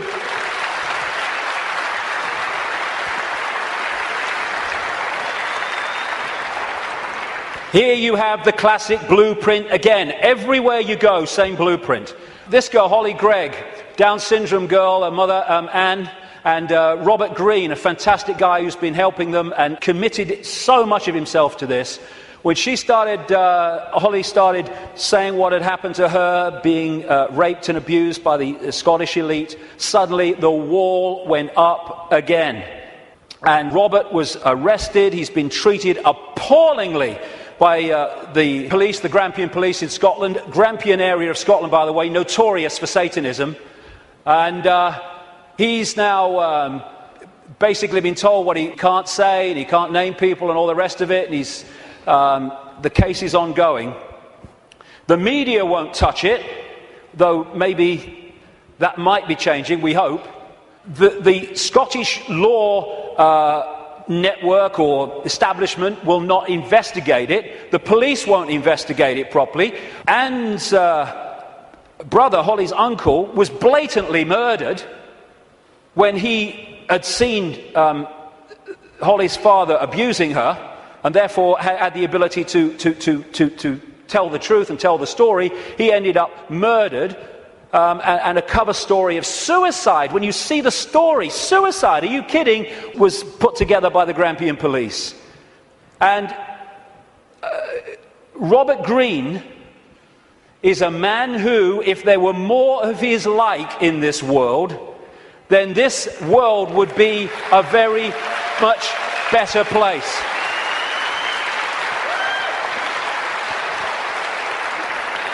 And Robert's actually here today, so thank you, Robert, very much for all you're doing.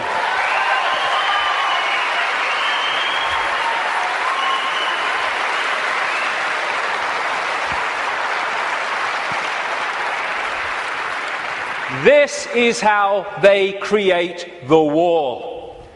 You have again the pyramid system. Social services is a pyramid, a hierarchical pyramid. The police is, lawyers are, judges are, politicians are, the media are, all of it. The medical side, the doctors, the coroner's offices, they're all part of these structures. And up here, they all eventually fuse into the same group, the same ring of people, controlling force. And what they do is they put in these pyramids people in the positions of power who are in the ring, or in the club. You do not have to control everybody in social services to stop investigations or to enforce investigations to take children away for no good reason. You just have to control the level of social services that makes those decisions. And of course, once you're in a position in these pyramids where you are hiring and firing, what you do is you hire people of like mind, and after a period of time, then a lot of these people are in these organizations at different levels. You don't have to control every policeman. There's so many genuine policemen in this world, but they don't get into the positions of power overwhelmingly. The Geese guys do. And therefore, they dictate whether something's investigated or not, or whether someone is targeted to pin them with a charge that is completely unjustifiable. Same with the media. You control that. We're not covering that story. Politicians, oh no, I'm not talking about that. I'm not investigating that. Oh no. This is how it's done. This is David Berkowitz, the son of Sam, multiple killer in New York, who from prison after he was convicted said that he did it, yes, but he was part of a satanic ring that was with him. And he said this, quite rightly: Satanists are peculiar people. They aren't ignorant peasants or semi-literate natives. Rather, their ranks are filled with doctors, lawyers, businessmen, and basically highly responsible citizens. They are not a careless group who are apt to make mistakes, but they are secretive and bonded together, the cement, by a common need and desire to mete out havoc on society. It was Aleister Crowley who said, "I want blasphemy, murder, rape, revolution, anything bad." And now we're having, around the world, not least in this country, but America too and other countries, we're having the state stealing our children on the most extraordinary scale, with the most extraordinary excuses. There was one lady who came to light, not many do compared with the ones that are going on, because of the secret family courts where this stuff goes on in secret and can't be reported. And they say, oh, it's to protect the children. No! It's to protect the paedophiles and the Satanists. That's what the secrecy is for.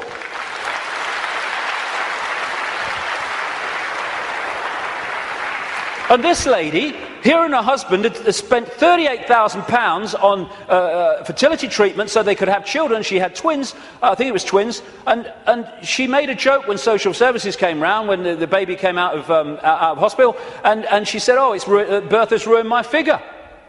They took her children away. And then when she furiously resisted, they said, the mother has anger problems, which are a danger to the child. It's unbelievable the number of children that have been taken away from their parents for no reason. This guy, Tim Yeo, a Conservative MP, just before the last election, said in Parliament, using parliamentary privilege, he accused his local council of kidnapping a 9-week-old baby from parents. But it's the tip of an iceberg, and a gathering iceberg. All over the world, like I say in the book, I've looked at America as well, it's happening there. And what did Aldous Huxley, the Fabian prophet in Brave New World, talk about? The fact that children were going to be taken away from parents, parents were going to become not even relevant, they're no longer even part of society, and the state was going to take control and bring up all children. And that is where they're moving towards. And this guy, Ed Balls, my God, whoever named him was psychic. He was children's minister up to the last recent election, overseeing, taking more and more power away from parents, giving it to schools and authorities. And this guy is a former chairman of the executive of the Fabian Society and still a leading light in it. Coordinates to the cement. Now, this might be controversial. I don't give a damn, really, because, we've reached the point here where we've got to start saying what is and not running away from it. What I'm about to say now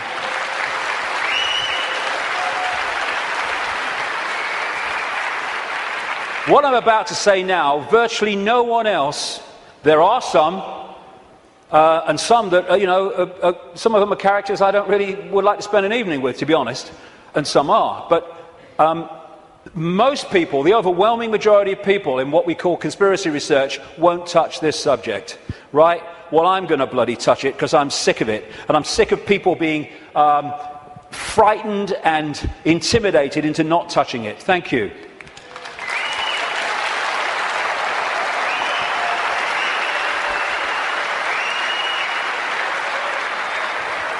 Right. First of all, we as a human race have got to get our fricking heads around what this is, because it ain't what we're told it is. It's not about what's right and beneficial for Jewish people. Jewish people are its victims, not its beneficiaries.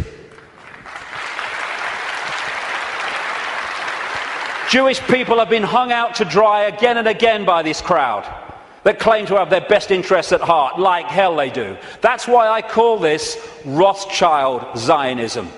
It was created by them, it is controlled by them to this minute, and it was created as a secret society within the web to massively contribute to the manipulation and control of our global society and individual countries, etc., etc. It's Rothschild Zionism. Anti-Zionism is not anti-Semitism, not that anti-Semitism means what we think it does, because Zionism is not about Jewish people. Even in its play-out way or world, it is a political system, a political philosophy. At its core, it is a secret society putting its agents in places of power. One of the very few things that Joe Biden, Vice President of the United States, has ever said, which is true, is you don't have to be Jewish to be a Zionist.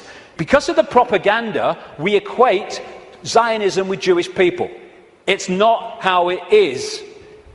To a very, very large extent. How many people know this? How many Jewish people around the world are protesting, have organizations created to protest against Zionism? Zionism and Judaism are diametrically opposed.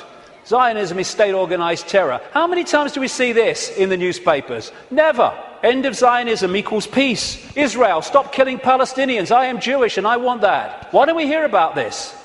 We condemn any Zionist aggression against Iran. I thought every Jewish person in the world wanted to bomb Iran. That's what the media seemed to give us an indication about. Another Jew against Zionism. Over and over. Zionist spokesmen do not represent world Jewry. How many people... I thought Ahmadinejad of Iran is supposed to be the great demon of all Jewish people. Look at it. The demonization comes from Rothschild Zionism.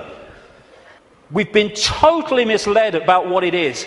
Rothschild dynasty created Israel. It paid for the first people out of Europe to go and people Israel after the war. It paid for the building of the Knesset. It paid for the building of the Supreme Court building with all its Illuminati symbols all over it.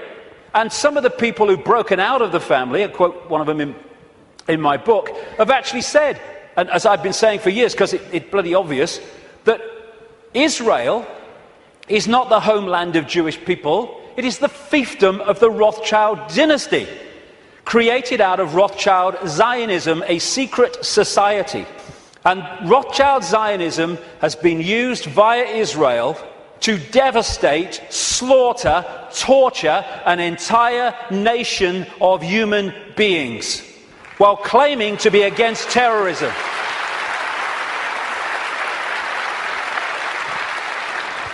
This is the dictionary definition of genocide: the systematic and widespread extermination or attempted extermination of an entire national, racial, religious or ethnic group. Never can what is happening in Palestine and Gaza have been described so accurately. More and more people killed through war, killed through bombing attacks, killed through shootings, killed through lack of food and adequate medical care. Gaza, the most crowded piece of land on earth, is little more, ironically, than a concentration camp.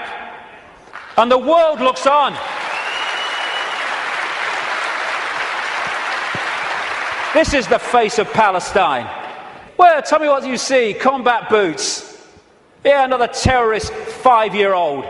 And all the time, Palestinian homes are being demolished in occupied land and given over to these extremist settlers who believe they have a right to it because it says so in some bloody Bible.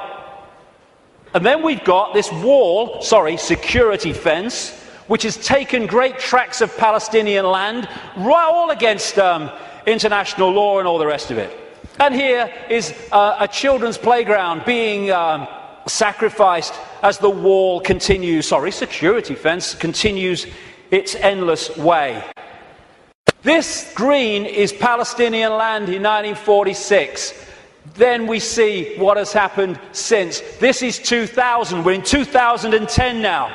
It's much smaller than that. What was I saying? The systematic and widespread extermination or attempted extermination of an entire national, racial, religious or ethnic group. And I say to these Rothschild Zionists, don't you bloody dare talk about racism of others when you are behind this.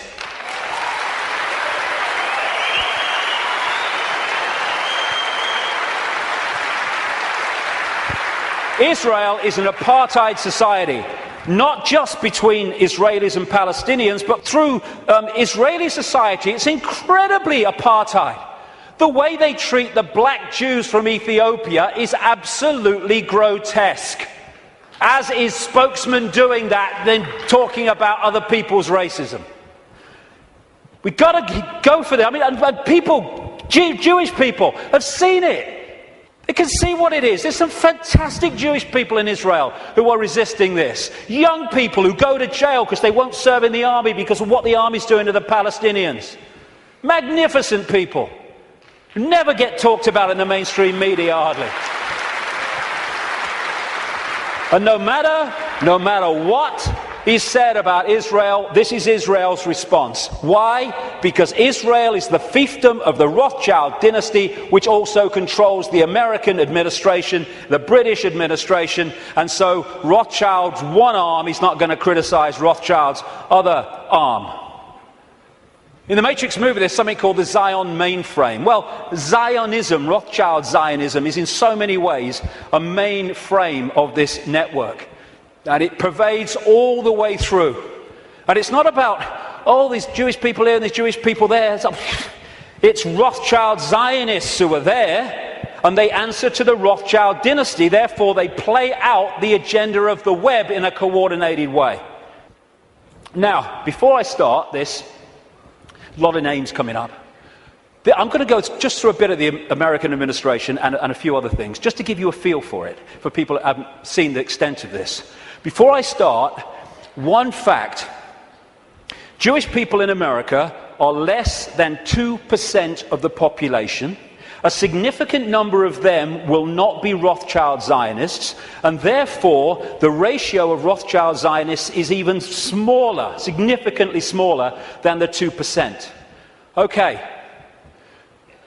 Obama's immediate handler is a guy called Rahm Emanuel. He has served in the Israeli army. He's the White House Chief of Staff. He does whatever he says.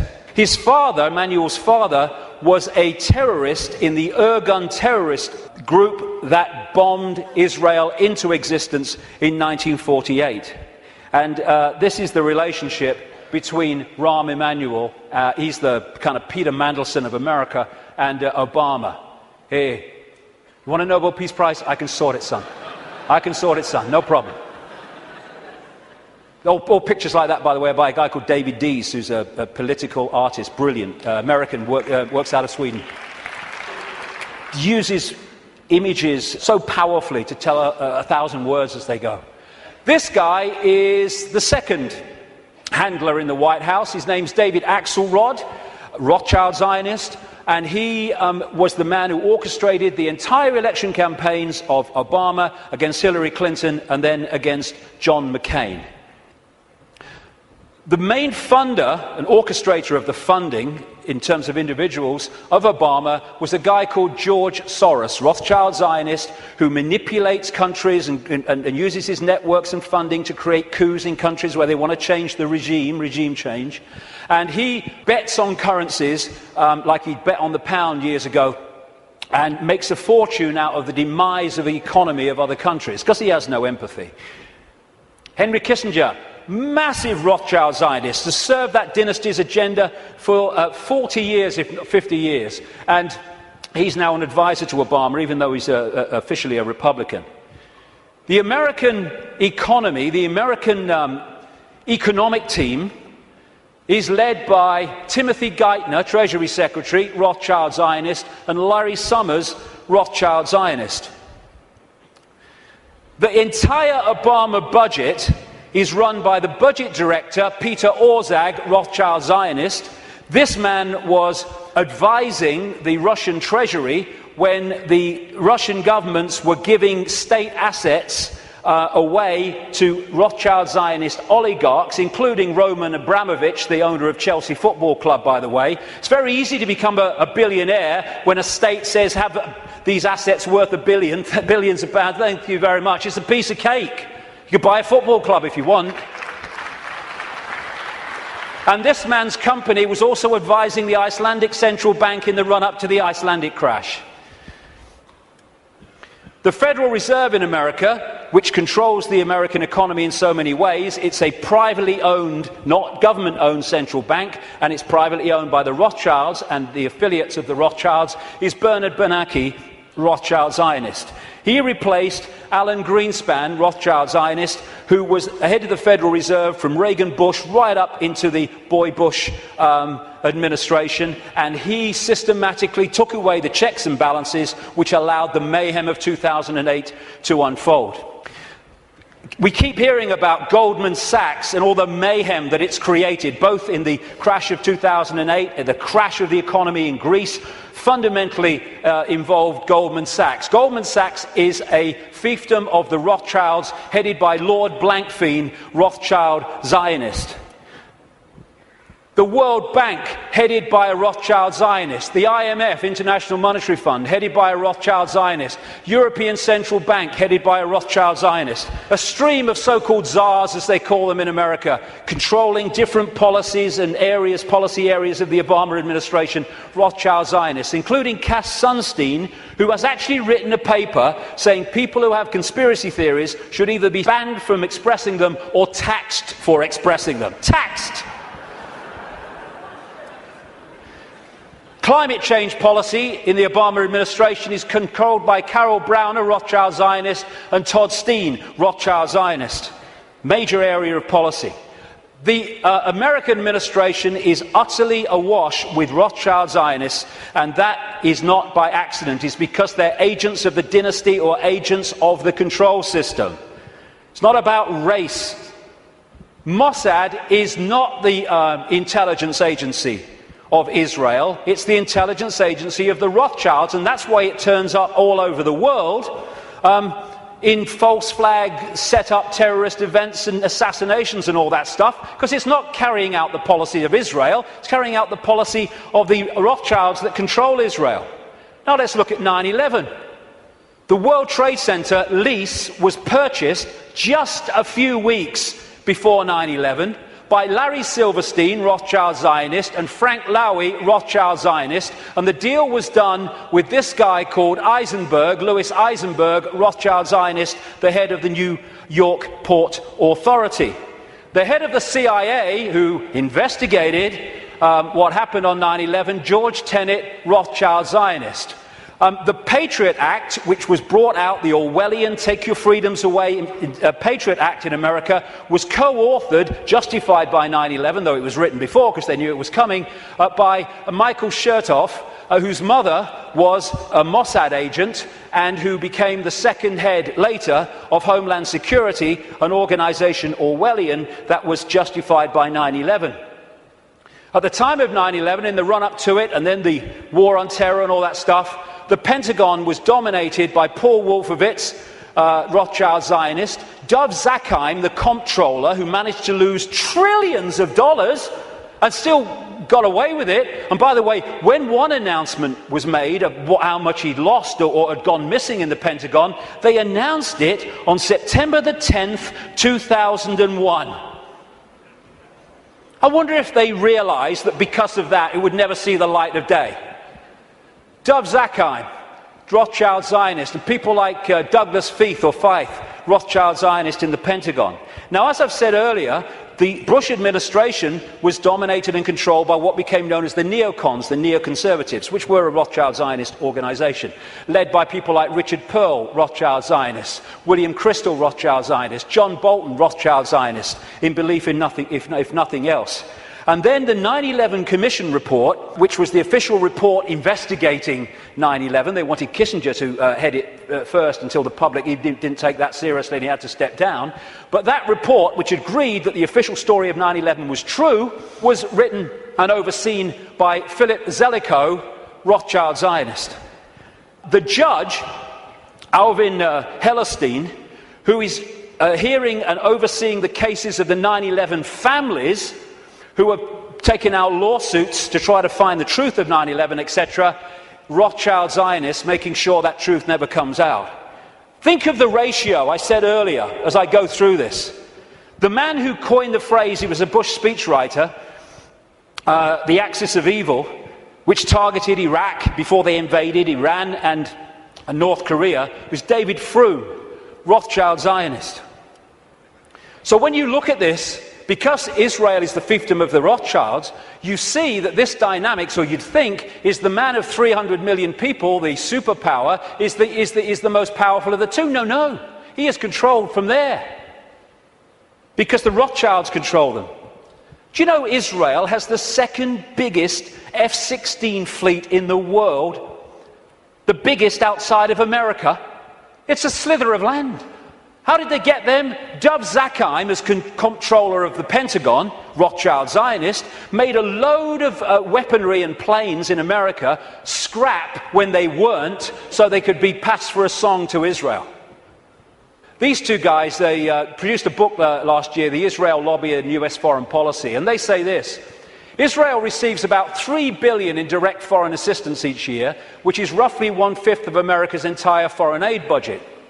In per capita terms, the United States gives each Israeli a direct subsidy worth about $500 a year. This largesse is especially striking when one realizes that Israel is now a wealthy industrial state with a per capita income roughly equal to South Korea and Spain. Another writer, a former BBC and ITN journalist, produced a book, Zionism, the Real Enemy of the Jews, and my God, is that true?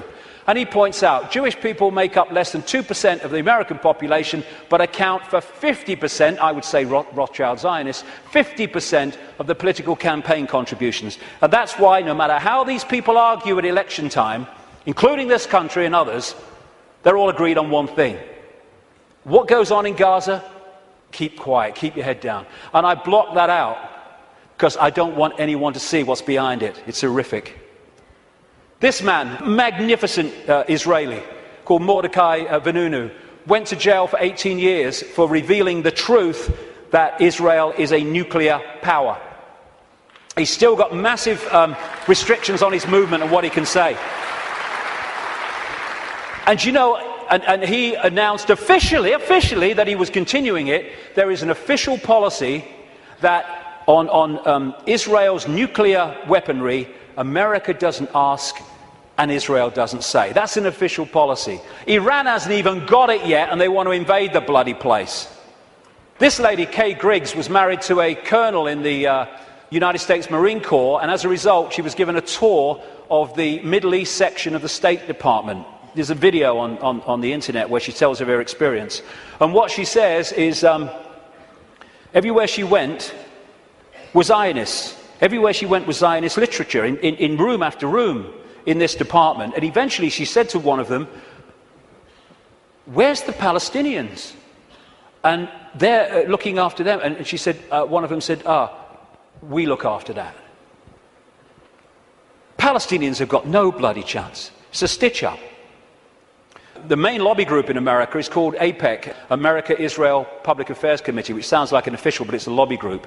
It's headed by a guy called Lee Rosenberg, who is a very close friend of him and comes from the same political cesspit that we call Chicago.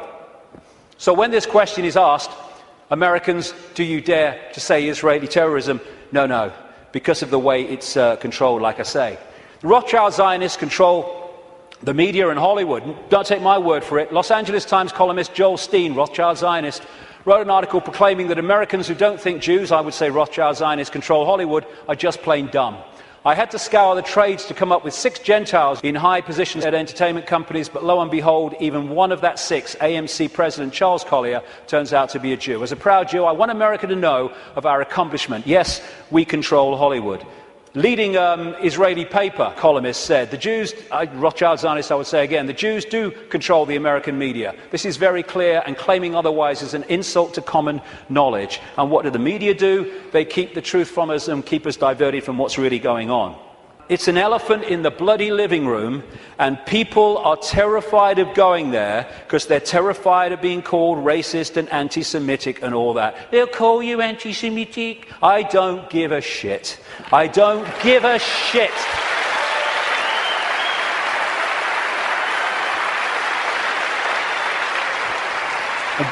Very quickly, it's the same in this country. There was a very, very good documentary, and it was a kind of stand back in amazement that it actually got out, by a guy called Peter Oborne, a journalist, in the Dispatches series on Channel 4 that looked at the Rothschild Zionist control of British politics through organisations known as the Friends of Israel. Each party has one, but of course they all connect, so it's actually one network. And again, just like in America, never any criticism.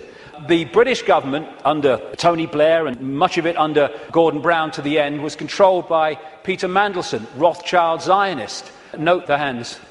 Rothschild Zionist. He even flaunts it, this guy. Goes on holiday with them. In all the papers with this leading light of the family, Jacob Rothschild. So many Rothschild Zionists end up in government here, like the possible leader of the Labour Party, David Miliband, Foreign Secretary before the election, Ed Miliband, Head of Climate Change and Environment, and this guy, Jack Straw, who's been in so many of the major offices since Blair came to power in 1997. The new Prime Minister of Britain, David Cameron, Rothschild Zionist. This guy, Tony Blair, was completely controlled by them, as Bush was, which is why they moved as one unit to do what the Rothschilds wanted, which was to invade Iraq and Afghanistan. And to shut people up, the Rothschilds have created organisations like the Anti-Defamation League. They haven't sent me a bloody Christmas card for years, these people. I don't want to upset them or what. But I'm speaking in New York in October. That could be funny. Anyway, they set these organisations up to target those people who are saying the sort of things that I'm saying. The idea is to throw you're a racist at people, so to shut them up or to discredit them. Like I say, I don't give a shit. You throw it, son, and I'll hit the bugger back. Thank you very much. As a result, when you criticize Israel, you are promoted as criticizing Jewish people and therefore being racist. This is how it works. And I have to say, the robot radicals on the so-called left of politics are played like a violin by these people. They go out on their protest, you're an anti-Semite. Okay, come in and listen to what I'm going to say. No, they never bloody do. And then you get people like the magnificent Norman Finkelstein, who's a Jewish man who's had his academic career destroyed for speaking out. His parents suffered in the concentration camps of Nazi Germany, and when he exposes these frauds and fakes in the Rothschild Zionist movement and what they do against Jewish people in general, he's called a self-hater. They can't say he's anti-Semitic, although sometimes they even use that. He's a self-hater. No, he's a decent man doing decent things. You want to try it? And the idea is to create, and they're doing it, hate laws in which truth is no defense.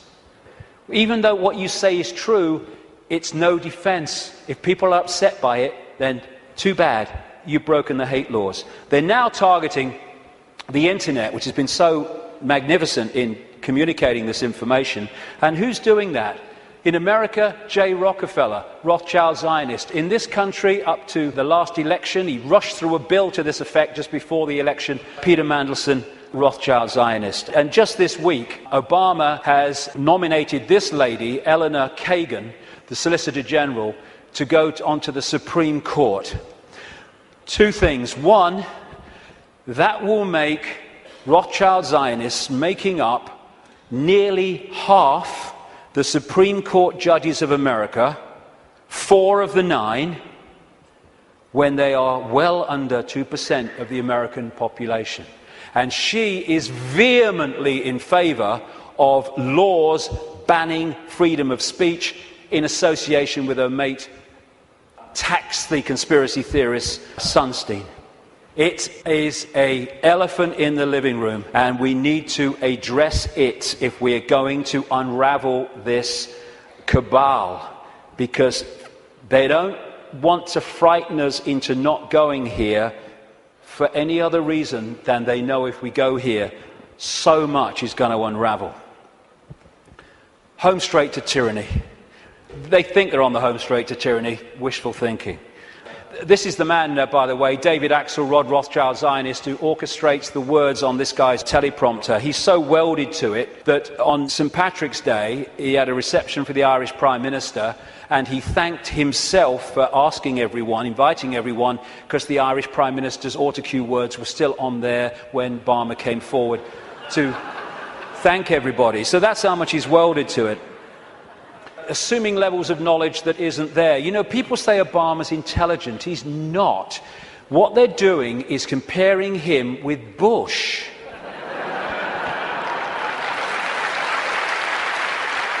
And slow horses look fast when they're running past trees.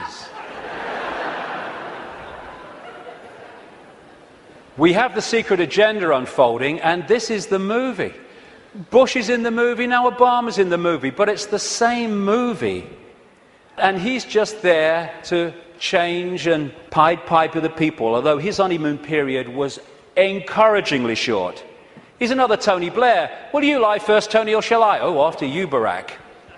Tony Blair. If there's ever a half-truth in a Blair speech, it's a typing error.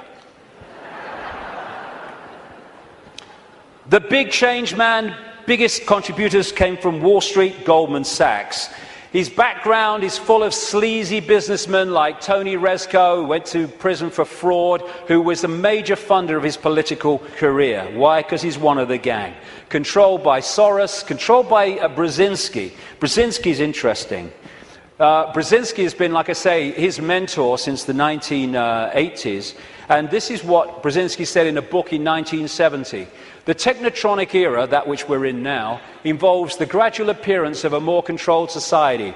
Such a society would be dominated by an elite unrestrained by traditional values. Soon it will be possible to assert almost continuous surveillance on every citizen to maintain up-to-date complete files containing even the most personal information about the citizen. These files will be subject to instantaneous retrieval by the authorities. This is the man who massively is behind Mr. Change, and he was also the co-founder, co-creator of an organization called the Trilateral Commission, which locks into this network, which I've been writing about for years, a network around a secret society in Britain called the Round Table, including the Bilderberg Group, the Club of Rome, their environmental manipulation arm, and the Trilateral Commission as well. And interestingly, this is very relevant to current events. In his books and his statements, Brzezinski, who's very much, like I say, running the foreign policy of Obama with people like Kissinger, he talks about an area of the world called Eurasia, which is basically from Europe across to China. Now, this is the most significant part of Eurasia on this map. What Brzezinski says, control Eurasia, you control the world, not least because of the massive oil and gas reserves around the Caspian Sea. So we're in a process of the cabal wanting to take over Eurasia, and particularly this area. Now look, the number of countries that have been invaded, had regime change, or are now currently being targeted. First of all, the Ukraine. They use things to get the people going, like a colour revolution or a flower revolution. So this was the Orange Revolution. It was funded and orchestrated by the networks of George Soros, and it put their man in there. They had the Rose Revolution in Georgia, where they put their guy in there. They tried to get a green revolution after the last election in Iran, but it didn't stick. They have Iraq, they've taken that over.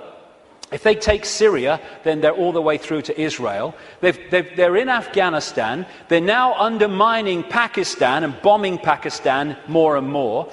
In Kyrgyzstan, we had the Tulip Revolution. We just had another one recently, putting their people into power. We've had the terrorism starting to unfold in India, and they are targeting these areas because they not only want to take it over, they want to trigger a war involving China and Russia. The Third World War that their documents have talked about for a long time. And they're ticking them off. And if you take that map of Eurasia and keep it in your pocket, you'll tick them off as the news stories unfold. Oh, a revolution here. Oh, a coup here. And what they're doing, this is not America doing this. This is not America doing this. This is the cabal doing this through America. The idea is to destroy America, to use America to destroy America. Why? Because when you want a world government dictatorship, you cannot have any superpowers that have the military and financial might to say no to what you're saying must happen.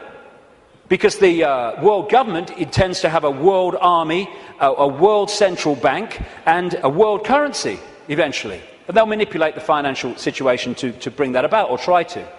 So what they need to do to take the superpower America out is they need to destroy it militarily, and they need to destroy it financially. And that's what they're doing. They're using it on their foreign excursions, and they're undermining its economy to destroy America. And it is going down the pan so fast.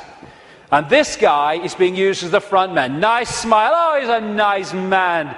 That's what's really happening. Behind the smile. Just hand it on. It wasn't change. There we go. Here's the ball. Make sure you keep the drugs running in Afghanistan, you know. Drop some my way. And what we saw was a presidential problem reaction solution. Bush was brought in to create problems, financial problems, overseas wars problems, and this guy was brought in as the solution to the problems. And as Adolf Hitler said, the great masses of the people will more easily fall victims to the big lie than the small one. So, I am someone to believe in. Hope, which is always in the future, never in the now. And so it never actually comes to fruition, but we can hope it does. And then you had change you can believe in. And none of these trite phrases like change were ever described in detail about what they actually meant. And what they created was a massive mind control coup on vast tracts of American people, because they made Obama a blank screen, an empty suit on which people could project what they felt hope and change was, their version of it, onto him. And once he became president, of course, everything was changed. Make the lie big, make it simple, keep saying it, and eventually they will believe it. I love you, you love me, I will get you stuff for free. Oh, yay, Obama, you're such a star. I love this one. The wolf found that shepherd's clothing worked better. The peace president, first thing he did was agree the bombing of Pakistan. Same guy, all this going on with this spent uranium, depleted uranium. What does he do? Continues the bombing, increases the troops. Fraud, another puppet. Golden rule, big time. Ignore the words and watch the actions, because they're never the same. And just to show you nothing's changed, there we go. Good old Bono. Nothing's changed, we're fine. So, we have this projected agenda, and we're now at the point where they're trying to introduce finally that structure. World government, world central bank, world army, world currency eventually. And alongside it, of course, the Orwellian state that I've been writing about for the best part of 20 years, and increasingly so many others have too over the years, and it's unfolding as daily experience. More and more control. Now, number plate imagery, where they can follow people all over the country. This stuff called Speed Spike, where they can follow cars and their speeds from satellite wherever they go over vast distances. Then they've got this stuff they're bringing in, problem, reaction, solution, because some puppet stooge kid set his pants on fire, and now we must have this stuff. You know, I don't care about them seeing my body, serves them right, but it's going to bathe us all in bloody radiation. And of course, people who do care about their body being seen, it's going to, again, break them down. This is what it's about. It's a psychological warfare on the people. We're seeing police becoming more like soldiers. There are some good policemen, there are some sensible policemen, but my God, there's some morons. And they're giving them tasers as well. Bloody hell, 55,000 volts. And what is that about? People say, oh, it's terrible, it's bad for them, isn't it, that these people are dying from being hit by the taser? No, it's what they want. Because when people die of being hit by the taser, that means anything you say, officer, I'll do. It's what they want. It's part of the control system. And the sound to clear, peaceful protest, the microchip agenda goes on. One hospital now is replacing written tags on babies with barcoded ones. In the papers this week, it's all on the road. They now have barcodes that actually you can't see. The real ones, they would be there, but you wouldn't see them. Then there's the assault on the body computer to destabilize our ability to maximize our potential and get out there to higher levels of consciousness. That's what, in part, this is about. The chemtrails that crisscross the skies all over the world. All the chemical cocktails in food and drink, targeting children most of all. And this is an interesting thing. It's talking about problem, reaction, solution. The symptoms of the E numbers in sweets and food and everything, in terms of childhood behavior problems, mirror the alleged symptoms of attention deficit disorder. Mirror them. Why? Because they're causing them. And so what they do is have this shite.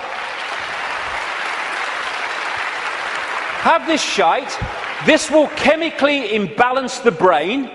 It will create behavior problems and attention problems, and then we'll give you fricking Ritalin to dose you in mind-changing drugs to meet the problem that we are causing here.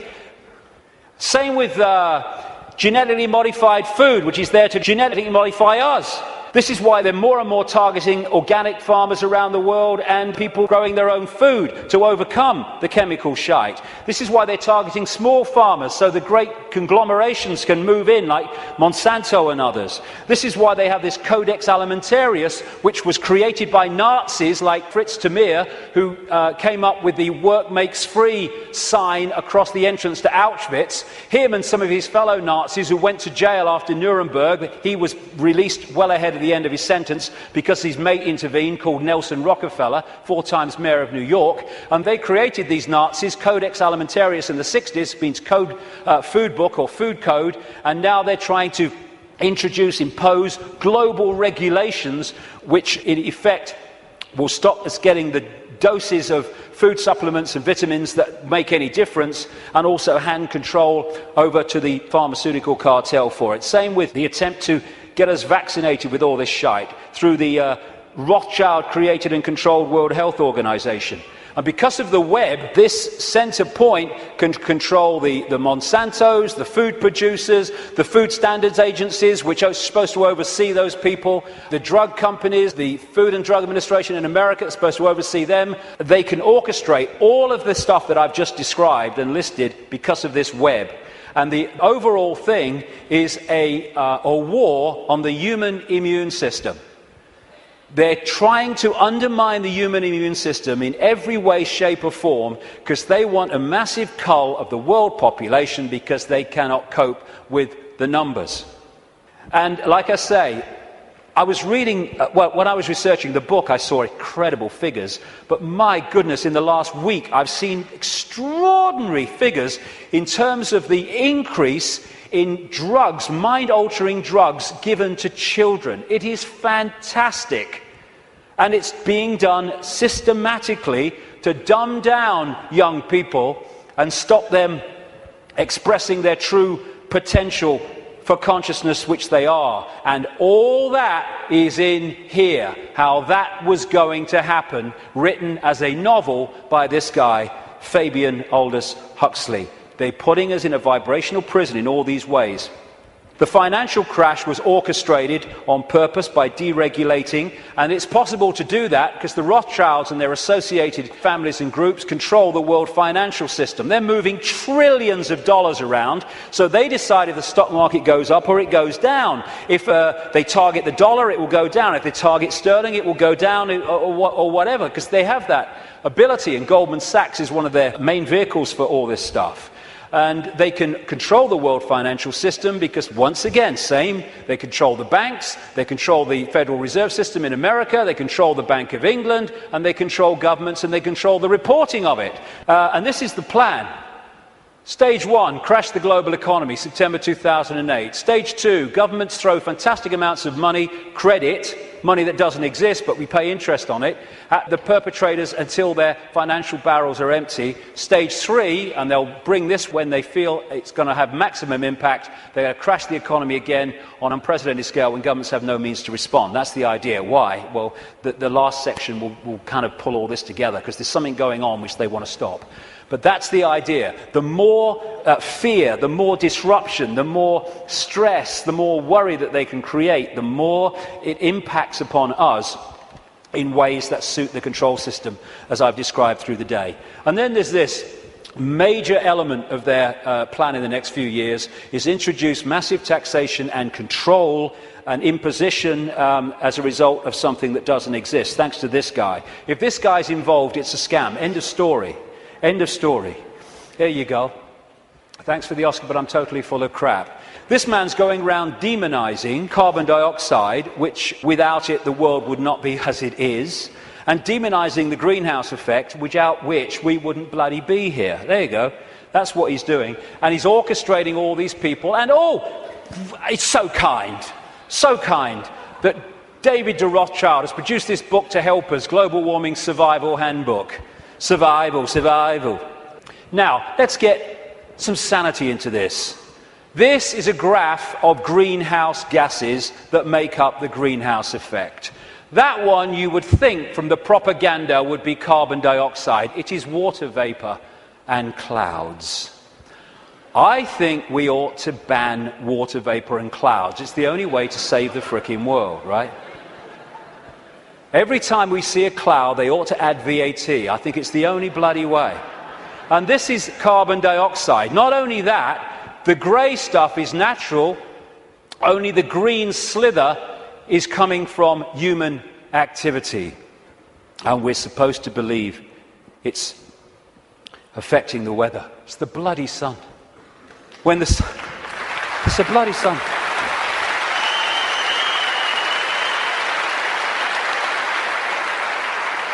When the sun is in an active phase, it gets warmer. When it's in a non-active phase, it gets cooler, which is why over the last 10, 11 years, when the sun's been in a non-active phase, it's got cooler year on year. And one of these groups in this network with Brzezinski's Trilateral Commission is the Club of Rome. It was created in the 60s to orchestrate the use of the environment to push the agenda. Aurelio Pecci, the founder of the Club of Rome, quoted it in their own publication in 1991. In searching for a new enemy to unite us, we came up with the idea that pollution, the threat of global warming, water shortages, famine and the like would fit the bill. And they've played it out ever since through the Church of Climatology, which is just a cult. And here's the high priest. And we have this guy, Nick Clegg, who actually calls people that challenge the global warming climate change official story as climate change deniers. Because the Church of Climatology says that if you don't accept its nonsense, you are a blasphemer! And they equate you with Holocaust deniers. That's what that line is supposed to do. And we're still pushing along. We've had Climate Gate, we've had Glacier Gate, we've had Amazon Gate, we've had Polar Bear Gate, Rising Sea Levels Gate, where all these things that were supposed to be happening have found to be not happening and have been lied about and manufactured. And we've even had Cowgate. Yes, ladies and gentlemen, I bring you glad tidings and great news. These clowns have now admitted that bovine flatulence is not a threat to human existence as we know it. I can't tell you how happy I am. BBC, through gritted teeth, has had to admit on its website, but not on its television station, that temperatures have been falling. And yet, no matter, the Green Team goes in, Gore's team is taken on by Obama. They go around programming children about fear of the future, the Green Police to impose checks on your houses without your permission, and just to show it's a scam, there we go. How's that? Good stuff. Again, I keep coming back to this, the suppression vibrationally of this energy field and the human energy field. The reason they're stopping the manufacturing of light bulbs and the selling of light bulbs as we've known them up to this point, and they're replacing them with these things which are full of mercury and an environmental bloody disaster, is because they give off a certain vibration that affects the human energy field. This is why many people around the world get ill, physically ill, when they live with these light bulbs. It's all a scam. Very quickly to finish, political correctness. This is not about protecting minorities. It's about stopping people speaking their truth and having freedom of speech. That's what it's about. It's about creating what Orwell called newspeak, where the language replaces old speak, words that have meaning and detail and you can express yourself, with newspeak, which actually says nothing, has no ability to express detail. Because of the way it works. The only language in the world whose vocabulary gets smaller every year, Orwell said. And as he pointed out quite rightly, on the conscious level, we think in words. And so the more you reduce the words, and all this tech stuff, you are, and all this stuff, and the way we're changing the language and reducing it dramatically, is taking out over a period, the ability to even think in detail. As one person said, how can you talk about freedom and how we must have freedom if there's no word left that really means freedom? And in 1984, of course, newspeak didn't have a word meaning freedom. This is what political correctness is about, shutting people up so no one can say anything. You mustn't upset anybody. Well, it upsets me. You've upset me by saying I can't upset anybody. If I can't upset anybody, I can't say anything. It don't matter what you bloody say, you'll upset somebody. And then we have health and safety. Again, it's to create a situation where people can't move. I went into a Pizza Hut on the Isle of Wight. I'm not proud of it. I was hungry. But and I asked for a cup of coffee. And they said they couldn't make me a cup of coffee because the coffee machine was broken. I said, can't you, true story, I said, can't you put the kettle on? They said, no, we can't use a kettle because of health and safety. It's a bloody cafe. Do not hold the wrong end of a chainsaw. Oh, thanks for that, mate. I might have made a mistake there. And what all this is brilliantly portrayed here by Neil Haig. All these things, taxation, you can't do this, you can't do that, don't say that, health and safety, political correctness, oh, watch what you're thinking, oh, watch what you say, oh my God, is to tie us like flies in the spider's web so we can't move. We've got people worrying now about, is me wheelie bin out on the wrong day? Is it a few inches too near the curb? And you know something, and this is important. These people are taking the piss, and I'll tell you why. They are throwing this crap at us, and if they don't meet significant resistance, they go, okay, we'll throw even more crap.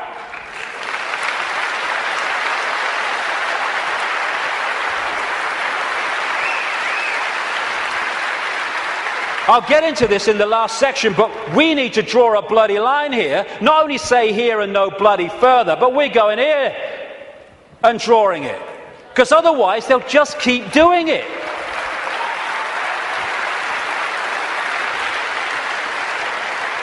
And this is the key to all of this that I'm talking about. It is a mind game. It has to be. It has to be, because from mind comes everything. This massive stop, go here, don't do this, you can't do that, all this stuff. More and more fine detail of our lives being dictated.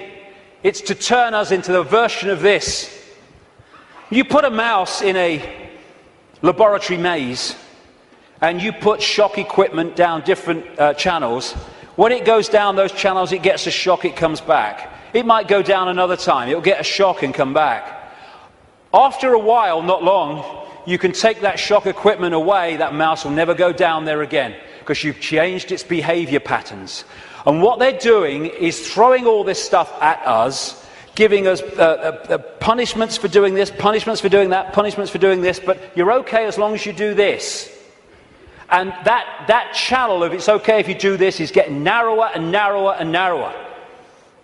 And what they want to do is to bombard us and batter us into acquiescence, so we become subservient totally to the system. Never challenge it. Just stay in this narrow band of robotic computer terminal perception. To turn this into this. A bar-coded, computer terminal, unquestioning, acquiescent robot. And they've done it before in smaller groups. This is China. This is waiting for work in the factory in China. And China is in so many ways a blueprint of the global society they want. 1.5 billion people in China. They're controlled by a relative handful, because the 1.5 billion are acquiescent, and therefore they cannot use their numbers to overturn the dictatorship of the few, because they're programmed not to. The rabbit hole goes very deep, even deeper than I've got to now. The journey continues.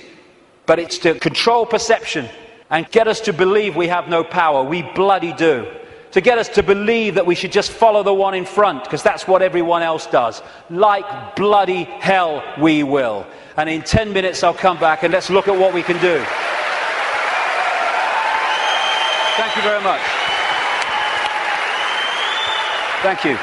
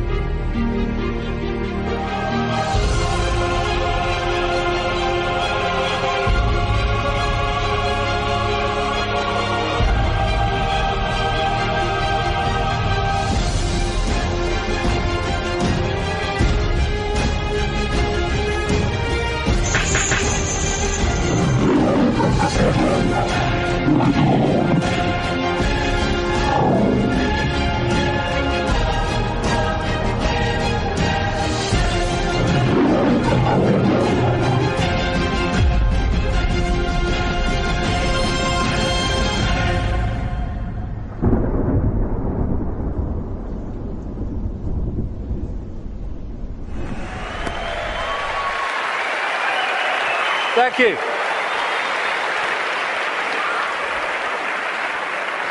I've changed my smelly shirt for, I think, a very appropriate colour for this last section, actually. Smelt like a wrestler's jockstrap out there, I tell you. Okay, so where now? Well, this section is about the control system coming down. Because we're in a period where a dramatic shift in human awareness and human consciousness is in the process of taking shape. Some people call it the shift, sometimes I call it the vibrational quickening, but what I've been calling it for 20 years, because I came across this in the very earliest days after I met that psychic, that first psychic, I called it the truth vibrations. The first book I ever wrote after that awakening started, because it's ongoing, was called Truth Vibrations, or the Truth Vibrations, because I came across this awareness. There seemed no evidence at the time, my goodness, that there was a vibrational change in the process of coming. I understand it more now, mind, and we'll get into it, but I had no idea then. And what it was going to do was act like a spiritual alarm clock, and it was going to wake people up. It was going to wake people up from this slumber, this coma that we've been in for so long. And also, my goodness me, as this truth proved to be true 20 years on, that it was going to bring to the surface all that had remained hidden. That the truth was not only coming out, it couldn't be stopped from coming out, because this vibrational change was bringing it to the surface. Like I say, 20 years ago, awakening, new consciousness, what? Truth coming out? Oh, you must be joking. 20 years on, my goodness, look at it.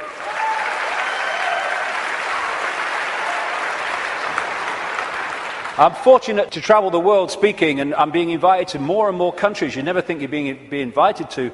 And so I can see that this is not just happening in Britain, not just happening in America. It's happening all over the world. And all the differences is those that are staying in mind for now, and those who are opening mind to this change and perceiving self and the world in a completely different way. So I've been saying through the day, there's a base vibrational construct, the base vibration of this virtual reality coming out of the black holes, which triggers, as it goes through its cycle, which appears in the play-out world as like a time loop, it triggers different information coming from the suns. And we decode that information, and as it changes, so the information changes, and so therefore the epoch changes, the yuga changes. And we're now at this cusp where we're going from one epoch, one vibrational information epoch, into another one. And this new one is dramatically more expansive, dramatically more enlightened in the level of awareness that we are going to have access to. And the control system, which is a manifestation of this epoch, cannot survive this epoch, and that's why it's doomed. And we're now in the cusp of that change from one kind of world experience into another one. It's just another stage on the circuit of experience.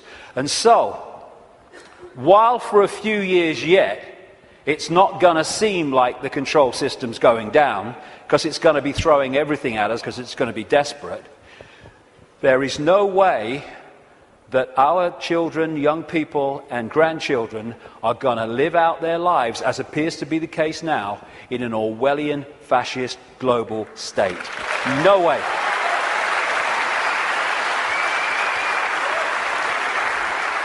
This changing epoch, changing information, is starting to be activated within the Earth grid and, of course, within the human grid. This new information is starting to, for those that open themselves to it, instead of stay closed in density, because if you stay in a dense state, then these higher vibration energies are not going to impact like you if you open yourself to them and connect with them. But those that are awakening, this new photon information, this more expanded perception, we're starting to integrate it, and we're starting to get insights from it, because it contains information that hasn't been around in this period we've been through. Now it is, and suddenly it's like, Oh, I see it now. Oh, I get it now. Why didn't I get it before? Because you're now decoding a totally different level of information that's becoming available, and it's encouraging us, it's pressing us, it's urging us to open to all that is and change the way we perceive the world. What certainly is true is some strange things are happening in the sun. The sun goes through cycles of less activity and more activity, the so-called sunspot cycle, which also produces the solar flares and all that business.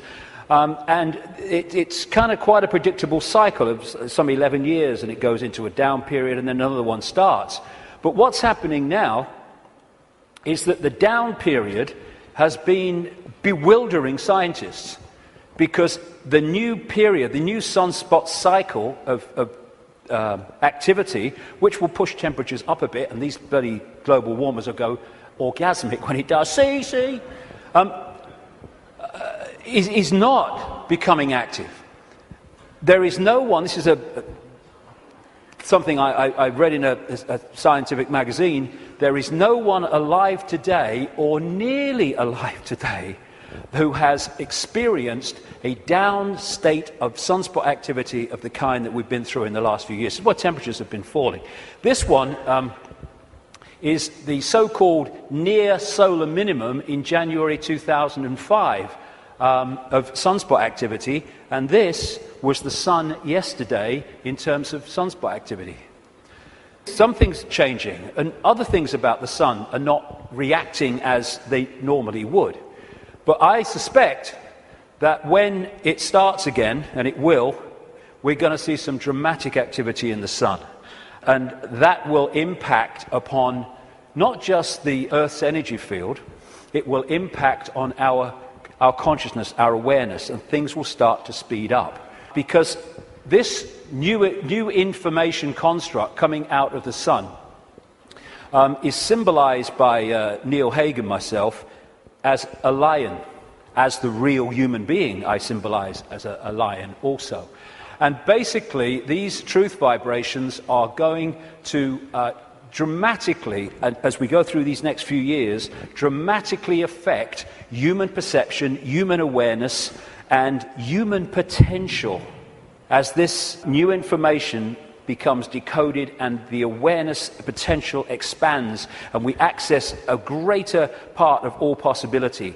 Another thing these truth vibrations are going to do and are doing is to break that wall, that line of troops on the left brain, and we're going to be accessing more and more of our right brain potential. So our creativity, our insight, our ability for what people would call genius today, it's the natural human state, is going to more and more expand. We're heading in for an incredible time. It might not seem like it for a few years, like I say, because these people will be battening down the hatches and trying to do everything they can to stop it, but that is what awaits us. In many ways, I wish I wasn't 58. I wish I was like 28, because I'd like to live through a bit more of this. But I'll have had me fill by the time I'm done, which is bloody well not yet, I'll tell you. So when so as we are impacted by these truth vibrations, because we open ourselves to them, then we break out of these boxes. And these are the people who are not being touched by that yet, but my goodness me, I'm seeing people now change dramatically in no time. I was walking through where I was speaking in Santa Fe last year, and this guy walks past me. He'd flown in from Austin, Texas, and he said, 3 months ago, mate, I thought you were mad. Words to that effect. He said, now I get it. And he got it so quick, and we're going to see this happening. People changing dramatically, and also, as I understood 20 years ago, that all that's been hidden, the curtain is being pulled back. And we're in for some shocks. I mean, of course, what we've talked about today is shocking to most people who have seen the world in another way, but the shocks are going to go on, because what's been going on in this world behind the scenes is nothing like what we think it is. And these truth vibrations, this energetic change, this new epoch of enlightenment and expansion, and people call love and harmony and respect, connection, is going into these dark places, these structures that are held together by low vibrational density. and breaking them up. Not, like a war. It's a new epoch coming. And as the new epoch comes, the energetic change is going to break up the denser structure of society and belief. And like I say, if these guys think, as they do, because they're accessing here, not here, because of their mental and emotional state, that it's a done deal, well, they're in for a bit of a shock. Because, when you've got a dam of water, it can take a long, long time before the cracks appear. But from the cracks appearing to collapse can be a very, very short time. And already, if you look from this perspective, the cracks are appearing. And the first crack is when people say, I've had a freaking belly full of this. I ain't taking this anymore. Then the cracks start to appear.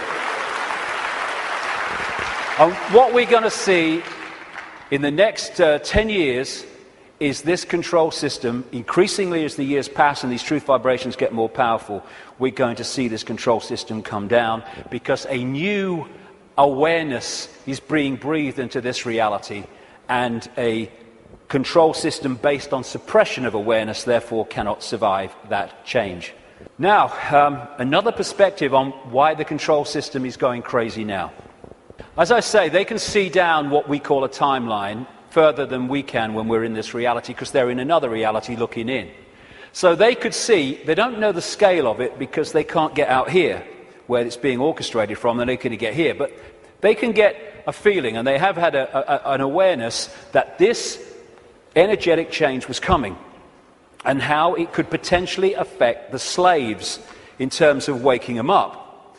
It is absolutely no coincidence whatsoever that it is now, of all times, in this experience within this reality, when these truth vibrations are manifesting themselves and quite demonstrably changing the way people perceive self and the world, that this control system is at its peak in trying to suppress humanity, control humanity. It's absolutely in sync, because this moon matrix can only influence human perception if humans stay within its vibrational frequency, within its hack. The truth vibrations are taking us out of that frequency range, and therefore it's losing its influence on awakening people by the day as we start to perceive and see and become aware of things that we weren't before when we were connected to the hack.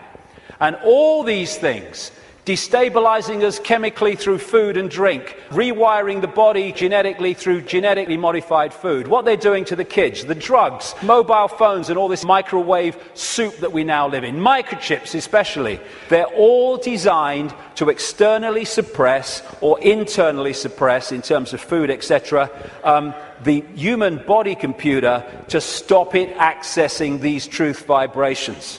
It seems to be, on the face of it, that they're trying to grab more and more control.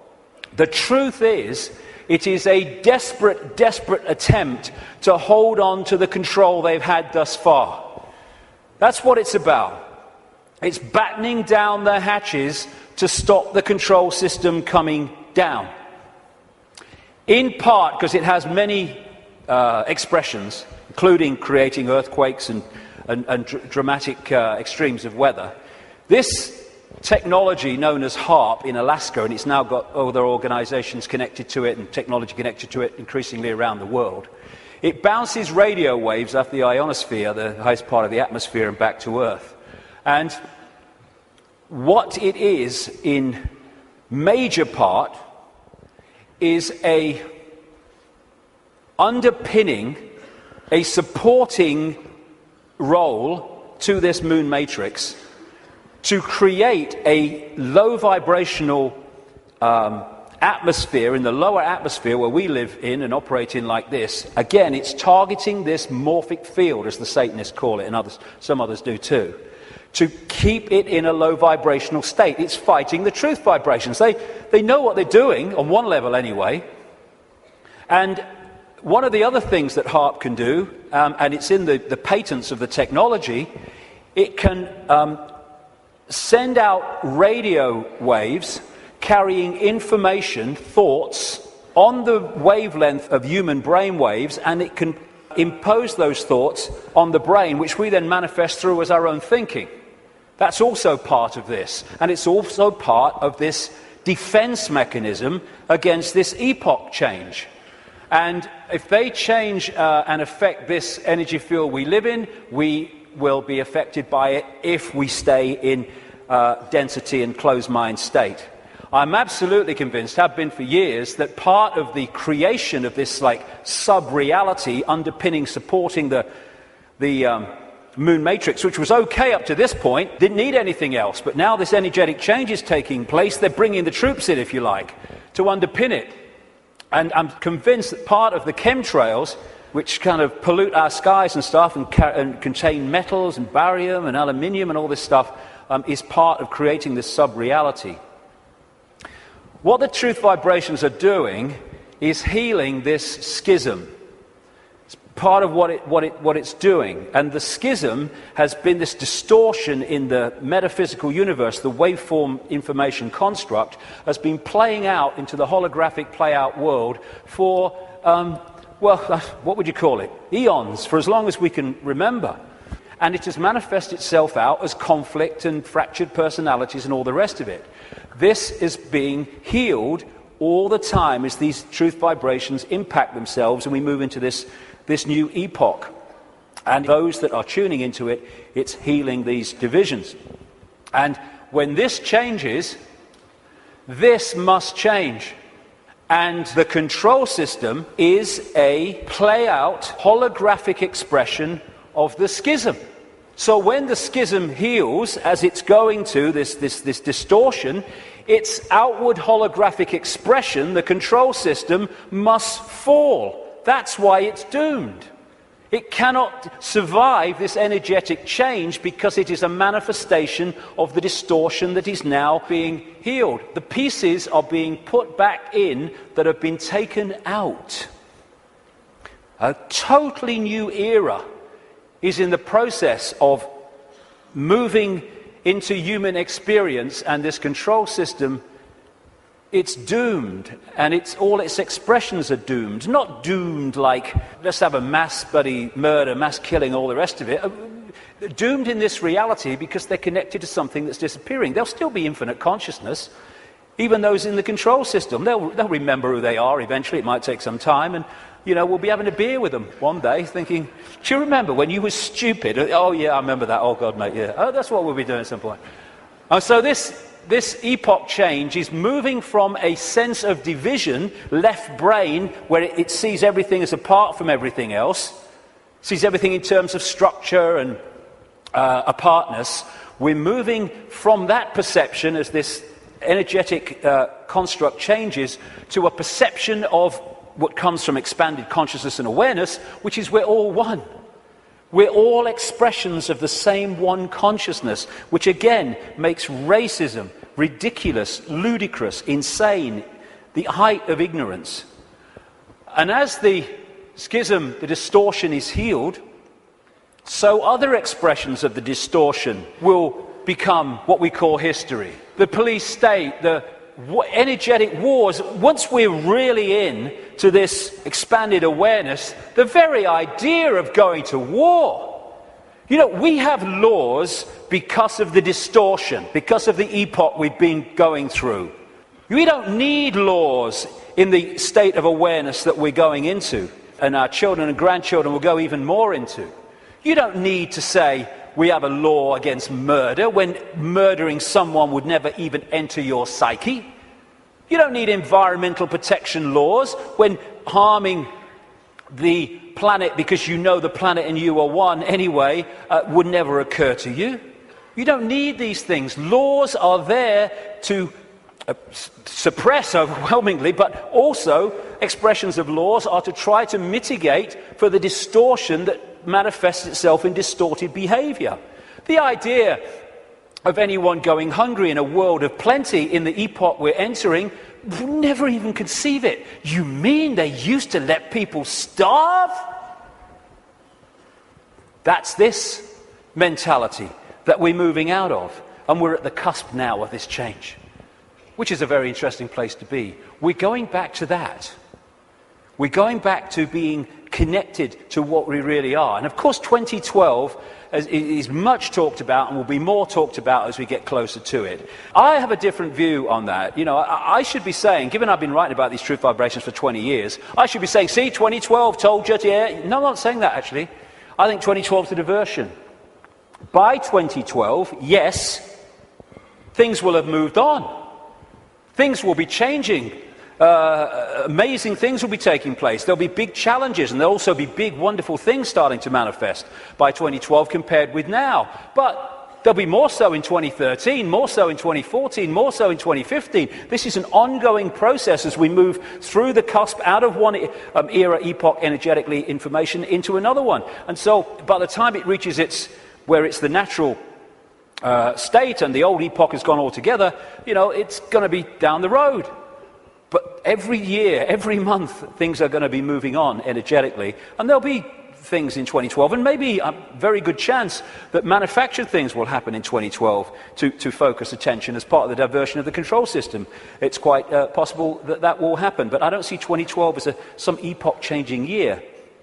But there comes a point, and I don't think it's too far away at all, where the tipping point comes in this energetic change, where the irresistible force, which is the truth vibrations, then start to become the dominating state of awareness and perception in this reality. And then we're really moving.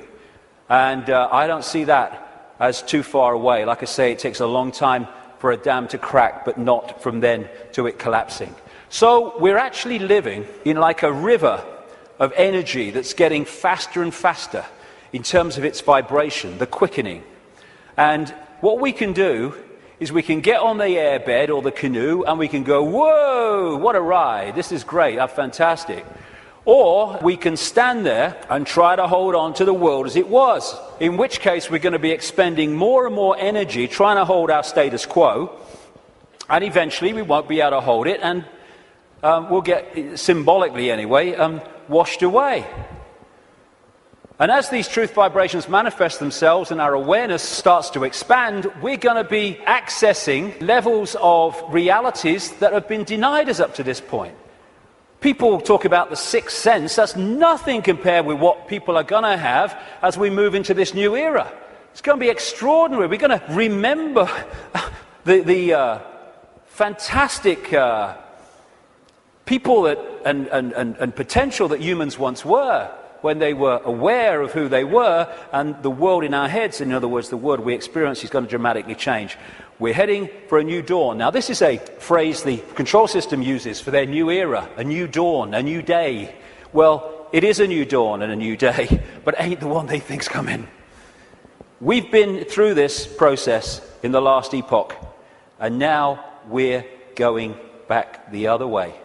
And as a result, this control system must fall, and we are emerging from the abyss, the suppression, and all the rest of it to be who we really are. And that must change everything.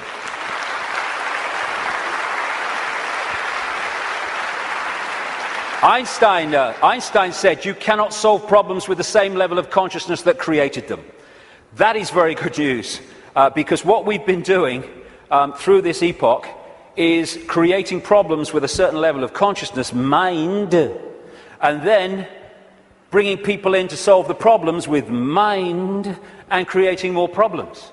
Now we're in this change where we're expanding consciousness, expanding awareness, and suddenly that cycle of problem and more problem, and it's unsolvable, there's no way out of this. Suddenly it's a piece of cake. Look, it's so simple. Fantastic time we're going into, but the next few years are going to be challenging. It's breaking the spell that the moon matrix and its supporting technologies and manipulations has had on the human mind. You know, we don't have to find enlightenment. We are enlightened. What we need to do is remove the barriers of belief and perception that we've thrown around ourselves that keep us from that enlightenment. That enlightenment's never gone away. It's over here. It's saying, I'm over here. I'm over here.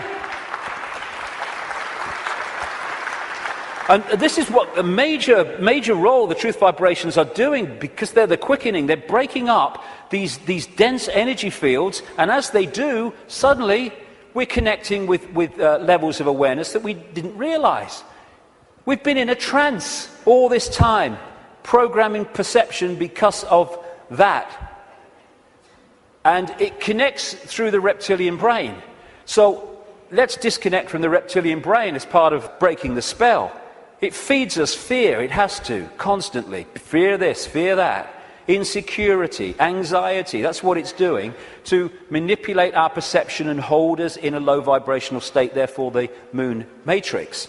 So one of the ways that we can, just on a daily basis, is disconnect from the lizard brain, and therefore what it's connecting us to, is to, simple thing, don't count to 10, count to 50. And if you're still wound up and about to hit somebody, count another 50.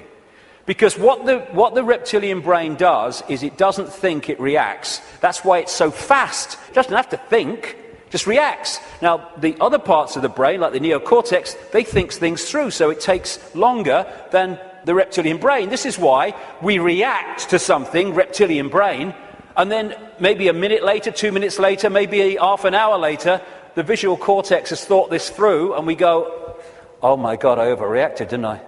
Did I really say that? Oh my God. That's what, it's the reaction system, reaction.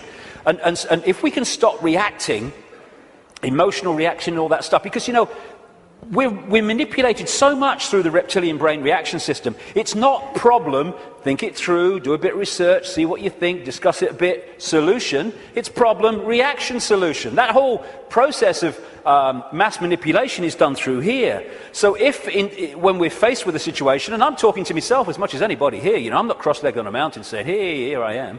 No, I'm talking to myself as much as anyone else. When we're faced with these reaction systems, whether it's because of a world event, whether it's because something in our lives, if we can just go, okay, I don't like this.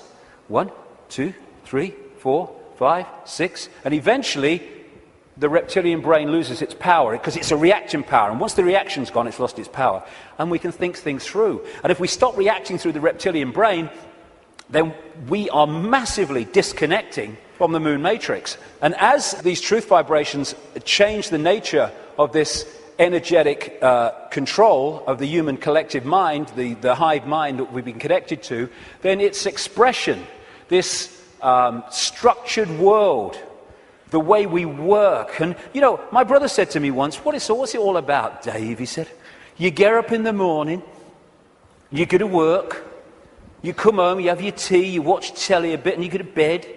You get up and you go to work. I mean, look at it. It's the way it is, the way it's structured. It's slavery because it's so limited. And I've talked to people once, the last time I spoke at the Oxford Union, I was talking to some students. They could not perceive a world in which there wasn't a hierarchical structure of government because there would be chaos. That's the left brain at work. And people, when you think, look, this world is crazy. It's not serving people. People are serving it. That's what we are. We're slaves to a system. Politicians are slaves to a system. They go into the system. They think they're going to change it. The system changes them. And therefore, we can't perceive left brain, old epoch, that actually there are other ways of living, of interacting, other ways of providing food and warmth and what you have, other ways of living life than this drudgery. But as we expand our awareness, then other ways of interacting will become very obvious to us. Blinded by belief, believe. This is one of the control system's greatest weapons to control the human psyche. Get them to believe something.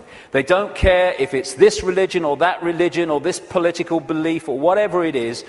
As long as you believe something powerfully, then they got you. Because belief builds walls around itself, repels all borders that challenge that belief, and suddenly you're living your life on a postage stamp or a dot.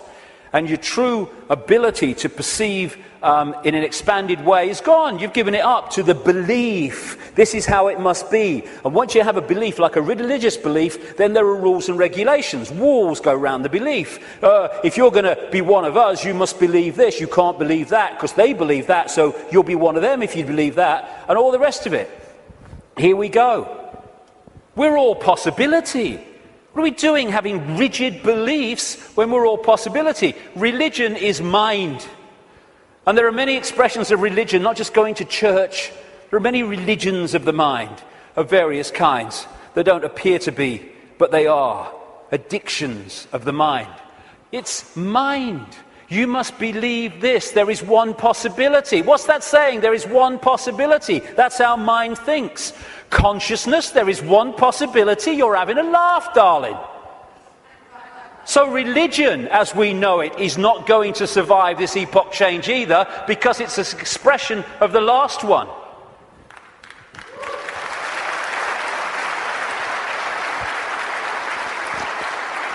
These are people in a hypnotist stage show who've been told that they are religious believers. There's so many religious believers who are like that. There's so many prisons of the mind, religious belief, racial belief. I'm in a different spacesuit to you, so I'm better than you are. It's like being two spacemen on the moon and they're having a bloody argument because what spacesuit is that colour and that spacesuit is that colour and that was made here and that was made there. Mine's superior to yours. It's childish, child's play. And by the way, it's not just white people who are racist. It's a mentality that can manifest through any race. And we have racism all over the world. It's not a racial belief, racism. It is a mental mind state. And anyone that thinks they're superior to anyone else because of their body computer state or colour or whatever is controlled completely by mind and ignorance, political belief, self-identity belief. I am Joe Public, I'm little me. All these things will go and have to go if we're going to open up to the truth vibrations, because they are all about limitation, all about little me. And as researchers have shown, when we have rigid beliefs, the brain fires off the neurons in a specific network. And what that does is filter reality, decode reality, in line with the way those neurons are firing. Therefore, it continually edits its reality and creates self-fulfilling prophecies, if you like, that it keeps seeing the world according to its belief. Despite receiving information that challenges the belief, it just filters that information in line to protect its belief. And then when you change your belief system, as has been shown in research, the neurons start firing in a different way, and you start seeing the world in a different way. If we can get to a point where we open our minds without belief, we come from a state of knowing, all-knowing consciousness rather than belief from mind, then we open up the range of perception and understanding and awareness well beyond anything you can access if your brain is firing off in this symbolic way, limited by rigid belief, whatever belief that may be. When we open our mind to consciousness, everything changes. And to do that, I would suggest we need a blank sheet of paper. You know, it's not about learning anything new. We're all knowing if we can access that level of ourselves. It's unlearning the programming that has kept us from that level of awareness that we truly are. And therefore, because we're dealing with all possibility at the core of our being, that's what we are, we need a blank sheet of paper. All preconceived idea needs to go. All preconceived belief needs to go. And let information, intuitive knowing, decide what we think about things and feel about things rather than preconceived idea. It's not possible becomes, well, let's see if it's possible on the basis of the evidence, the basis of the information, the basis of how I feel. And then suddenly we're not saying, no, that's possible, I'm going to shut that out by reflex action. We're going to look at it. And when you do look at it, as I know from experience, what seems to be crazy to start with starts to take on very profound dimensions. Because we're all possibility. And if we're saying only this is possible, only that's not possible, we're not operating at the core of our being, which is all possibility. We are editing things. We are limiting ourselves. We are entering the realm of mind. And it's a time to choose, in many ways, between the head, the intellect, not that he doesn't have the part to play, it does, it being the governor, and the heart, knowing, intuition. What changed my life more than anything else was 20 years ago when I decided that if I was ever had a decision between going with my intuitive knowing, which we feel here, funnily enough, in the kind of heart chakra area, and my mind, I was going to go with my head, I was going to go with my intuition. And it changed my life and has allowed me to follow this path, because I can tell you over the last 20 years, there have been many times in the early days, not for a long time, but in the early days, when my head was going, you're going to say what? You're going to do what? You must be joking. Not in my lifetime. But I thought, no, I feel to do it. I went with it. And as a result, you follow this, this energetic path through intuitive knowing that's been laid out. And what happens, because intuition, knowing, is coming from another level of awareness beyond five-sense reality, it means that to five-sense reality, general world, some of the things you do when you follow your intuition are seen as, I think I'm possibly an example of this, are seen as crazy and mad and lunatic and dangerous and all that stuff. And what happens then when you do that and you get that reaction is that the head kicks in, the mind, which wants to protect its preeminence that it's had up to this point, puts its arms together and says, see what happens when you don't listen to me, see the trouble you've got into? And it's like, okay, and you come back into mind. But if you stick with it, and you take what comes as a result of expressing your uniqueness and expressing your intuitive knowing, then eventually things happen, good things, great things sometimes, that happen not despite what you did and the reaction you got, but because of it. And then the mind, the intellect, looks at this and says, well, hold on a second.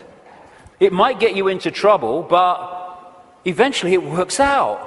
And what happens then is your head and your heart, your knowing, your intuition come together. And the war stops. We become whole again, where mind serves consciousness instead of serving itself. And it's years and years, I say this honestly, since my intuition and my head have had a problem. It's an incredible feeling, because it's like, when you start out, it's like, I feel to do this. You're not doing that. No. And then after a while, when this sync takes place, it's like, I feel to do this. And the head goes, okay. And it's a totally different way of interacting with the world. The war stops. And this is open to all of ours. But the first thing is what it is. It's to face the situation we're in, and then we can do something about it. First thing, to realize that up to this point, we have been slaves thinking we were free. And so the first stage is to acknowledge that, and when we do, we can do something about it because we're accepting what the situation is. The second thing is to choose freedom over slavery and be prepared to do what is necessary to achieve that freedom over slavery. And when we do that and we mean it, there is a shift in our energy field. As that shift takes place, what I call magnetic attraction, it's the energy field is of the human body is an expression vibrationally of our state of being, mentally, emotionally, what we might call spiritually. And therefore, our state goes out as a vibrational field, and it draws in other vibrational fields that sync with it. We call these people, places, locations, ways of life, jobs, opportunities, or lack of them. So when this shift takes place, because we've said my intent, very powerful intent, is that I want freedom, and I want to end my life. I'm not going to be a slave anymore. I'll do what is necessary to understand who am I, where am I. Suddenly this energy field shift takes place, and we start drawing in new people, places, locations, opportunities, etc., that are syncing with the new vibrational state as opposed to the old one. And at this point, and I experienced this big time in the public eye, we experience this shift as our lives falling apart. Partnerships may end. We may lose our job. We may change location. We may, like me, undergo massive ridicule. But what if we understand what's happening? The old energy field, the old you, the old intent, the old awareness was pulling in the old life. And then when it shifts, it's pulling in a very different expression of the new vibrational self. And that transitional period, when the shift takes place, the old life falls apart. But if you want to change your life, then the old life has to fall apart unless it serves the new one. So when we choose freedom, the transformation can be challenging. It's easier now because more and more people are going through it and we're beginning to understand the process. I felt like this so many times. I went to the top of a hill in the south of England, the west of England, one day because I didn't want to upset anybody. I went to the top of this hill in the middle of nowhere and I screamed my frustration out. I know what this image means, and so many other people do. But it was the old life breaking down so the new one can take over. It's time to know thyself. Not thyself that we've been told we are, but thyself which we really are. This self, everything from the beginning, my birth, my ancestors, my children, my wife, everything comes together simultaneously. I saw everything about me, about everyone who was around me. I saw everything they were thinking now, what they thought then, what was happening before, what was happening now. There is no time, there is no sequence of events, no such thing as limitation of distance, of period of time, of place. I could be anywhere I wanted to simultaneously. That's who we are. And that's what the control system has tried to keep from us.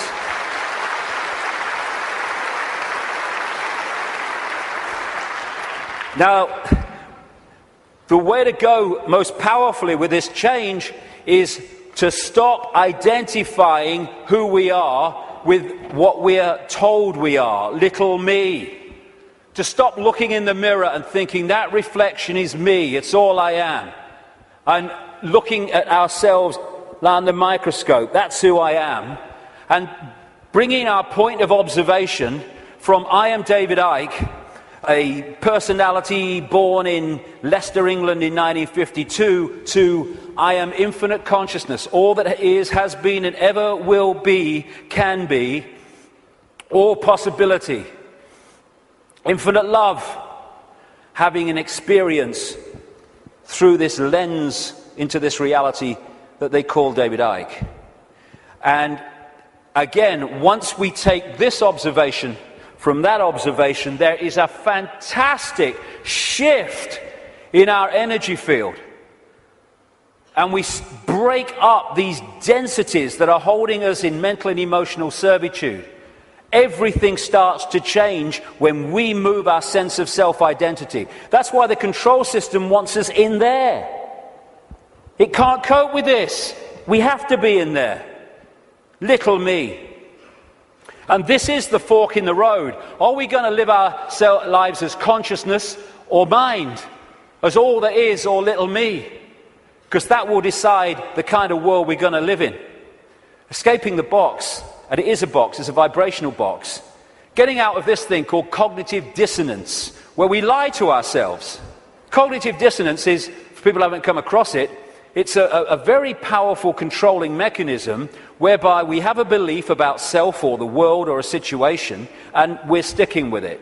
And when we face information or experience, which challenges the belief, then cognitive dissonance is that uneasy state when you see that your belief system is under threat from this information or this experience. If this is real, then the belief can't be. And what you do then is you go about these incredible stories we tell to ourselves to convince ourselves that this can't be true, to protect the belief system. Cognitive dissonance could be a good thing if that dissonance leads you to look at your belief in the light of this experience or this new information, and then move the belief in the light of that. Then cognitive dissonance is a good thing. What most people do is try to hold the belief system in the face of this. And there's no greater example than the Skeptics Society. You ever come across them, the Skeptics Society? Bloody hell, they are cognitive dissonance.com, they are. I tell you. I've debated with some of them on television programs and stuff, and one of them, his bum kept bouncing on the seat. He had what they call Vitus dance, is it? My mother used to call it, where you can't stop moving, because he was in such cognitive dissonance, because the information he was hearing was so at odds with his belief system, he was kind of going crazy. And so you get people who come up with these amazing bloody stories to try to explain away why something is not challenging their belief system. So again, part of that blank sheet of paper is letting cognitive dissonance serve us. I'm going to look at my belief system instead of holding on till our knuckles turn white. Also, trying to avoid looking at the truth, because if we don't, we ain't going to change anything. Go beyond being in denial of what is happening in our lives and in the world, and start looking at it as it really is. It is what it is, because unless we look at things in that light, instead of trying to find wishful thinking reasons why actually it's not really like that, we're not going to change anything, because we're going to be in denial that anything needs changing. It is what it is, and we need to face it. And it's important to stress this. This control system, this reptilian control system and in all its facets, is not all powerful, and it's not omnipotent. It's actually bloody stupid. You know, there's such a difference between being clever and being wise. It's very clever to build an atomic bomb, but it's not wise to do so. There is a difference between the two. And these people are very clever, but they're stupid. And cleverness without wisdom is the most destructive force on earth, which is why that's what they are. They have only managed to control humanity because they put us in a smaller box than they're in. Because of their mental and emotional state, fear, wanting to control because of fear and all the rest of it, they are in a vibrational box. They can't access any higher levels of awareness because of their mental and emotional state that's holding them in density, and their fear. Their fear is being passed on to us through this collective mind. So the only way that they can manipulate and control us is by putting us in a smaller box than they're in, and that's what the suppression of knowledge and awareness and consciousness has been all about. But as we open ourselves to the true nature of ourselves, we can move well beyond any area that they can access. So just because they're technologically advanced intellectually, it doesn't mean they have power over us and they're omnipotent and all-powerful. They're not. They're desperate. Desperate because of the numbers of them to the numbers they're trying to control. And the other thing, I use this analogy a lot, is, like I said earlier, we don't have to find enlightenment. We just have to open our programming to the enlightenment we already are. And it's a testament to the magnificence of what we really are, that this control system has had to throw everything at us. Look at it. All these facets, the food additives, the electromagnetic pollution, the programming through the media, the suppression of education, the suppression of science, all this stuff, they have to throw at us to keep us in servitude. It's like, I use this analogy, if you want to put a ball floating on a tank in an unnatural state, which is where we've been, you have to push it down and you have to hold it there. Because its natural state is floating on the surface, you have to hold it there, because the moment you let it go, zoom, it's gone into its natural state. And symbolically, we've been held on the bottom of the tank by all this stuff that's thrown at us from cradle to grave. And the fact that it needs so much to hold us in this suppressed state shows the magnificence and genius that we really are, we once were, and will be again. When I say we, I mean what we call humanity. So as the control system's ability to do that is unraveled, and this is happening, then we're going to go to the top of the tank again, not by finding enlightenment, but by removing that which is keeping us from it. Be afraid, big monsters coming. This is the big area that they control us with, and we need to let go. They're feeding of this fear. Like I say, 1.5 billion people in China controlled by a handful because of fear of challenging the handful. No more fear. I mean, this is such a symbolic picture. Here's all these bloody sheep, and here's two shepherds, and there's a guy at the back. Now, those sheep, symbolic of humanity, can only be controlled in this way because they acquiesce to the shepherds, and the sheepdog symbolizing fear. What if this group of sheep, instead of going ba, ba, ba, ba, and if they want to, oh, ruff, ruff, oh, fear, oh, following the one in front, the control system, the shepherd, yeah, oh, he's got the power, he's got a stick, aye. What if those sheep said, oh, look, I'm not following him anymore. And hey, Rover, woof, bloody woof, on your bike, you're not frightening me, okay? I'm over here. I'm over here. I'm over here. I'm going down here. I like that. There's some grass down here. Suddenly, this herd, flock, whatever you want to call it, is scattered because it's expressing its uniqueness and it is not fearing the consequences. These people, apparently all powerful, have no bloody power. None. They'd never find most of them. They might catch them. And that's what humanity's like. We have the numbers. And yet, because we acquiesce through fear of challenging the control system, even though we have the numbers, the handful of people control the many. We have the power. We've chosen not to use it. It's about bloody time we did.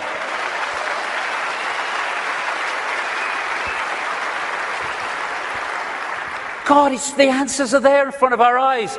The definition of insanity is doing the same thing over and over again and expecting different results, Albert Einstein. Absolutely it is. So it's pretty certain that if things are going to change in terms of control and suppression and all this stuff, then we've got to stop doing the same thing over and over again, and that is acquiescing to the control system. We're all possibility. What are we doing? Thinking that we just do the same thing over and over again? That's one possibility. Let's express our uniqueness and respect each other's right to express our uniqueness. We're all possibility. Actually, one possibility is swimming against the tide. Let's try it. And let's respect each other's right to do that. We should be celebrating diversity. Diversity is an expression of all possibility. It's acquiescence and conformity that is an insult to all possibility. And yet that's what this system wants us to do, conform. And you know, at least sheep need a sheepdog to keep them in line. Humans have out-sheep the sheep because we keep each other in line. We don't need the sheepdog.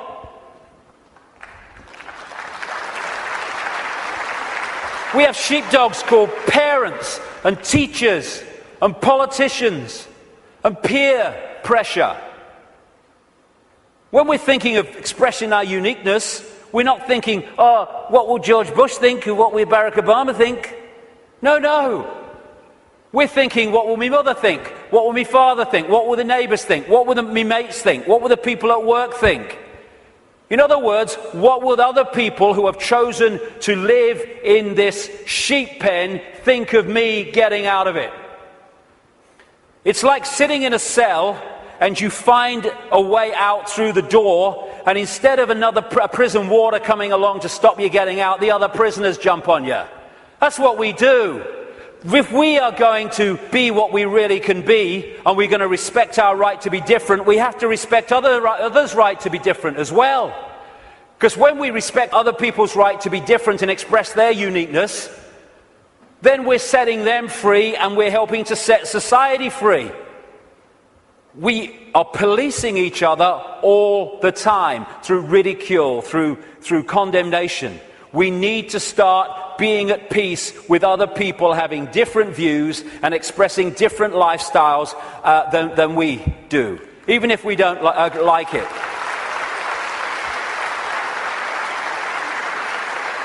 This breaks up this sheep policing the sheep. There's only a few who in full knowledge are behind this control system, and they have to get the target population to police the target population. They don't have the numbers to do it themselves. I have a simple philosophy on life, so simple. Do what you like so long as you don't impose it on others. Dead simple. That's it.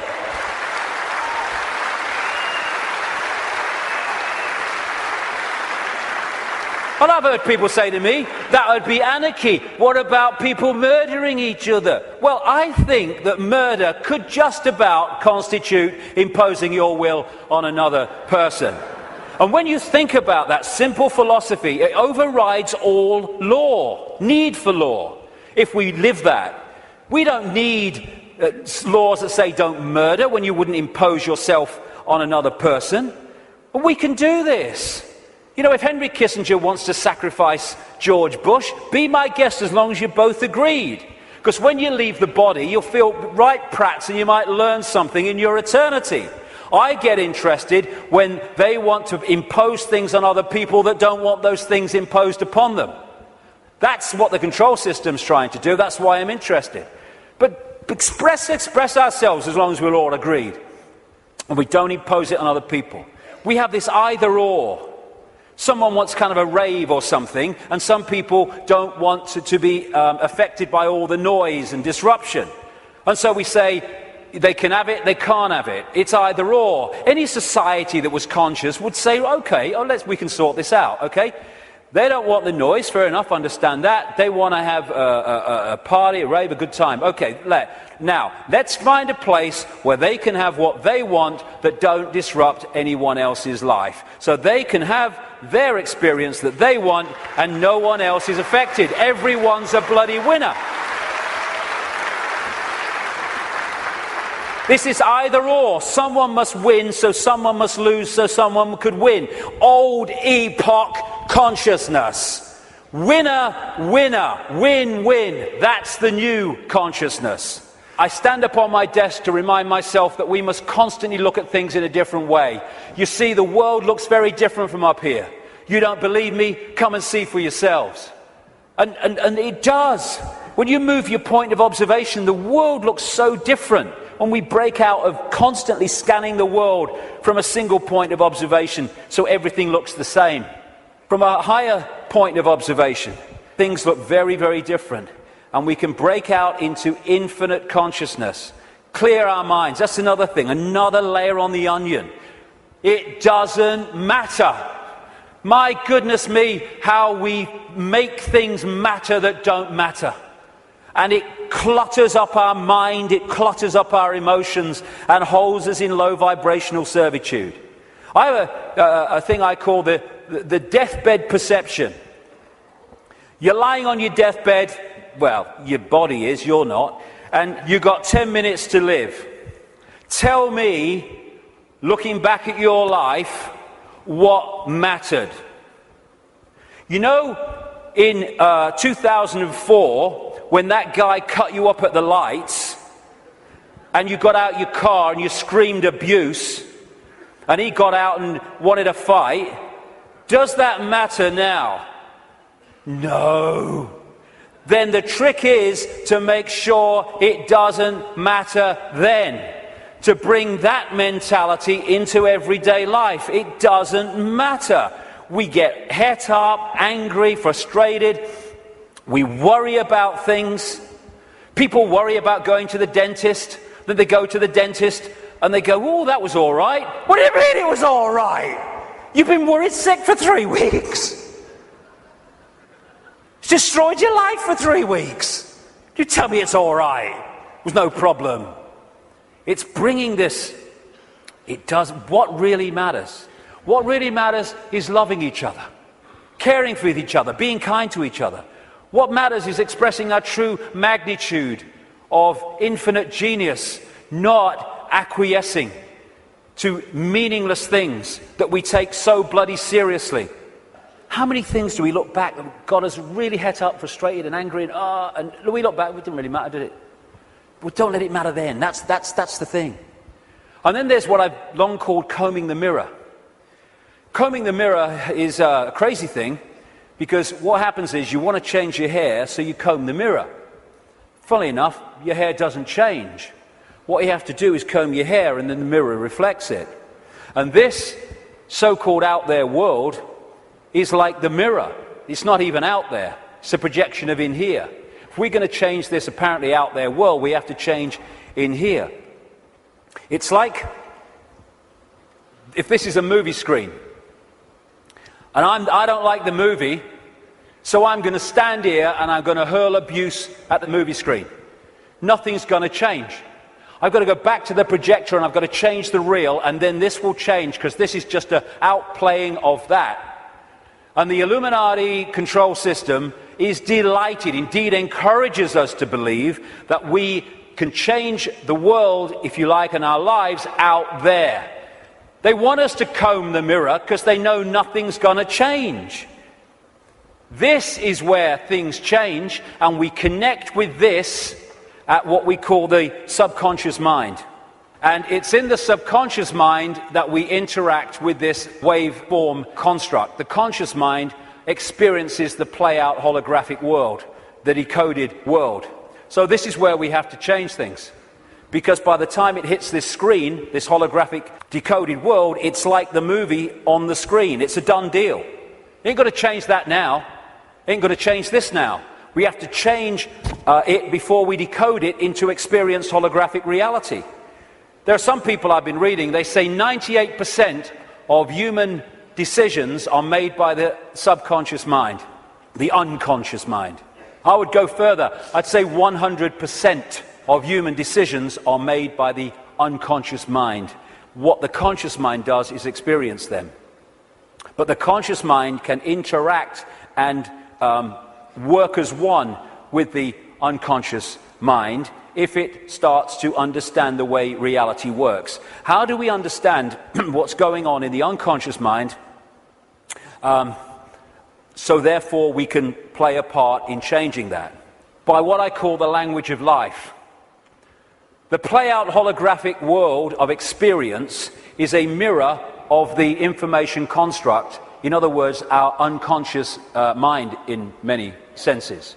And the way it plays out, the language of life, as I call it, tells us what's going on in the unconscious. And therefore, we can play a part together, unconscious and the whole of self, in changing and clearing out what is happening in the unconscious, which is playing out in the experienced conscious holographic world. For instance, do things keep recurring in our lives over and over and over again? You'll never guess it's only happened again. Well, why is that happening to you over and over again and not happening to him at all? What is it within you that's manifesting this? What is it telling you? What is the language of life telling you by what you're now continually experiencing? Why don't things work in your life, but they work in this person's life? What is that telling you? What is it about you that's making it not work? What is it about them that's making it work? The language of life. And you can start to read this, and it's about taking responsibility and saying, oh God, I'm so unlucky, nothing ever happens to me.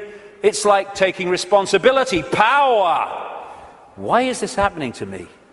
What is it about me that means this is happening to me and not to them? It's the language of life. He's talking to us. For instance, one of the things that totally bloody controls human experience is a desire for outcomes. We're all possibility. If we live as all possibility, our true self, then we're flowing. We're flowing with life. We haven't got an outcome because we're all possibility. We flow where we want to go and we flow where life takes us. Once you have an outcome, I want this, then you have pinned yourself to one possibility. And if that possibility doesn't happen, then you're in a state of disappointment. Even though you're all possibility and you can flow anywhere you like. I'm this what I want to be. And it's like a door. And people go through life and they're going, bang, bang. I want to be this. This is my outcome. Bang. And the door's going and life's going, ain't opening. Ain't opening. Bang, bang. Frustration. Anger. Why me? And it gets more, okay, now we're going to put this across the door. And they still go, bang, bang. This is my outcome. And then all the time this is going on, over here there's a door swinging open saying, hey, come through me, no problem. Oh no, I want to be this, bang. And we go through life and the door doesn't open and that one's saying, over here. But because we have an outcome, it means it controls our life. And like I said earlier, and suppresses our life. I don't have an outcome. I don't have an outcome. When I get up in the day, I don't have an outcome. I don't have an outcome in my life. I just go where it takes me. Outcomes are limitations, preconceived ideas. Now, intent is a very, very powerful force for change. This is my intent. That energy goes out there, and through what I call vibrational magnetism, it draws towards us what we need to do to achieve that intent. Not when there's an R in the month, and every now and again, every time. So when we have this intent, I want to be truly free. I want to be the true magnitude of how I am. I want to know what's going on in the world. I want to understand this. What happens is that intent, if you mean it, it's not just words, otherwise it's no power at all, then that intent will start drawing to you people, places, experiences which let you achieve that intent. And often they are very challenging, and your whole life, your old life starts to break down as a result of this. A lot of people go, if that's transforming, no thanks. And we go back to the old life. But intent, if we mean it, is the first stage of transforming our lives from what they are to what they could be. The thing about intent, however, that it's the need to sync the intent with what the language of life is telling us. Because if you sync the intent with that door that ain't meant to open, then you can have a very powerful experience called frustration. Because the intent then is not going to open the door, because it ain't meant to open, because it ain't your journey. I have this thing, flow equals go, stuck equals chuck. Or at least look again at what you're trying to do and how you're trying to do it. It might be how you're trying to do it that's not stopping it flowing. But in the end, life is not meant to be a bitch and then you die. It's not meant to be a series of frustrations and barriers. It's meant to flow. That's what we are. And if it's not flowing, then the language of life is saying something about us. Why isn't it flowing? And interestingly, I've experienced this so many times. I know other people have too. Once you acknowledge what the experience you're having is, maybe one you don't like, is saying about you, you acknowledge it, you bring it to the conscious, boom, there's an energy shift and the problem disappears. The pain in the arse in your life goes out. Because you've acknowledged it, you've read the language of life, and therefore you don't need to experience that anymore and come to that understanding, because you have, and it's gone. Taking responsibility is a very, very fundamental part of this transformation. Carl Jung, the Swiss psychiatrist, said, people will do anything, no matter how absurd, in order to avoid facing their own soul. And not taking responsibility is the absolute epitome of giving your power away. When we say it's all your fault that I'm in this situation, whether it's collectively or individually, what we're saying is, I don't have power over my life, you do. Taking responsibility is taking your power back and saying, okay, I'm taking responsibility for this because I have the power to change it. They're not responsible for it, they're just the language of life speaking to me about my responsibility. Therefore, I'm not going to play the blame game. This is my responsibility, and I'm going to deal with it. And when we do that, we take our power back and we can change things instead of going through life as a victim of other people's circumstance, which means we're powerless. That's little me. And we ask ourselves, why me? Why am I going through this experience? Well, through the process of vibrational attraction, vibrational magnetism, an expression of us is going out, and an expression of us comes back in the form of people, experiences, locations, jobs, everything. So therefore, what we're putting out is what we're pulling in. Why me? Because we're creating it. Bad luck, good luck, no such thing. Why do some people win, some people lose? Because some people pull that in, some people pull that in. You get people who they say, you meet them and they say, nothing ever happens in my life. And you say, well, what would you like to happen? And they go, well, I don't know really. Well, I don't know really goes out as a vibrational information field, and what comes back is a life where nothing happens. Why? Because you don't know really. So we're not victims. We think we're victims, and the control system wants us to believe we're victims, because then we will do nothing to change the fact that we're not expressing the power that we have. Why me? Ask yourself, because it's your choice. It's your choice and my choice in the sense of there's not some guy with an AK-47 on some other dimension saying to our consciousness, get in that body or I shoot. And in the same way, once we get in here, we attract what we attract. And when we take responsibility for that, we can stop attracting it. Why me? It's like the Oracle said in the Matrix. You've already made the choice. Now you have to understand it. You didn't come here to make the choice. You've already made it. You're here to try to understand why you made it. And as the message from the psychic 20 years ago said, arduous seeking is not necessary. The path is already mapped out. You only have to follow the clues. We are guiding you along a set path. If we get caught in mind and the limitations of mind, then we can not go along that path. Because mind is telling us, oh no, you don't do that in this world because you have to do this and you conform and all the rest of it.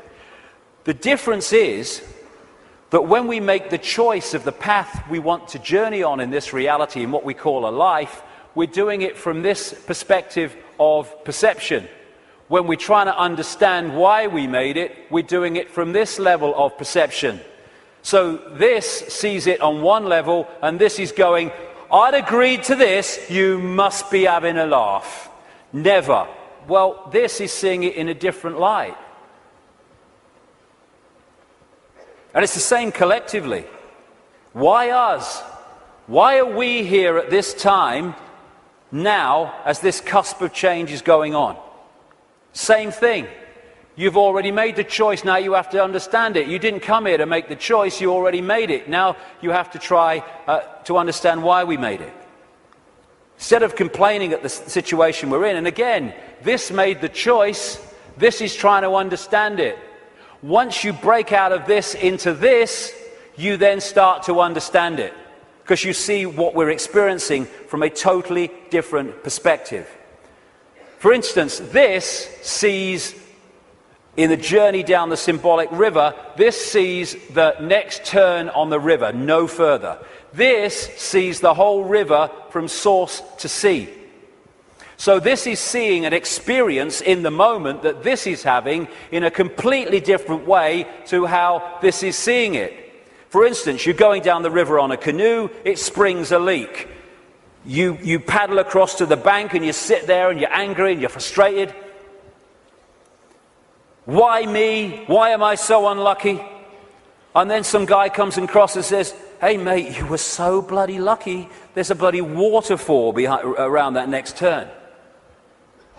And we can even override that through intuition. When we intuitively access this, we intuitively know, no, I'm going to stop for the day here. I'm not going to go any further today. And this might be saying, oh, we can go further. I'm not going any further. And so many things we can be protected from by following our intuition.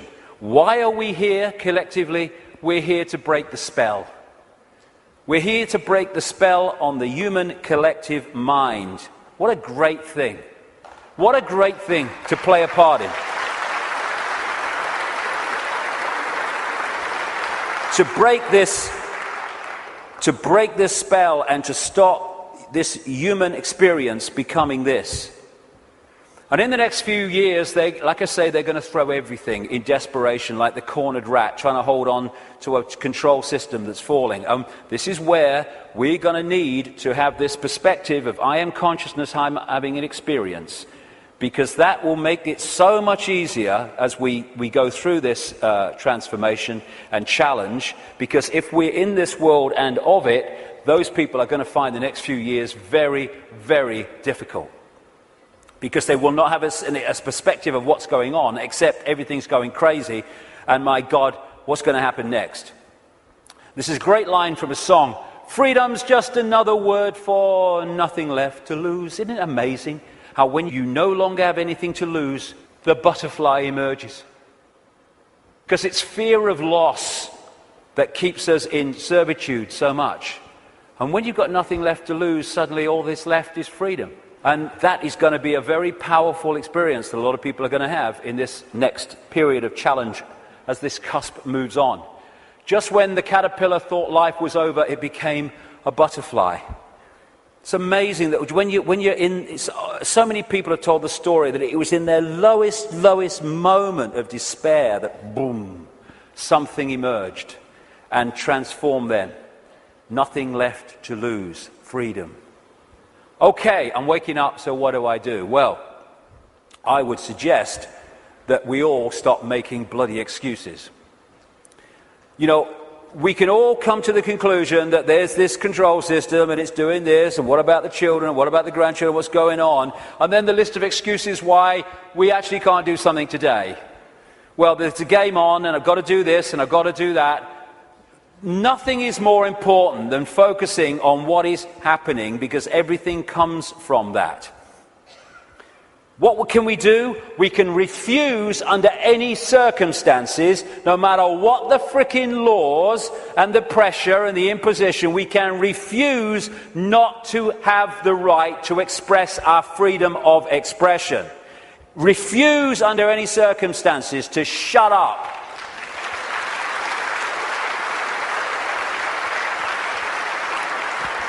If vast numbers of people did that, this is the key to it all, what are they going to do? They don't have the numbers. We can stop focusing worship on celebrities and television and fake politicians and even sport. Not that I don't enjoy sport, but as long as it's there, peripheral vision, and not here. But worship, externalizing. And this is the biggest thing we can do. Human race, get off your knees. What are we doing down there?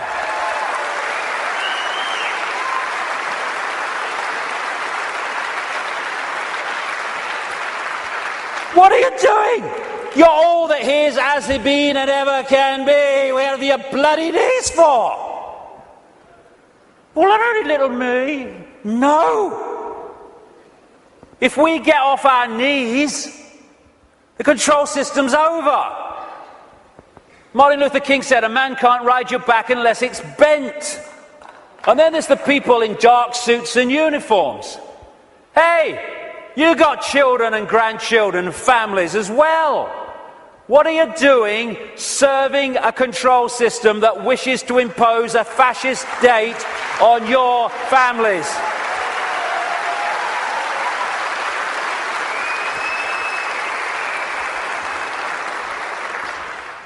What are you going to say to your kids when the control system's in and it's controlling every facet of their bloody lives?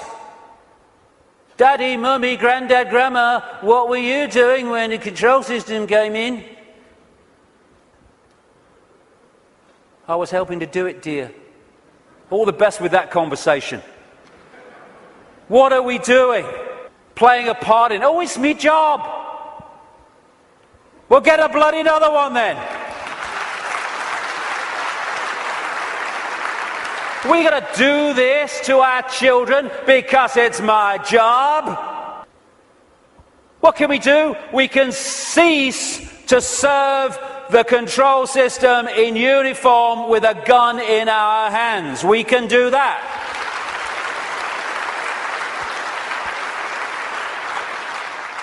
Soldiers are not there serving their country, serving their people.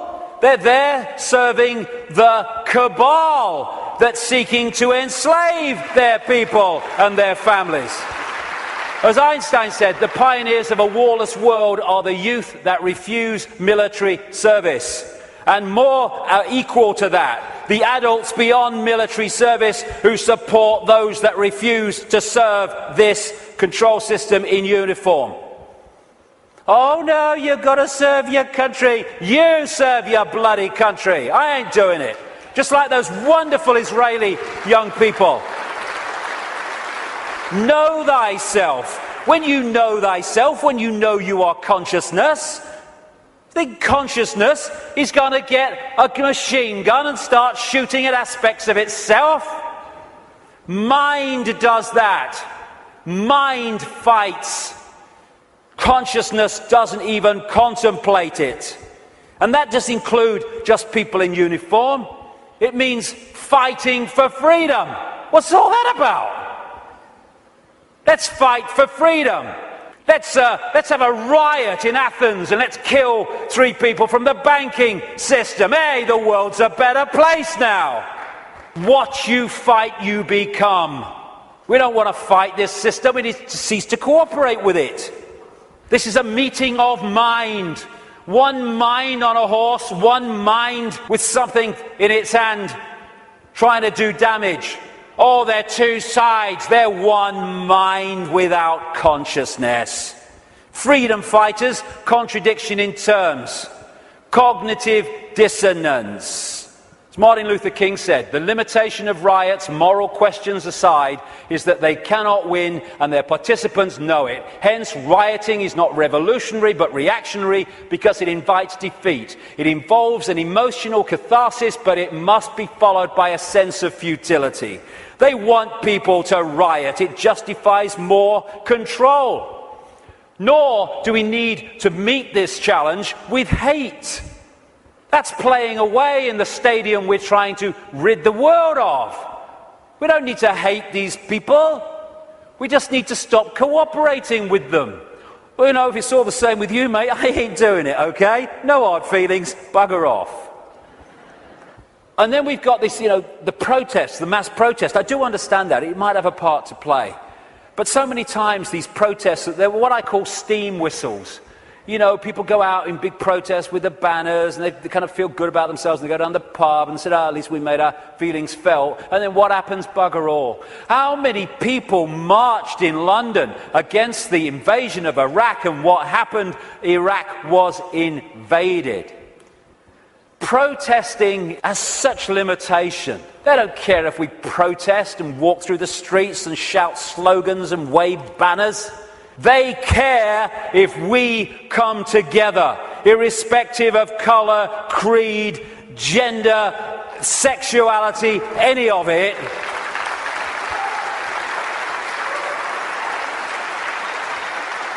Put our differences aside and unite behind what affects us all and all our families.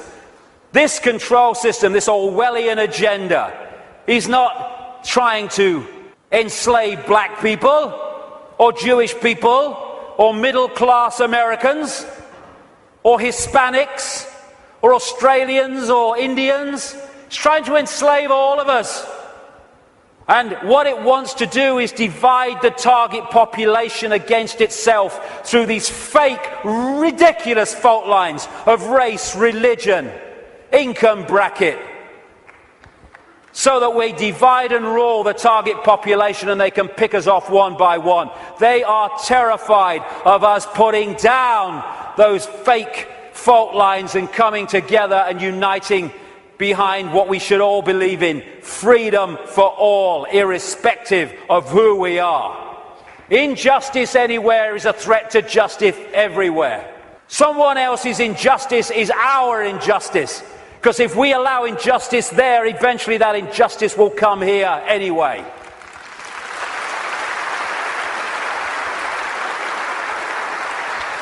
In the end, we will remember not the words of our enemies, but the silence of our friends. Silence is consent. Can you hear us now? Silence is consent. Because while we're silent on these impositions, the impositions just keep going on and on and on. By our silence, we are acquiescing, even agreeing to them being imposed. The end of silence, the end of acquiescence.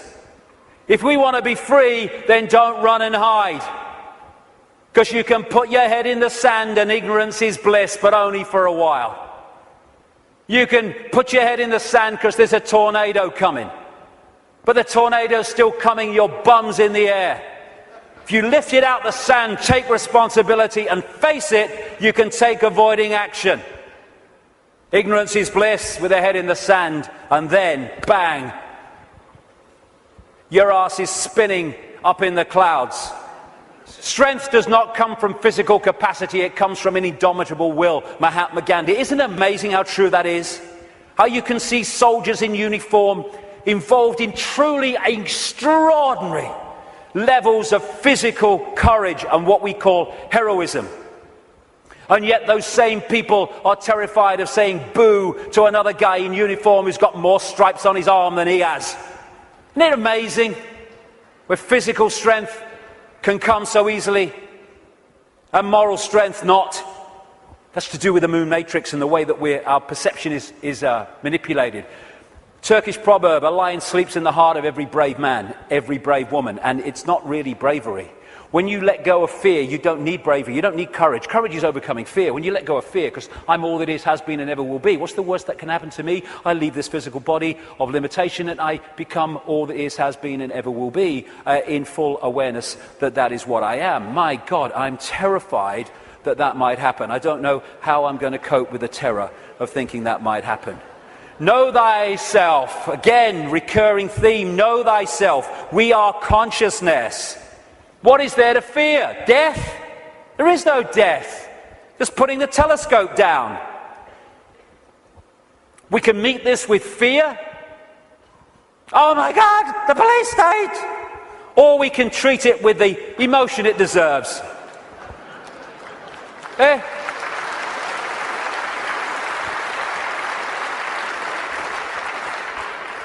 What we have to do is comply. Compliance! That's what we have to do. Because if we don't comply, the control system's in desperate trouble. So it has to frighten us into complying for fear of not complying and the consequences that come from that. Well, hold on a second here. There's something about this that ain't right. When we look at this structure, we look there for the power.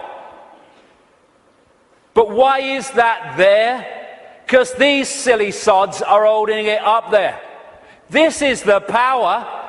They have to persuade them that they have the power, so they don't take the power to bring that crashing down. Fear of bringing it down through fear of not complying. Once we step out of the pyramid and refuse to cooperate with it, no violence necessary, by the way, then the pyramid starts to collapse because we're holding it together. It's a house of cards. That's all it is. Oh, it's the control system. It's a house of cards. Simple thing. People are being fined ridiculous amounts of money for putting their wheelie bins out on the wrong day or too many inches from the bloody curb. And people go, I don't know, what's the world coming to? It's the big brother state, innit? And then what you going to do? What time's that game show on, honey? Terrible bloody thing, I don't know. What? What's that going to do? Don't tell me. That's Big Brother. It's little me that's causing that, not Big Brother. What if thousands of people, when someone is fined that money for that ridiculous thing, and like I say, they're just giving us more and more ridiculous things to see how much we'll take before we resist, and when we don't, they give us even more ridiculous things. What would happen if, when someone is faced with that fine, thousands and thousands of people in that area put their wheelie bins out in the wrong place on the wrong day, week after week after week after week?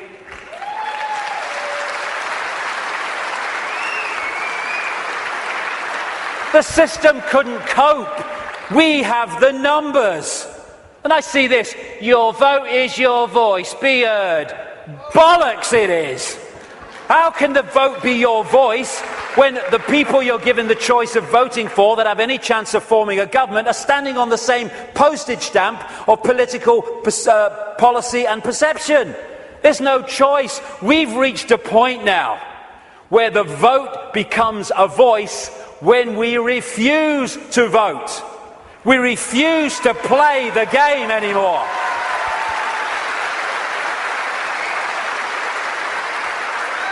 What would have happened at this recent election, this farce, if tens of millions of people had said, we've had a bellyful, we're not voting, it only encourages them?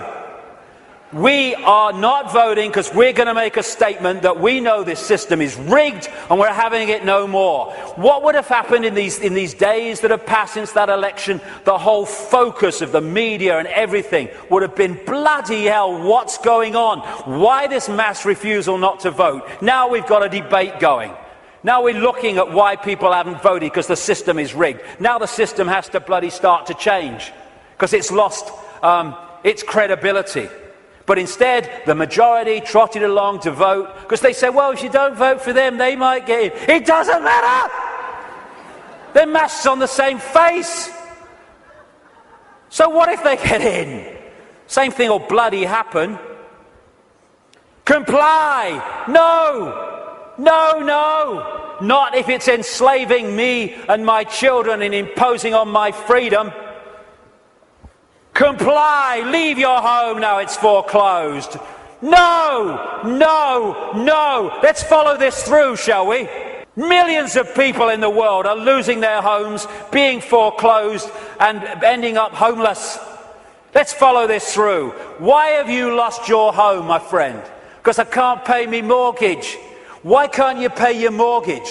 Because I lost me job. Why did you lose your job? Because the great banking collapse, they can't get this, they can't get my company went bust. And who's taking your home away and saying you've got to leave? The banks that caused the fricking problem. And we are leaving? What are we doing? What are we doing?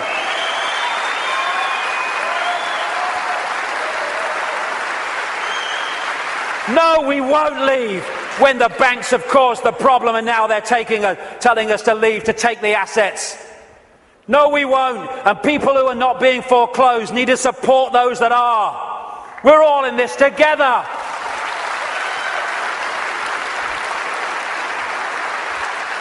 Compulsory vaccinations. No, no, no.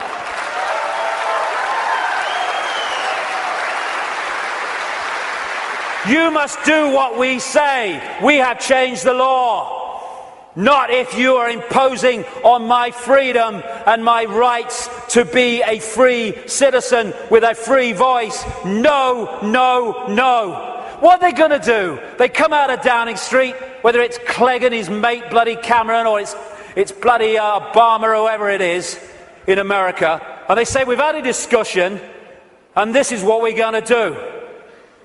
What if vast numbers of people say, well, we ain't doing it?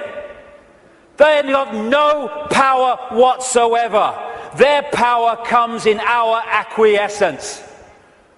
Oh, but you can't defy the law. Okay, let's follow this through, shall we?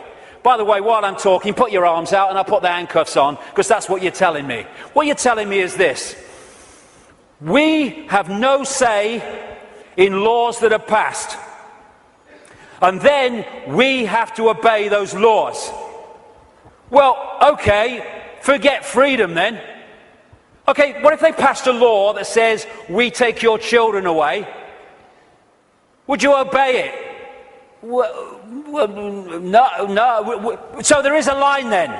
There is a line. It's just where is that line?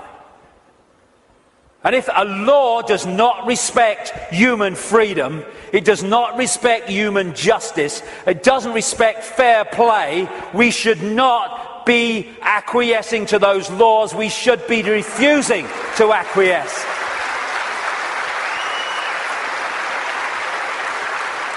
What we need is not compliance, we need a non-comply dance. Where we beat to a different drum and we dance to a different drum. Where we refuse to acquiesce to this control system that seeks to enslave us even more than it already has. Non-comply dance. Do this, comply. No. No. But we need to do it en masse. Oh, we do it with a smile on our face. We're consciousness, all that has been, ever will be. Why shouldn't we have a smile on our face? And smile and feel for these people who are enclosed in mind trying to enslave us. But we need to do it en masse. Because if we don't do it in numbers, then people get picked off. That's what's happening. I am all that is, has been, ever will be. You cannot grant me my freedom. It is not your gift to grant me my freedom or take it away, because I am, we all are, freedom.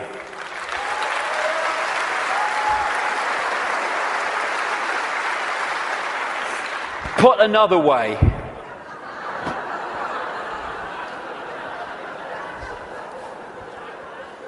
what would infinite consciousness do? Move perspective, little me, all that is. What would infinite consciousness do in the situations that we face, as against what would mind do? If it's not right, don't do it. If it's not true, don't say it. Absolutely right. You know what would change the world overnight? Is if we as a human race started doing what we knew to be right and just in the circumstances that we face, instead of making those decisions as so many people do and have long done on basis of what is right for me in this circumstance that I face. Okay, the just thing to do might not be in the moment the best thing to do, but it's the just and right thing to do. And if we started doing what we knew to be right when we're faced with these decisions, as opposed to what we perceive is right for us in the moment, although doing what is right for us in the eternity, then everything would change. If we want a world of peace, then be peaceful. It sounds trite, it sounds simple, but it's devastatingly profound. That's what we need to be with each other. You know, we have people going on anti-war marches who are hurling abuse at each other in their relationships and stuff like that. If we war with each other, then the collective version of that is warring collectively. If we want peace, let's be peaceful. If we want a world of kindness, then let's be kind. And it must come, for goodness sake. It must. If we're all kind to each other, we live in a kind world. Martin Luther King said, cowardice asks the question, is it safe? Expediency asks the question, is it politic? Vanity asks the question, is it popular? But conscience asks the question, is it right?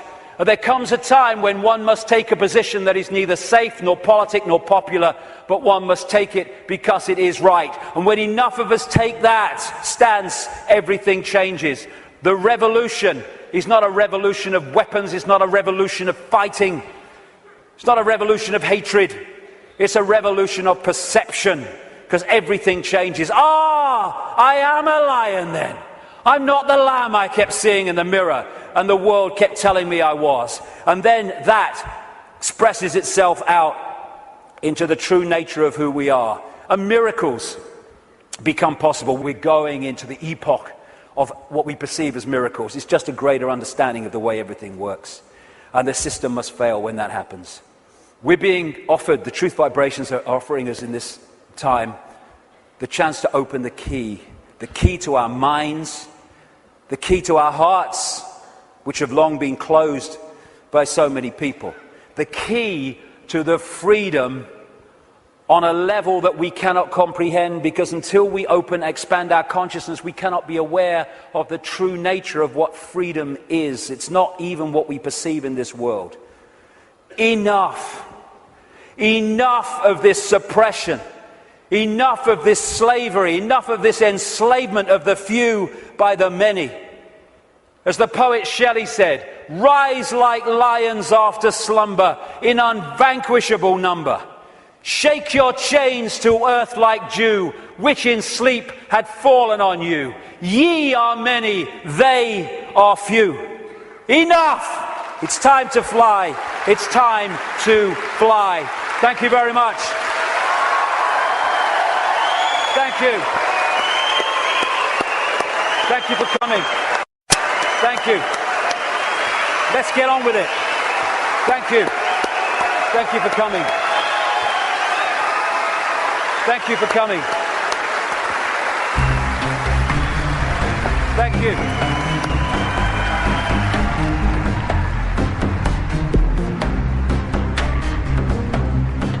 I've waited for years to see him. I've seen his DVD years ago, Brixton Academy. He's a legend. I think I fucking love him. I've been to all David's events here. This is the best one ever.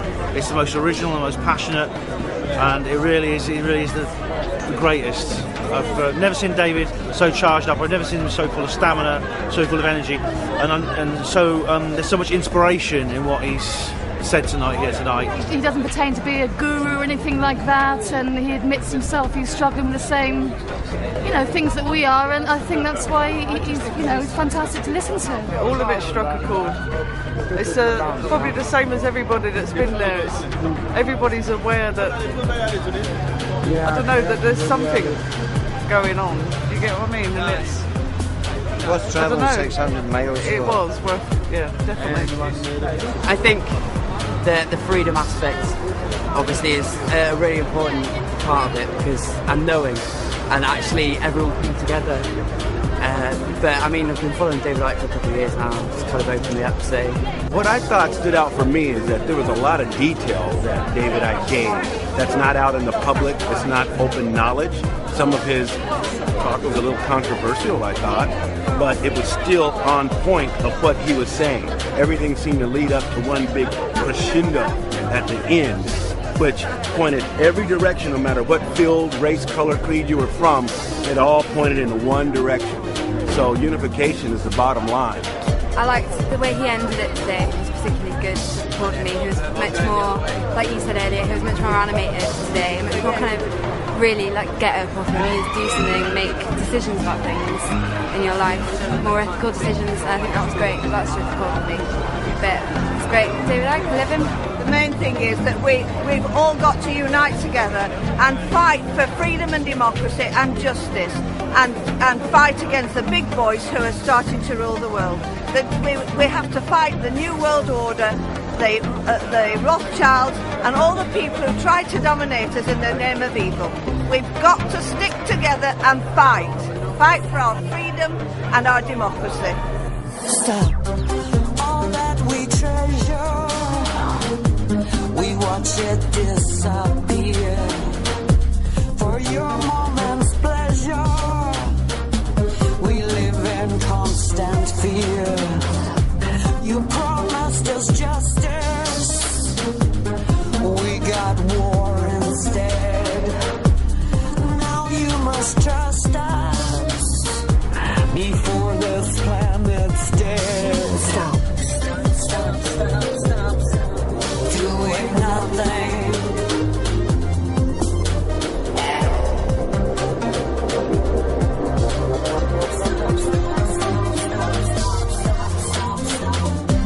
This world is amazing. It gives us everything we need, and it would be crazy to kill it all for we can't breathe. All we need is peace of mind. All we want is some more time.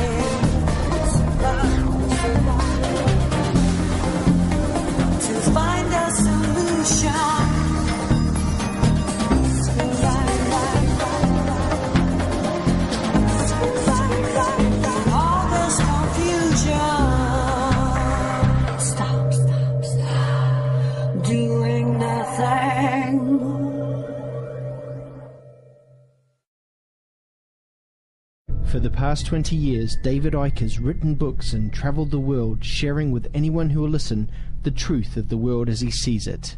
The last 20 years has not just been about me writing books and doing talks, it's been about cleaning out the sense of limitation within myself. David has experienced more than most could imagine on this journey. They're laughing at you. They're not laughing with you. Fine. But where others would give up and hide, David has kept walking forward. My journey has been fundamental to what I'm doing. And now, 20 years on, when the evidence of what he has been saying is almost undeniable, people are waking up to the truth. That the world is not how we have been shown in the media or told by politicians. The truth that David has been sharing for 20 years. David Icke, still crazy after all these years. Well, I was born in a place called Leicester in the English East Midlands in 1952. We were skint, and you didn't do anything with your life because no one around us was doing anything. They were working and just trying to survive. The idea that great things happened to me never entered my mind. But great things were destined for David, and looking back, it's clear that every step on the journey has been part of a greater plan. I became a footballer because it taught me to focus, to use discipline to create an outcome. I lost that career at 19 in very tragic, from my point of view at the time, and very painful circumstances, and therefore played professional football for over a year with rheumatoid arthritis in agony, because that activated within me a will not to give in and not to go under and not to fall apart under pressure and under stress. I then went into the television arena because that gave me a national profile, which when I came out with this stuff meant it wasn't going to be ignored. It also taught me about the media and how it works and what an irrelevance it is to informing the public what's actually going on in the world. I then went into the Green Party, which showed me the political arena and showed me what an irrelevance it was. And then I had my mass ridicule, which cleaned me out of the prison that most people live in, which is the fear of what other people think. David Icke. I was invited on because of all the furore going on with relation to Truth Vibrations when it was coming out. Let me get the story right. The press claim that you claim to be the Son of God. Mm-hmm. Is that true?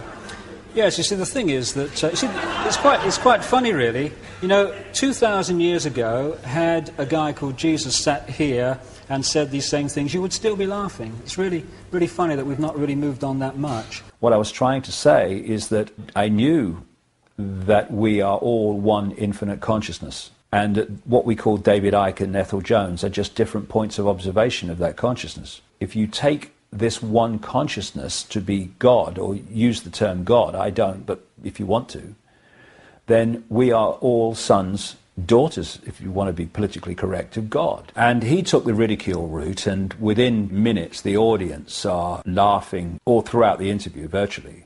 Was it a great shock for you to discover this at 38? Well, I think the word is gobsmacked. There was a massive audience. I think it was something like 17 million in a country of 60-odd million. So, you know, it was a big ratio of the population watched that. You know, the best way of removing negativity is to laugh and be joyous. So I'm delighted that there's so much laughter in the audience tonight. But just let me say this. They're laughing at you. They're not laughing with you. Fine.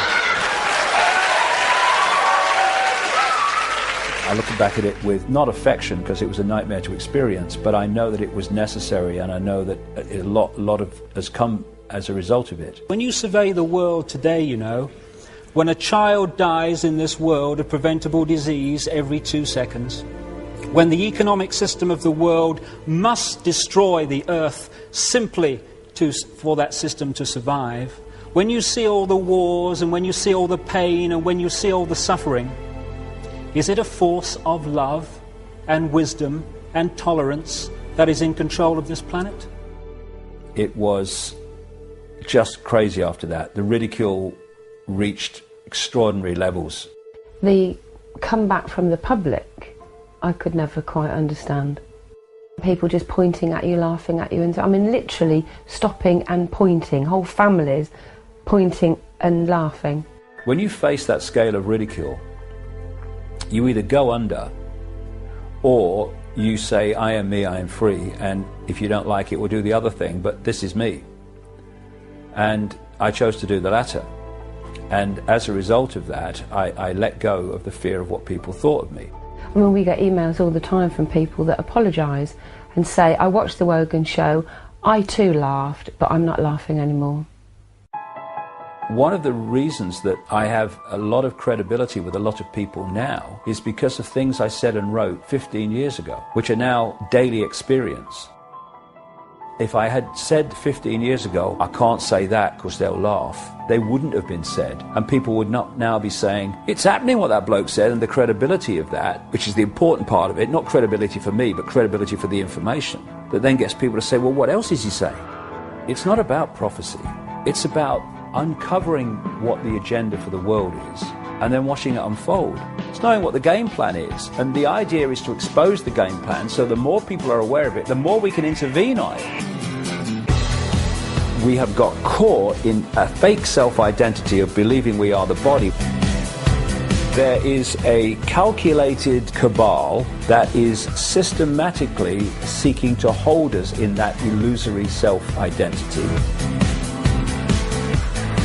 And there is a vibrational change underway which is breaking up this fear-based, low vibrational state, and therefore the control system must fall. Challenges coming are enormous because the control system is going to be like a cornered rat. It's going to throw the kitchen sink and the plug. We're now entering a period where miracles become possible because they're not miracles, they're just a greater lack of limitation. That's all miracles are.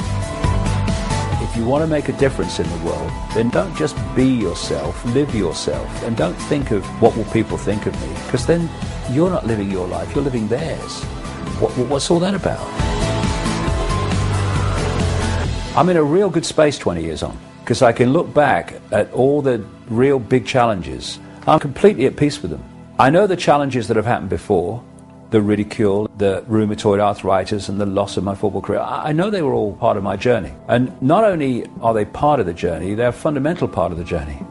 Because I'm not where I am today, doing what I am today, despite what has happened to me. I'm doing it because of what has happened to me, the things I liked and the things I didn't like. And I'm still there 20 years on, more determined than I've ever been. Because we're going to see some amazing changes in the world in the next few years.